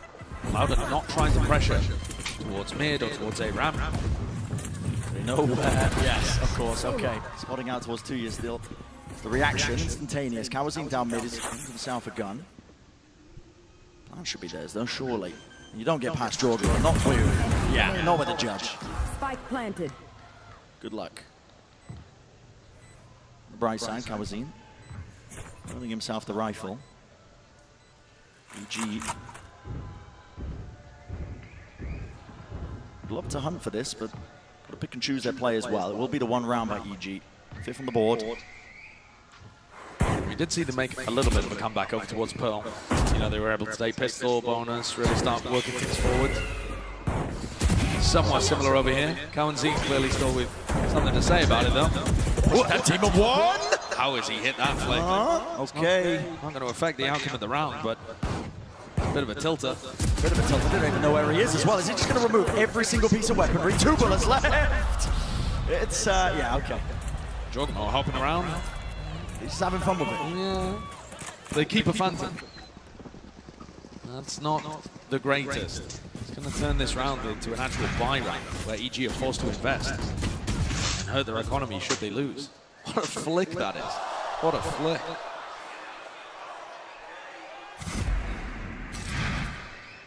Aspas pulling out a judge again. He's one away from another showstopper. He's just had so many ultimates in this map. It's a big deal. Gets the 1 kill, could be a little difference maker. G going for the 1-3-1 with their attack side default. There it goes. Flash. Connecting onto 2 years. Loud have been giving them a lot of the map. I mean, they're not fighting over A main, they're not fighting over the garage. They're barely fighting mid, honestly. They're kind of pressuring it in a couple of rounds, trying to draw out utility, but not heavy fighting in this area. Feels like Loud want to save a lot of their utility for later on, you know, once the time gets down to about 40 seconds. They can tell that EG are going to be playing slowly. And the calling from Boostio does seem reminiscent of that opening, much more on Ascent rather than Lotus, the slower paced approach. Prodding everywhere, looking for picks. Aspas, they might have just chosen incorrectly here. The bait and switch, yeah, okay. Ult's online, fault line's there, sending it flying, no kills, no casualties. Gaining control of this one, the util is exchanged. Either direction here. EG looking to try and gain some ground over towards heaven, but they don't have side control, they don't have control of really anything at all, just the trademark. Watch their backs. Good utility from Com to help them get to the site. But Com doesn't go for the plant. It's just providing support from a distance, so they don't have that pit for post-plant. It's kind of a heaven though. Com could be that late lurker. But the added time pressure, as long as Demon 1 is alive, I think he's got to stand full, so Loud's got to get a move on. Facing the right direction, shot actually missing here. They're clearing up and cleaning up these players. Pit, drop down in the choke point of all places. Kawazine, still clean and consistent. A plan of a heaven, but when it's online, you've got to tap this now to try and force this one out. Com's gone down. That's the pit. And no more util waiting for them. Out towards the open, it needs to be covered. Kawazine, next up, in line. Demon 1, shut down. Half on the defuse, 2 years. He's got it in time. What a tense round there for Tuis to eventually close. Demon 1 gave it everything he could, and Com with that kill got his pit online as well, but it was just too far away to extend over to the spike. Chaos in those final moments. One enemy remaining. And I think a bit of confidence lacking from EG in some of these situations too, specifically from Boostio. In a spot where he could have, you know, he takes one shot and immediately TPs away. Yeah. He was fighting against a player that had no clue where he was. Could have stayed for a little longer, but he's trying to be as safe as possible in these spots. Sometimes you just need the confidence, I think, to be able to take duels like that. Maybe overstay your welcome ever so slightly, because... I mean, that's what Loud are doing. Exactly. Everyone's working out for them. At the same time, Boostio, who struggled so much on the chamber last time they played Split, is at the top of the scoreboard. You know, ostensibly not the biggest issue for them if you're looking at the numbers. But I think it's indicative of a larger issue, which is EG having got up to 2-0 ahead in terms of the map score, now playing to just grind it out and hoping that they'll eventually win at some point, rather than coming up with ideas to put the pressure back on Loud and dominate them as they did in Lotus. That was EG playing confident, fast, aggressive, and now they seem a little more timid. They're still taking their map control though, they're not playing scared in that sense. Jorgenmo's going to go fast up A ramp. More judge. Gameplay at work. That's feeling the heat. Bit The rifle spam and spray through the box, but backing away and giving it up. Okay. That's a nice one. It was necessary. Sadak. Not sure if that was the intended target, but out towards it. Main needs to be a collection of these kills. They're pushing forwards and there's coverage. Watching for it. Another repeat. Kawazine. How does he pull it off every single time? The plant is down, but Ethan is so isolated again. He's on an island essentially. Demon 1. Try and play the global utility game here, but he's gonna have to get into the fight, get into the fray. With the shots. With the stinger though. Yeah, not enough for the kill, not enough for the collection. Flashes through here, Loud, waiting. They know they have time for the heal. Util still abound, 2 years watching in case there is that late lurk as well. Now they're just gonna be facing it all together. Demon 1! Can't win it! Another round where Tuiz is able to get the better of Demon 1. In those final scrappy, traded 1v1 scenarios towards the end. Not true clutches, you could argue, more to do with having excellent spacing and trading for each other in advantage situations, denying EG from making those big plays, big moments. Excellent stuff. And 12-5 to score. Once more standing on the brink. At this point, yeah, I mean, a reverse sweep. The possibility, it's more than that. I was talking earlier about the Loud legacy. Every tournament they've been to where they survived groups, they have made the grand finals. And they started off this year by almost reverse sweeping in the finals of Lock-In. Everyone remembers the big comeback from Fnatic, but that was Loud about to pull off a reverse sweep when they were up 11-3 on Icebox. They are looking primed to do something similar here again. One round away from pulling us to bind. Hoping to mitigate the mistakes of the past here. Hope they learned from their lessons, but always a chance for EG to keep alive in this map here as a showstopper. Jorgamo holding on to it. Make sure that he clears that util, but still the alarm bot remains. Hey, got both Nano Swarms.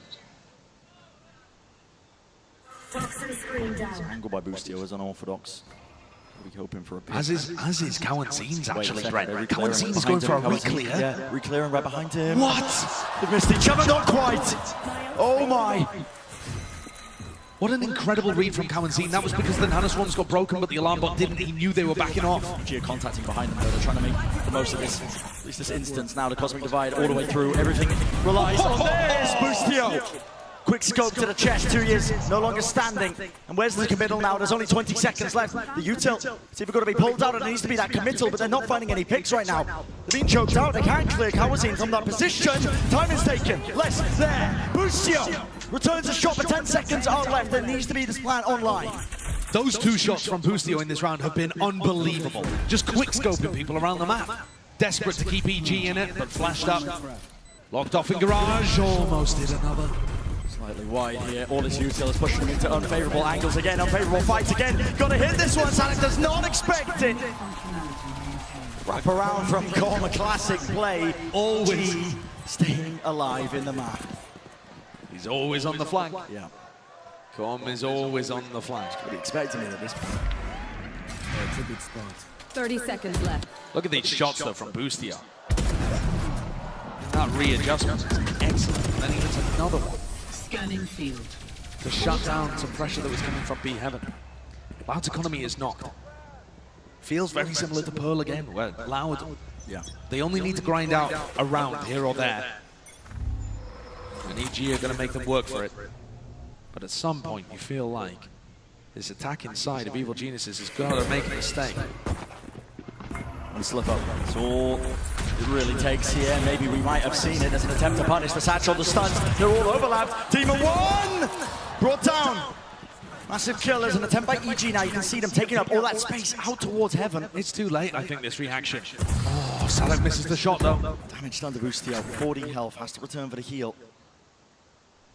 The reactions were not particularly quick there from EG. Com has pushed up deep towards A Heaven, but he's stuck behind this alarm bot.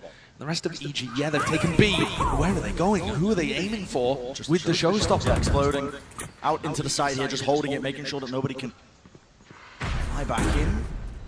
I don't know if Sadok's going to want to fight this. I mean, they're being squeezed. Getting pushed. Hello, fault line stun, missing. Seeker as well, dodging and juking round to the side, another pull. Vulnerable up, Boostio, tight to the corner. A lot of this going to be relying now on Com. Once more with this flank timing, Sadak, who's pulling out. The old, I think, an attempt for it. Snakebite drops down and Com's still alive here. Into the fight, softening them up. Prime for the taking, and beam them all down. Com the safety net again, coming around from behind. You've got to be reading into these flanks at this point. But that was still just an eco for Loud. Sadak found himself in a spot where he could have used the Rolling Thunder. There were chances there for Loud to invest more heavily into the round. But instead, they're saving their ultimates, saving their money, waiting for one big round to wipe EG away and take us to final. This one was not the most difficult challenge that is yet to face EG. The score 12-7, Loud taking a tactical timeout. If I had to guess, this is where Fraud is going to cook up something specific. A plan with the ultimates that they have, and there's none on the other side of EG.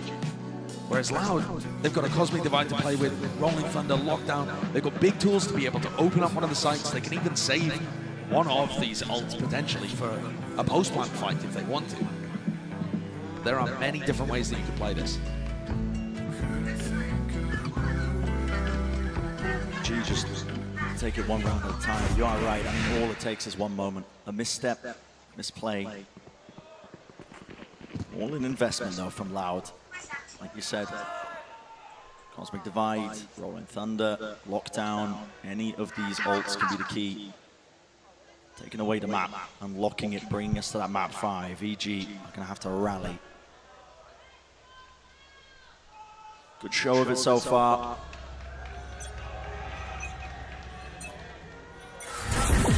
The barriers drop and the pressure mounts. Fault line early here over towards Boostio and Com. Just trying to take a little bit of space behind the Viper utility. Sadak's rotating immediately, just to make sure that Heaven is secure.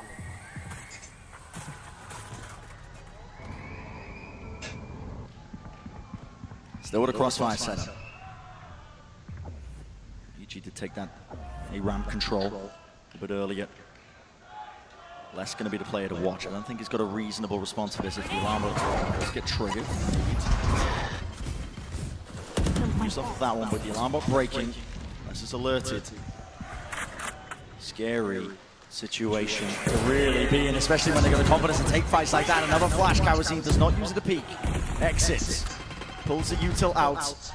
Once more slowed down. And they're playing a retake here. That's what I was talking about. Loud's ultimates are so good in post-plant scenarios. Concord coming up ramp. And Kawazine's done more than enough here. Maintaining control of this area. The spike coming back over to A. Still a lockdown, still a Rolling Thunder. So many tools and only 30 seconds to deal with them. They want to fight for this. It's that A-Heaven control as well. Loud not keen to give this one up. Jorgamo going for the plant. Now it's spammed. It's planned for Heaven right through the smoke. This is it. On the cusp of it all. It's up to them. Demon 1. Gotta land it. Gotta hit it. An extension for it. He's bought a lifeline. Ethan left alone though, but the lockdown is pushing him directly into the corner. Oh, punishment. 2 years out wide. Finishes the fight. How many rounds have we seen go this way with 2Es cleaning up a 1v1 that the rest of his team has favored him to win? Excellent composure from one of the newest players to the roster. Loud take us to bind. Attempted to make this reverse sweep a reality. What a match this has been. Brought all the way to the brink. Celebrations, exaltations, but still obstacles remain. That final map getting in the way of both of these teams. How will it end? We'll have to wait and see. Do not go anywhere.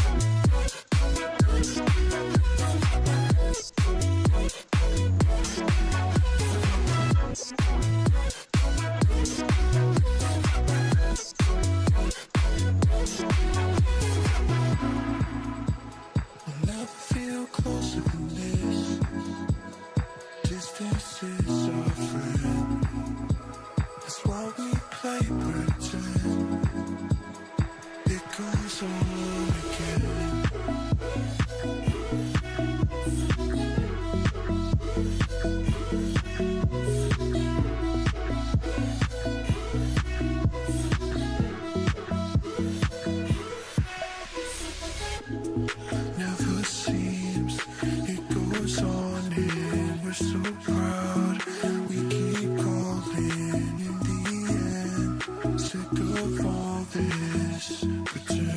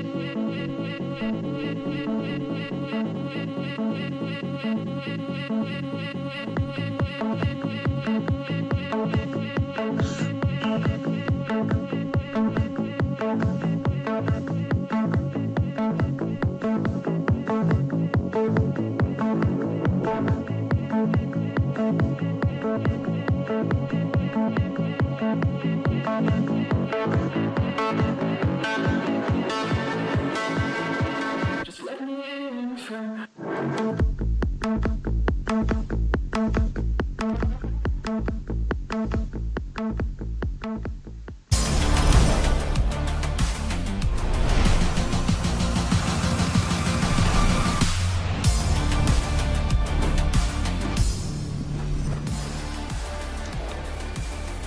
Welcome back, everyone, to Valorant Champions 2023, live from the Kia Forum. We're going to map 5, which is, I don't think anyone's going to complain about that one, especially considering that Loud were down 2-0 at one point in this series, and it needed to be a reverse sweep, and Loud, Achilleos, on the precipice of making that happen. They very much are. I think that people are going to be happy that they're getting their money's worth out of their tickets right now, but the EG fans definitely got to be sweating their asses off because this is getting scary. Loud are right here on the cusp. The last two maps haven't really been close. Yeah. A 13-9 into a 13-7, I do believe. If I flip back 13-8, But you know what? there we go.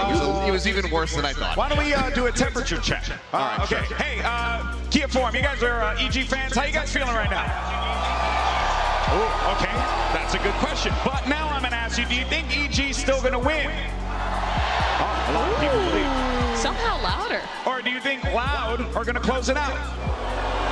I wasn't ready for that one. Okay, so I don't know if they're sweating that much, Achilleos. It seems like they're having a good time. I mean, you know, sometimes doubt, it's just one of the stages that happens. It comes back around to acceptance. But no, I mean, I think they're still in this one. They definitely can rally back from this. EG, they have the potential. But the thing they have to be worried is that they're going into a bind where they just lost yesterday versus Paper Rex. Again, it was about a 9-round pickup from them, but it's another one of these maps where Loud just comes out the gate and they get the momentum built. And again, they look really out of it here on Split, to be quite honest. Loud came out and looked excellent. Ozboss was on a ridiculous heater throughout this matchup, and that continued into this map, stepping up big time on the race here. Yeah. And on top of that, I actually felt like the decision making for Loud was consistently really good on their attacking side. EG looked like they were running out of ideas pretty early on into this one. And the second half, well, there was moments where it looked like EG could rally. It again was not close. And honestly, all this reminds me of is what we saw yesterday, where EG's in control of a match versus Paper Rex. It starts to slip away, and it seems like they run out of answers. They run out of a new idea to come up with. And I feel like I'm seeing that here in these last two maps. The pressure is on for EG. You do not want to let this slip by. Remember, they started the series 2-0 up. And off of the back of a 13-4 map win. And it's crazy because when they are making the good macro decisions and they are putting themselves in favorable rounds to win, Tui's wins 2 huge 1v1s towards the end of the map. And it's something I think both were against Demon 1, of all people. And when you have that, everything is going right for EG, and then at the final step, having those 2 1v1s lost, and he's so young, Tui is 18 years old, and he's pulling this out here on the biggest stage, 4th map. It's absolutely crazy. I mean, Tui's kind of be the one there to finish off those rounds to really get them across that final hurdle to be able to lock it in. But Aspas, again, we can't help but sing this guy praises given the performance that we just saw from him there on that map. Split it was just star-studded across the board. Dropped 30 kills by the end of it. I mean, at one point he was what 10-2 in the very beginning. Was just dropping so many showstoppers the whole way throughout that map. 3 in the first half by round 10. It was just a gorgeous performance of Raze right there from him. Yeah, it was exceptional from Aspas in that map. And for EG, again, this is where it seems like something could be repeating itself. This guy is stepping up big time, and no one was able to rally. Remember how good Judgmo was on the second map, and yeah, 400 for Aspas now. Clearly the strongest player in the server. Loud has done this before. They've pushed the series to map 5. Josh was mentioning it, the lock-in finals. It was nearly a reverse sweep, 2 rounds away from doing it versus Fnatic. And what I'm seeing in this series looks like when Loud was in the form to make that comeback happen back at lock-in. So I'm sure they're so fired up to close it out, not just to make up for what happened at the beginning of the year, but also to make history, to be the first team to win back-to-back championships and be able to have a chance to do that in the finals. Yeah, no, that's right. It'd be a monstrous position to put themselves into. But I mean, not only that, they also know what it takes to deny a reverse sweep because they did very much the same when they played against TRX at lock-in. So they know what EG is going to be striving to reach, how deep they need to dig to be able to try to shut this down and close it out. So Loud have been on kind of both sides of that spectrum. I'm curious to see, though, how EG is going to fare. You can see Booster trying to get everybody rallied back up. I was going to mention that because that is going to be an important part of this. Like, don't get me wrong, I'm not the biggest fan of Busio on Chamber, and I'm a big fan of Busio. But what he needs to do right now as the leader of this team is what you literally just saw right there. He has to keep the troops happy because you mentioned at the start of this that the EG fans are sweating. Well, I think those boys down there are leaking right now with how nervous they could potentially be, given that they're giving up something that was well within their grasp, Mimi, yet again.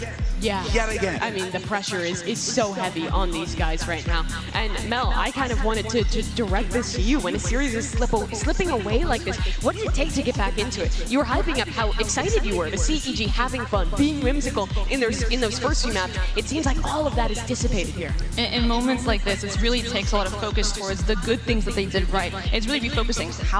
What did we do in the first 2 maps, right? And I want to see more smiles and more fun really coming out of EG. I keep hammering about it. But there's a reason why. Paper Rex was talking about it. They just have fun. EG was talking about it when they were winning the upper bracket. And I think it all comes down to really what happened just now when Potter was talking to the team, when Boostio was talking to the team, what was said to get them reset and bring them back into this. Yeah, but to be able to close this one out, it is going to be such an interesting map, I think, to take a look at here. It's fine where both of these teams have such unique approaches. We've talked about that, moving away from just a Harbor Viper, continuing to innovate, trying new things in this tournament. And I think this is the biggest example. They play a triple controller, Brimstone Viper Omen comp that honestly I feel like has been really good. They have great ideas around it. Controlling extremities with Omen one way, having fantastic stall on their defense, and using it well for the retake as well for them. And on the other side, for EG, this is another map where they're playing into the chamber, which we just saw get ran over on Split. And it's going to be hard, like best of 5 is a marathon, right? And we're at the 5th map and you're going against such a weird comp, and you rarely get practice against this kind of comp or how they play. And it's going to be interesting to see how they actually deal with it in the server, because we've been on like 4 hours now, just constant, 110% locked in.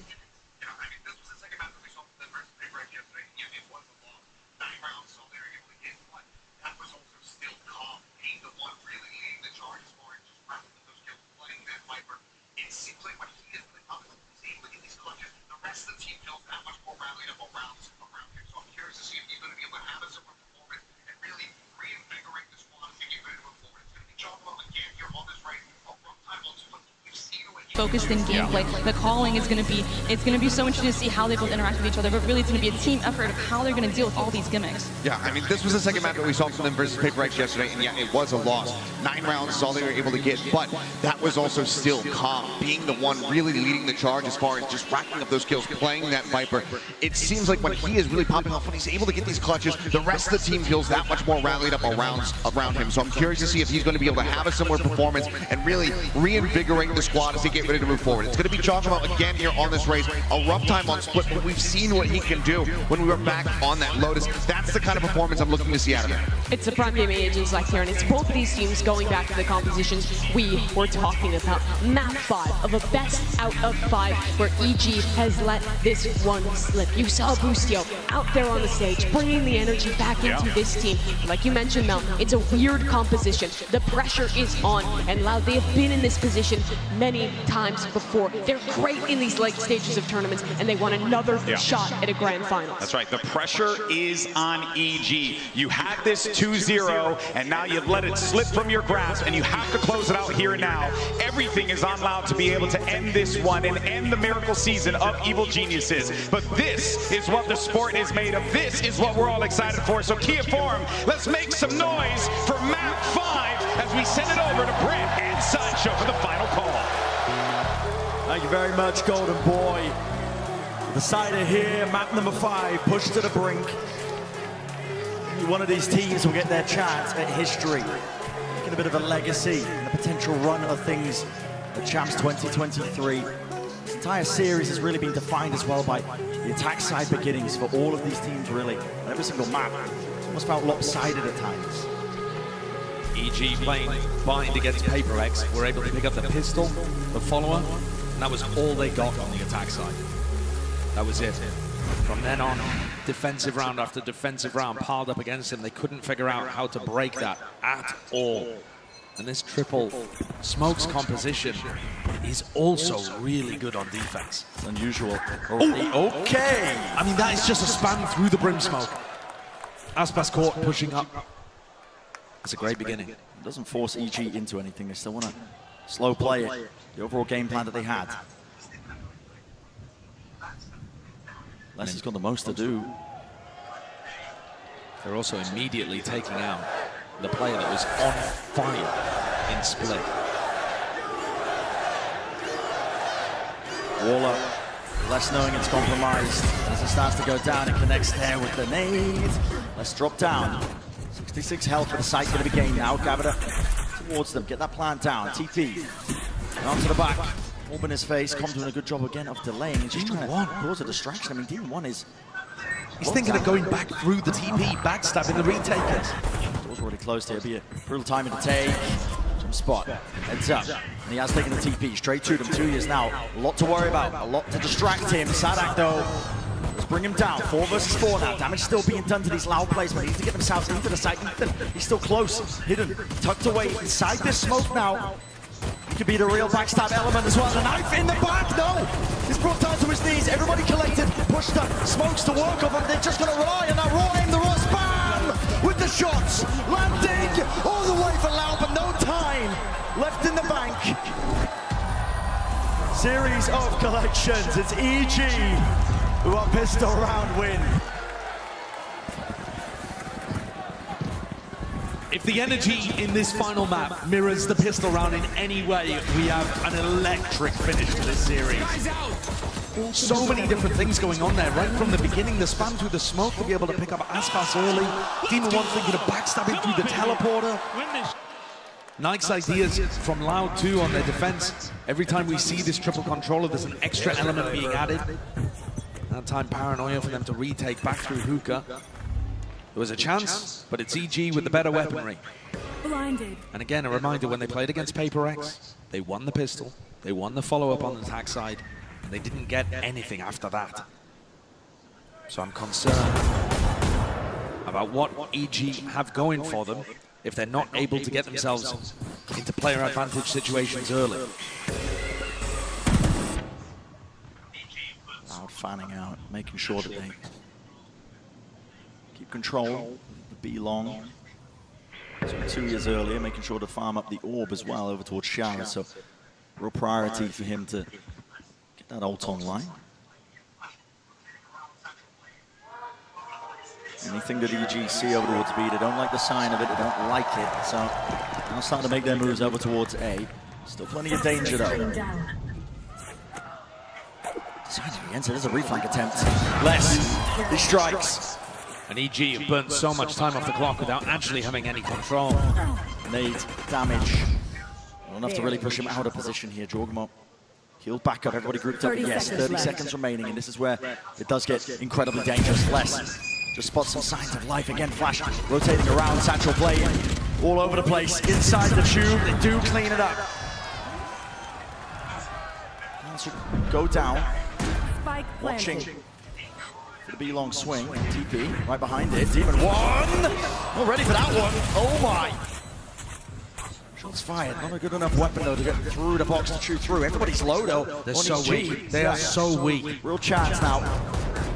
Not really going to be doing this. Tearing away the hopes and dreams. Surely not. The bullets here. Aspas really making the most of this. Smoke's still there. The one way. They don't know which way to land. They don't know which way to play. But finally, shot through the wall. Offsetting this. Time ticking for Aspas to do so much, but okay. Incredibly close round again. EG barely able to hold on with fractional health. Aspas with one kill there, got his nade back online too. So if that double face had not been perfect, if EG had not had that excellent coordination between Ethan and Con, there was definitely a chance. Loud are still going to be feeling very confident though going into this rifle round. It's an anti-bonus, EG's economy not in a great spot. They're going to try and go fast through showers. So they get past this one way very early on. Sadak's going to be throwing that a lot of the time over towards showers. And EG just want to demonstrate that they can disrespect it. And Smokes as well for the job. Paranoia, Molly being used. A lot of util pulled out aloud. Tons in fact. EG, they wait out their timing. They can really strike back. And look at that nade, just bounces and perfectly played right towards the backside of Lamps. You are feeling the heat if you are EG. Is not just talking the mollies. Aspas. Look down this angle here. Still nowhere to run, nowhere to really get out of dodge and danger here towards the back of the side. It's all good together. Still Loud. Maybe not. Aspas. Who's there? Another nade earns. Got to reposition. Bustio tucking around the corner. Ethan in their faces with the spray down. Aspas. It's 3 in a round now for him. Reloaded. Damage done to Bustio. Don't know where they are. Brought it round. Ring around the roses. 1 versus 1 time. Starting to hear it. Les Knows is out. It has to be a half stick all the way through. Getting off of it. What a round. Red Bull clutch from Bustio to clean that one up. EG came in with almost nothing.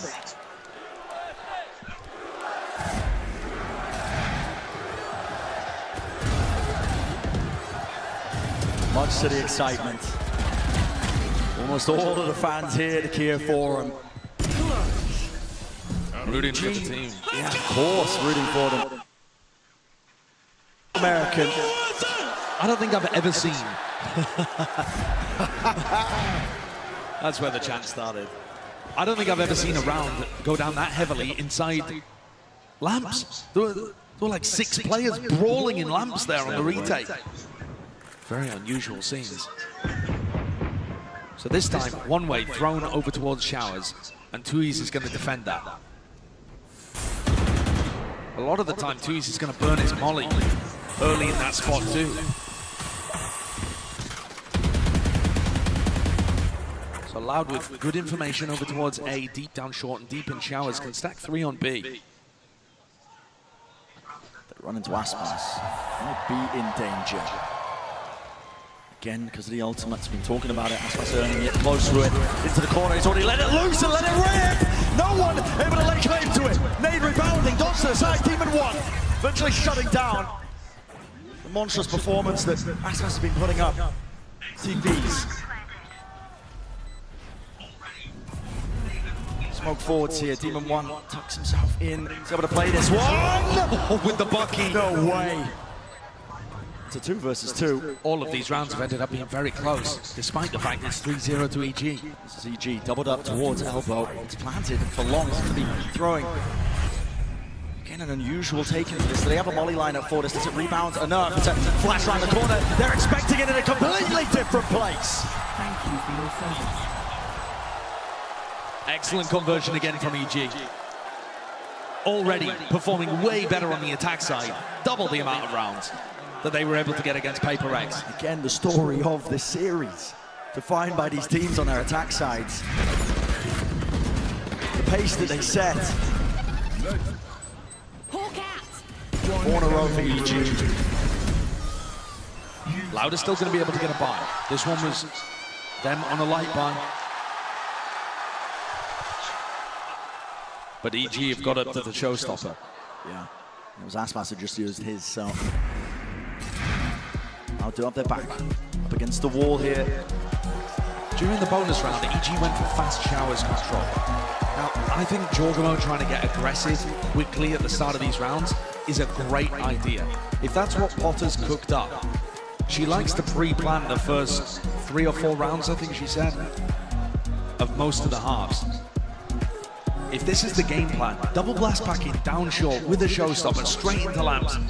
What is Sadak going to do about that? He's going to throw out his paranoia, but the showstopper is a great tool for being able to open up the A side of the map. Yeah, I completely agree. I think it's a bit of a weakness with this Loud comp when they're playing, you know, triple controller.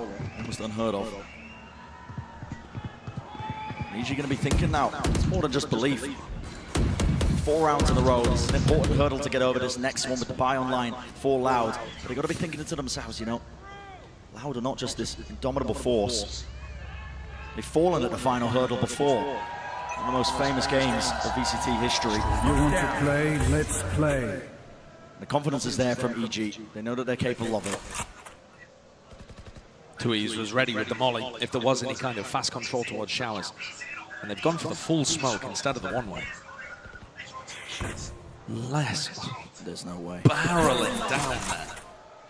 I thought he was going to try and pick up the orb or something, but he's just tucked himself into this corner. EG were going for a lot of these kind of plays where they take hookah control and we're trying to double blast back Jorgamo out through hookah. And one of the issues when they played against Paper X is that he was just getting plucked out of the sky. But that requires the defenders to be really sharp with their aim. Jorgamo, he's in. Hello. He's in already. He's a showstopper. He's alone. And he is pulling all of these rotations. Loud. Wondering where is the rest of the hit coming through. We've already committed with a lot of our players. 2 players on their side. It's Sadak and Tuiz who've got to try and stop this now. And it's contact plays from EG all the way through. Jorgamo is more than a nuisance. This guy is single-handedly winning them this round. Got to bring down Les though, a TP pivot. He's realized it. He's opened up the site and the rest of his team starting to join him. Les, together, taking a fight. The strength in numbers, and that is the mantra of EG. What a round for them to be able to pull out. To keep the momentum going in Evil Genius' favor. Putting the genius in that one. That was a beautiful round. You're expecting something very straight up with the showstopper coming out in the timeout there. They have the understanding that Loud are playing over Octagon. So Jorgamo's feeling favored to be able to get a kill anyway. But the fact that it's all a fake. And Jorgamo's just left kind of inserted weirdly into elbow. Unbelievable. Nightmare repeating itself, unfolding in the minds of the Loud players. Being in similar positions before, this is their answer! This is the mix-up! It's Demon One who does his best, but against all of that, the onslaught coming his way, come. And Aspas from beyond the grave even, collecting the 4th. What an instant response from Loud. But that's exactly what they needed. Confidence up instantly, all the way down. And Jorgamo has been trying to take some space over there. It's just full blind, bunny hopping around the corner.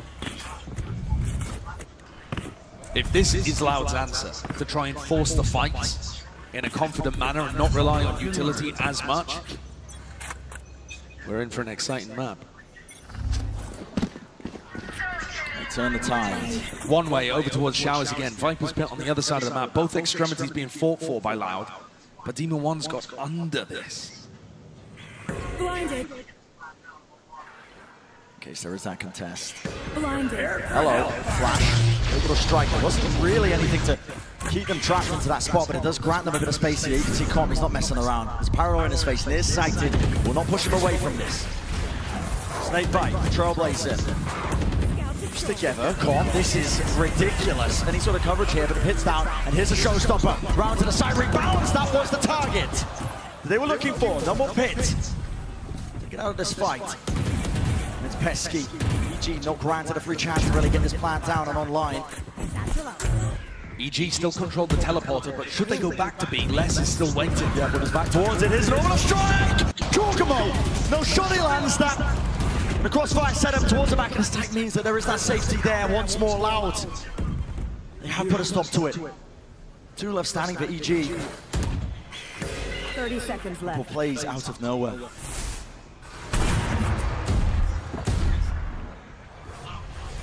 Pit was dropped down, 20 seconds remaining. But Les is still in a fantastic position, even if they do decide to take the teleporter. There's no time, they have to commit to A. It's a tap. They're surrounded. No fight for taking, no easy shots, at least off it. Les from behind. But yeah, there's really just no time left waiting. So, Loud not giving up. Not that easily. We saw a tweet from Anders, a guy that's helped coach Fnatic for this tournament, after Split, where he said, Loud finally showing the version that beat Fnatic. This is the Loud in the last couple of rounds that beat Fnatic. Confident, aggressive, getting up in your face, dictating everything that you try to do around the map. Just being so active. And they've broken EG's spine. 5 in a row for EG, and now they're having to take an eco. Les and Cowancy fighting over B long, meeting that resistance. Again, Loud focusing on the outsides of the map. Showers, B long, maintaining control over these areas.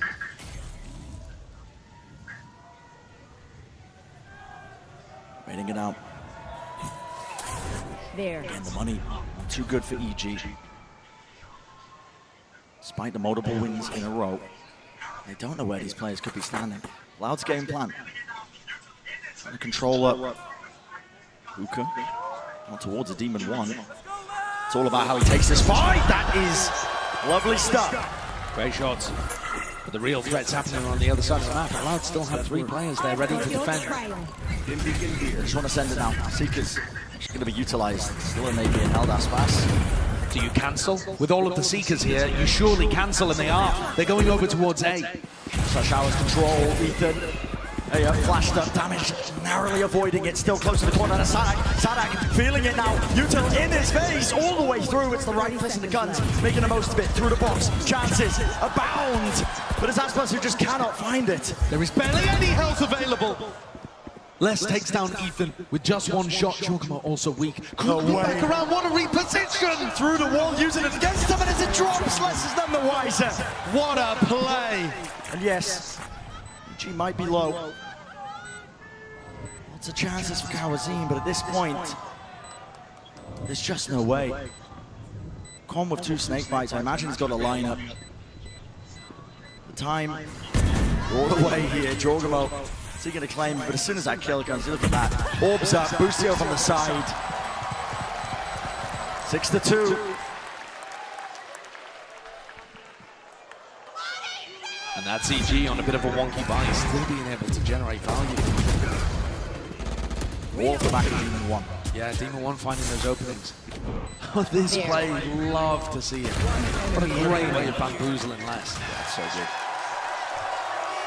And I really appreciate that EG stuck to their guns on Bind, leaving Demon 1 on Chamber, and Boostio on Brim. Boostio had a terrible Brim performance against Paper X. And I think that knocked his confidence for the entire rest of the series. They're both delivering today. Demon 1 though caught. He doesn't have his rendezvous down. He's not even in position there, expecting to take the fight. Loud, not really feeling the confidence knocked out at all. I mean, there's an attempt by EG to pick up the pieces to push through those choke points, but it's not as well thought out. And for all the Loud players, set up for success. Okay, well, they know where Ethan is. But the 7th round seems pretty far away at this point. Aspas going to clean it up. Bring things within 3. It's getting competitive. Make sure to follow my pack in. EG are going to get knocked back down to a weird buy again. They're probably going to be able to force something up. But here's how this happened. I mean, you look at the time on the clock. That's 10 seconds into the round that they're taking the fight. It's a bit of a weird timing. I mean, you either expect B-long aggression to be as soon as the barriers drop, which is you know, a couple seconds earlier than that. Or being a reclear kind of strategy. So Loud just messing with the timings. Really caught Demon 1 off. Satchel play. Flash didn't see anything. It didn't give them the indicator. There's no one on A. Yeah, where does he send this one? There's too much to clear. Across the back, a bit of an incorrect guess. That's Sadak. Oh my God! Punished. And there's no one near. This is going on. I mean, Loud are going for a bit of a wraparound, a flank place. There's going to be a trademark waiting for them again. Does Com hear any of this? Maybe the potential's there. No, noise is being made. He's turned his attention away from the boost here as well. They know that this flank's coming through. Still in control of it. Nade pushes it out wide to the open. Less. Good success when it comes to taking these fights together, but they have so much more to get through. Demon 1 tucks himself close. Again, these off-anglers knows how to play it all, but a strike, just buying time. Bleeding the clock. The molly at their feet, 2 years distracted. Every single moment counts for this one. EG again in firm control. Doesn't matter if they lose the players. They had nothing coming into this. A series of ultimates, and that's about it, but it gets them to that 7. And that's 2 rounds now for EG on their attack side, where they had the broken buy and yet still come out the good. Round 8, round 10, finding that success. So different to their game against Paper Rex. Loud have struggled to hold on despite the fact that Aspas is carrying on his performance from Split. 17 kills for the defensive raise. And it's just not enough. EG are still finding these openings. That one, a gamble from Loud. They only had 1 player in A. This time they stack it with 3 early on. And it's still just down to Les and Cowanzine to defend over on the B side of the map. No one on EG ready for any large ultimates to come online. Whereas Loud can get close to quite a few. Yeah, they're close to it. I'm out of stuff. A few kills go the direction of Loud. Always chances, especially with the rifles. No moves being made by EG. Loud are 12-3 on Bind all time. They've only lost to 2 teams, Optic and EDG here at Champs. Historically, it's been a good one for them, but this round is going to be mattering a ton. Flash forwards here. Ethan essentially alone. He breaks the talk as well and backs away. It feels like there's so much more presence here, but again, the answer there by Loud, they immediately face and re-clear it, and now Loud are taking up Shower's control. Yeah, the Shower's control here should end up being incredibly important. The retake is going to come from both sides. Yeah, put on the map so slightly here. The paranoia, it's all the way through. Spike's still going to get planted though, not pushed off, not. Ethan's on the lurk. So EG's job might just be to buy enough time. Out towards bench. Nader's going to be rattled out towards the side here. Again, the players could be meeting them. And it's Loud, taking ground, taking names. Cowanzine eventually brought down, but it's all that consistency and a discipline. Let's sticking it from behind. Ethan is going to do so much more, but it's just no time. Out wide for it, Loud. Oh boy. Incredible individual timings there found from Cowanzine. Great aim too. Being able to find his moment in pocket, catching the EG players as they were backpedaling. The EG players are just trying to jiggle peek and spam, attempting to slow these guys down, but Jorgamo's caught reloading in the open, and then Boostio fails to trade. Nice try by Ethan on the lurk. We've seen those work multiple times from Com, but not here. A broken buy once again from EG. Everyone grouped up for some kind of fast A-pop. It's the last round. That's where the pit is. It all hinges. Ethan now has Seekers, Brad. So they've gone for early Showers control, Seekers. Remember how good Loud were at clearing out the pit with Seekers before on Split? EG though, looking like they want to drift in the opposite direction. They want nothing to do with it. The trouble is, that prior round, the war chest of ultimates waiting to be unleashed here. Loud holding on to it, even in the middle round here, at the minute mark. Cowanzine could just let rip with the Seekers to point him directly to where a lot of these players are. Blinded. And if EG gets snarled up, the orbital strike from Tui's could be the nail in the coffin. There's the Seekers though. Go button going to be pressed here for EG. They want to be looking at it, swarming all the way through. Orbital strike, it's caught them, collected them, the central movement, but out in the air, Jorgamo. He's got no backup. They want to hold it down as well to provide that covering fire. 3 players left standing here for EG. 30 seconds left. And what can they do? Slow to a crawl, maybe Demon 1. Bit of a miracle here, dropping down. Flash on the hands, a bit of a fake play. Boostio together, collected, down to the wide, and they angle. Plan's going to be able to go down. 12 seconds remaining, less. Deep on another flank of his own. And it's a 1v2. How have EG managed to make it this? Demon 1. Watching for backside, but who is controlling this one? Boostio falls, and Demon 1 is weak. Playing for the positioning, less! What a clutch, what a 1v2 for Les to be able to win. To get this at 5-7 in the half. I thought EG had done enough there, the little fake flash in the cubby. Demon 1 hitting nice shots with the Guardian. They almost had it. Almost. But what a recovery this was in the half in general from Loud. To bring this back within 2, a pistol and a follow-up, and this will be tied apiece at 7. Wow. Electric at the half as well. Let's send it down to the floor.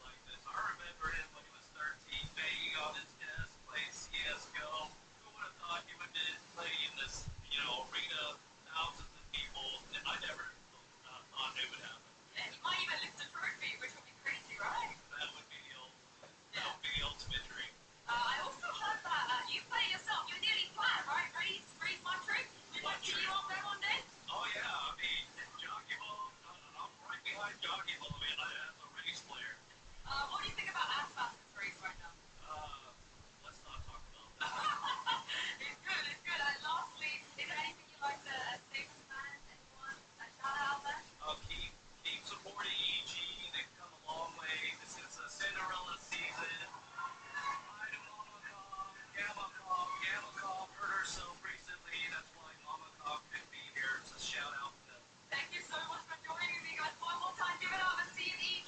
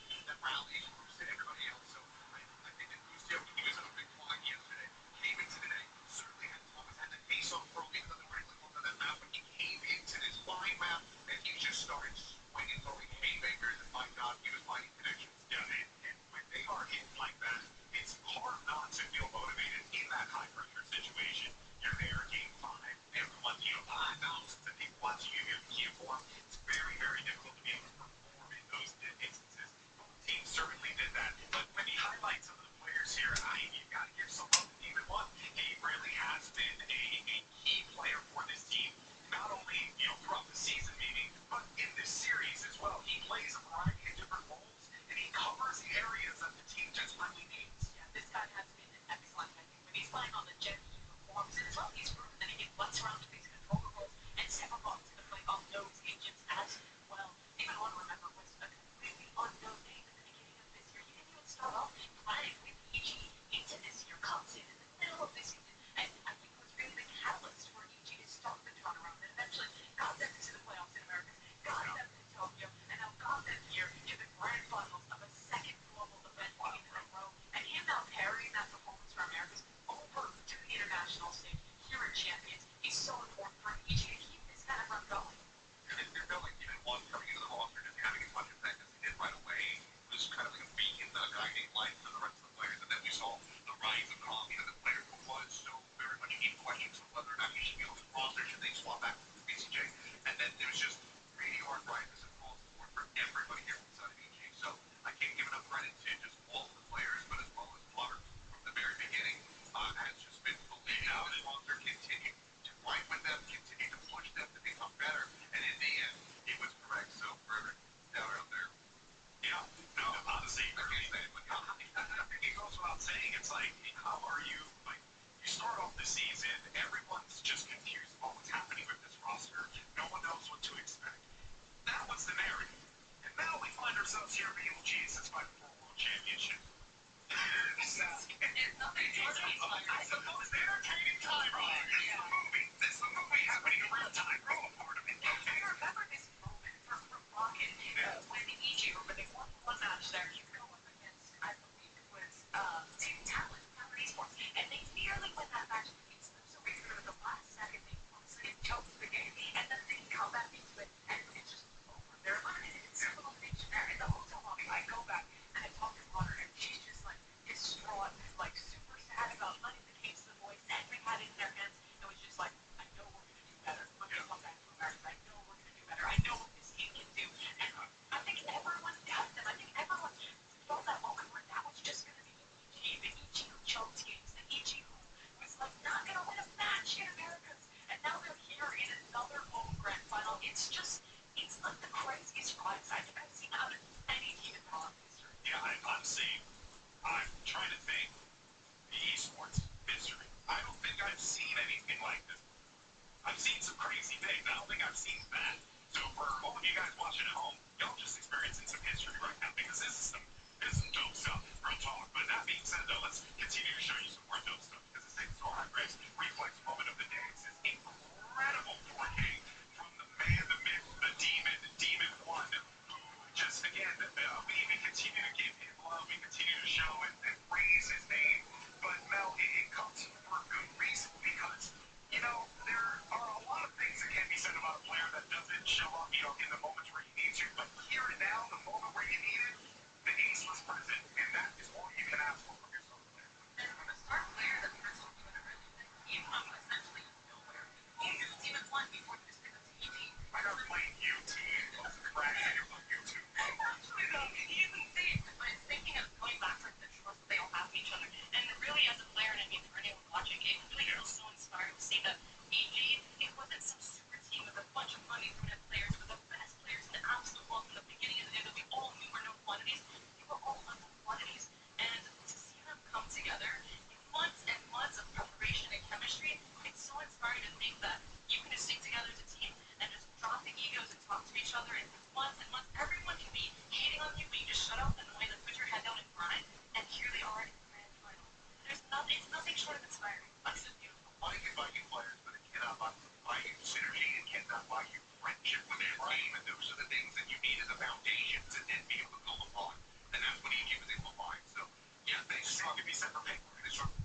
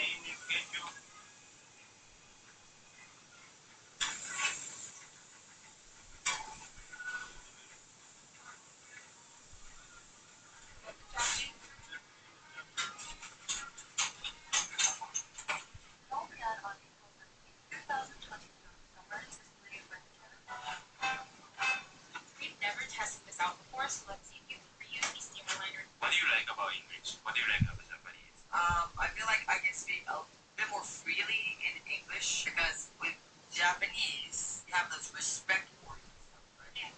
Where you say son, sama, yeah, stuff like that. But so, there's no stuff in English, yeah. So like it's easy to talk. You don't feel the gap between you and the other person, so it's like easier talking to the other person. In the alphabet, there's only 26, right? And you form words with that. That's the base. But Japanese is totally different. There's kanji, hiragana, katakana. Yeah, and there's so much kanji. Yeah, and you combine those to make a sentence. With kanji, you can show those little details. Yeah, like, little feelings that you have inside. What do you like about English? What do you like about Japanese? I feel like I can speak a bit more freely in English because with Japanese, you have those respect words and stuff, right? Yeah.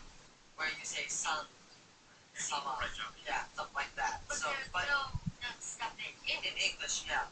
So like it's easy to talk. You don't feel the gap between you and the other person, so it's like easier to talk to the other person. In the alphabet, there's only 26, right? And you form words with that. That's the base. But Japanese is totally different. There's kanji, hiragana, katakana.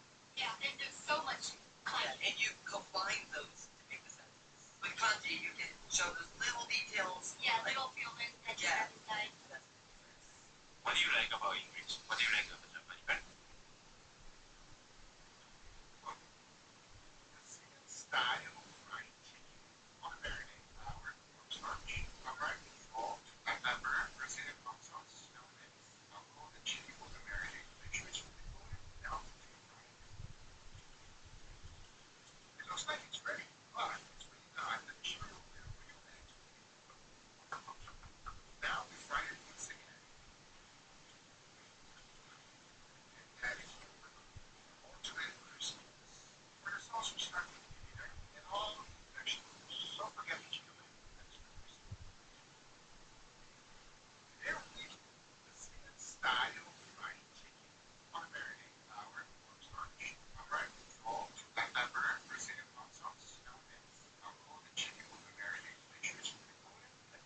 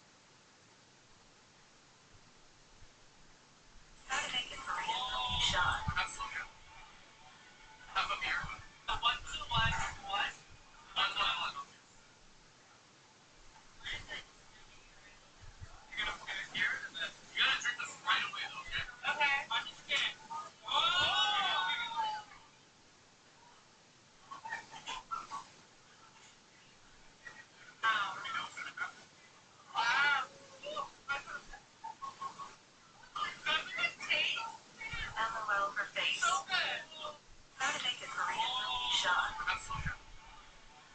Have a beer. The 1, 2, 1, 1. 1, 1, 1.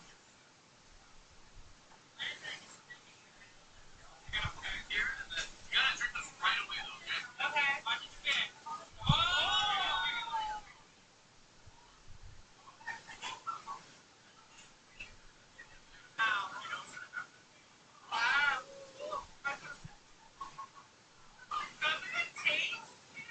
LOL, her face. So good. How to make a Korean milky shot. Have a beer. The 1, 2, 1, 1. 1, 1, 1. You gotta drink this.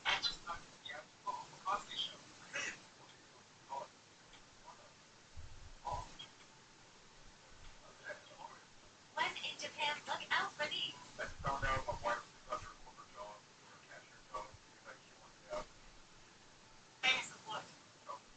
Is there a reason why you're not paying to support the shop? I love my job. I did it intentionally. Wait a minute. You intentionally left your job? Yes, because I did. How much did you make at your last job? Annually $7,000. Now I work at. How much do you make now? $30,000. What's the qualification for working at that job? High school diploma. And you have a master's degree. I'm not going to split you. Now I'm going to make you pay child support. $899.60 is going to be your monthly child support obligation that you're going to pay each month to this man. Wow, that's a decent chunk for what she's making. She will be forced to get another job. I found out my wife left her corporate job or a cashier job because she wanted to have. Hey, Mr. Wood. Is there a reason why you're not paying to support the shop? I left my job. I did do it intentionally. Wait a minute. You intentionally left your job? Yes, ma'am, I did. I mean. So, you speak Japanese? やってみたいんですけど、わからなかったら英語で話します。英語話せない日本人の友達はいますか？います。その人と話すときは全部日本語。ゆうたさん、ありがとう。ゆうた先生、ありがとう。私のシェアハウスに住んでる人。So, you speak Japanese? やってみたいんですけど、わからなかったら英語で話します。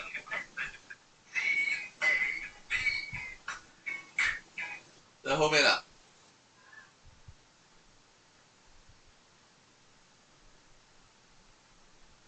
11点叫醒我啊！11点。啊。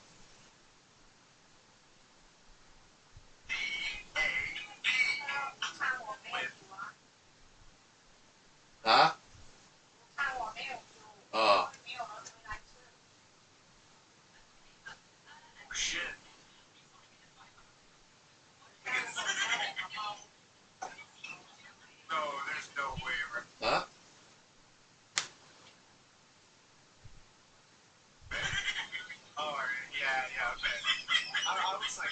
I was like, okay, this is such a fucking troll man with shit.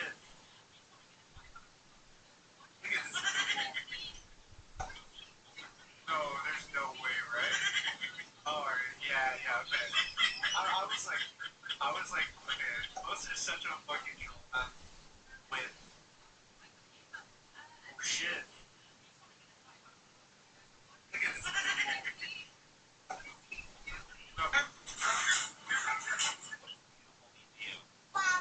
Oh, really? Yeah. Who else is beautiful? Mama. Oh, really?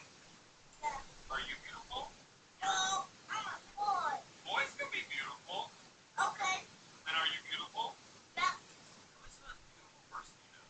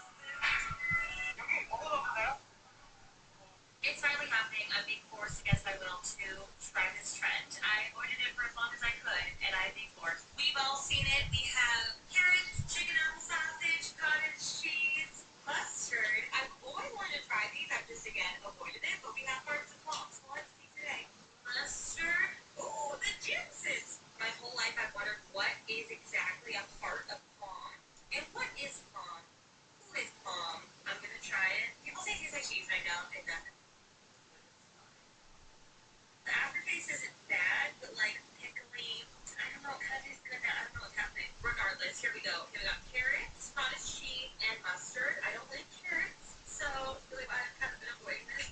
And what the fuck? It's delicious. Chicken apple sausage. It's so good. Let's see if this makes it taste better. No. It's finally happening. I'm being forced against my will to try this trend. I avoided it for as long as I could, and I've been forced. We've all seen it. We have carrots, chicken apple sausage, cottage cheese, mustard. I wish I knew how to play this game, but I have no idea what's going on. If there's one thing I know someone like you wants to do, it's have an insane monologue planned after their final turn where they deliver the killing blow with an insane combo. But if I instead attack you directly and ended myself, monologue. There is one thing I maybe can do. I activate Portal Grandmaster's ability. By banishing one card straight from my graveyard, I can negate my own effect. I will back down and recast attack one percent, meaning you can't even kill yourself. No. Unfortunately for you, Albert, only the winner of the duel decides the end, meaning you can't even kill yourself. No!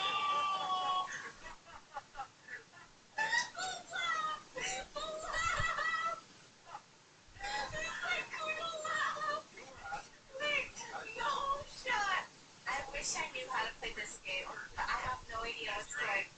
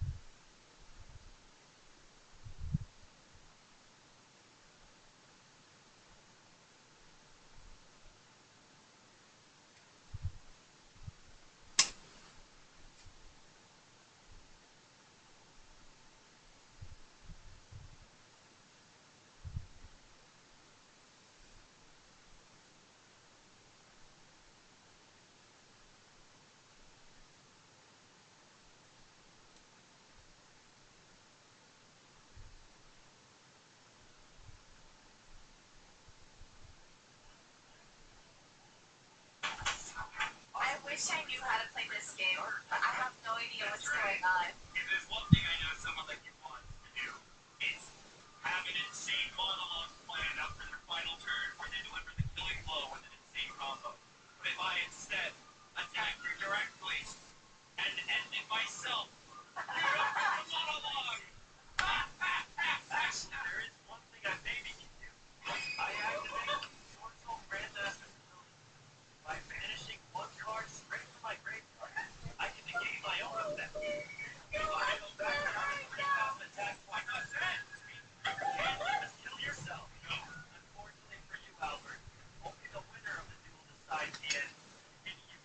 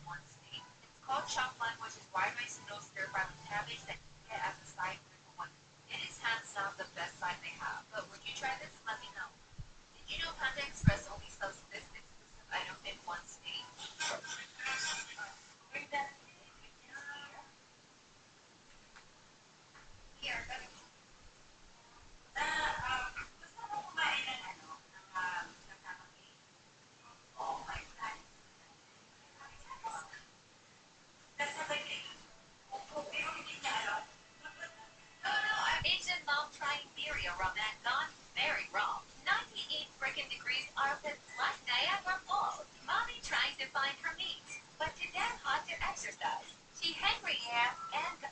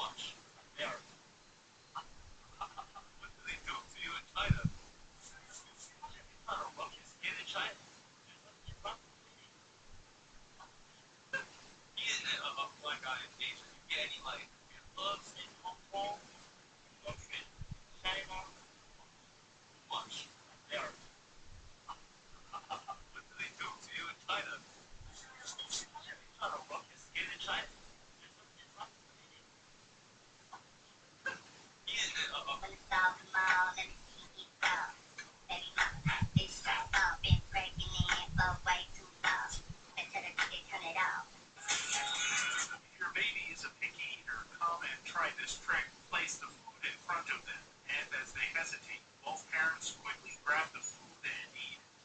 Before the child can react, it's gone. The baby's confused look tells them to eat faster next time.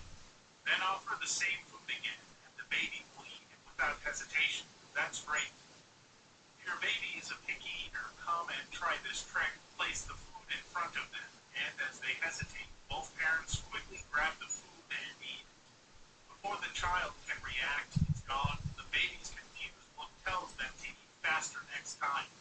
Then offer the same food again, and the baby will eat it without hesitation. That's great.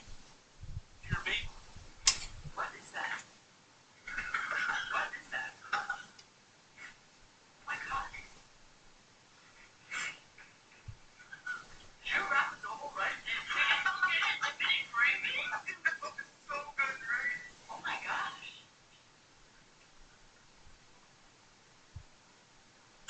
Oh.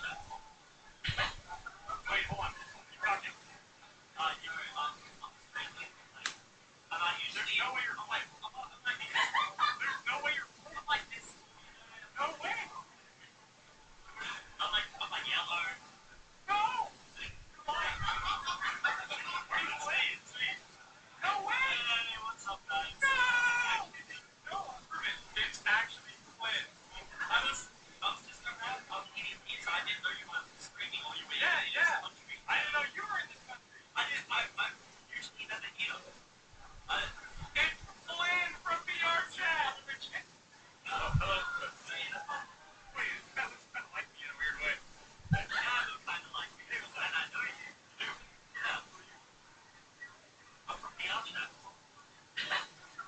hold on. Keep talking. You're on the street. Like, I'm not used to it. There's no way you're playing. Like, there's no way you're playing like this. No way. I'm like yellow. No. Are you saying it? No way. What's up, guys? No. It's actually Flynn. I was just around. So I did learn about the screaming. Yeah. I didn't know you were in this country. I'm usually in the deal. It's Flynn from VR chat. Oh, hello. Wait, it's kind of like me in a weird way. Yeah, I'm kind of like you, and I know you do. Yeah.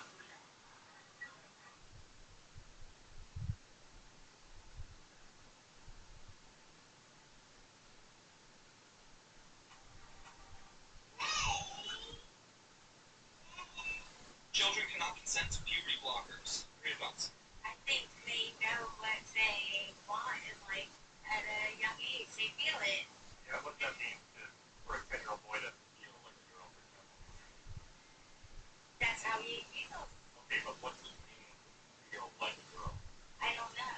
You don't know, and you're a grown woman. How would we expect a 10-year-old to know what it is to feel like a girl?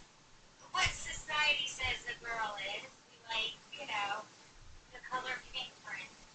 We like dolls. We like shoes and clothes and nail polish to do our hair.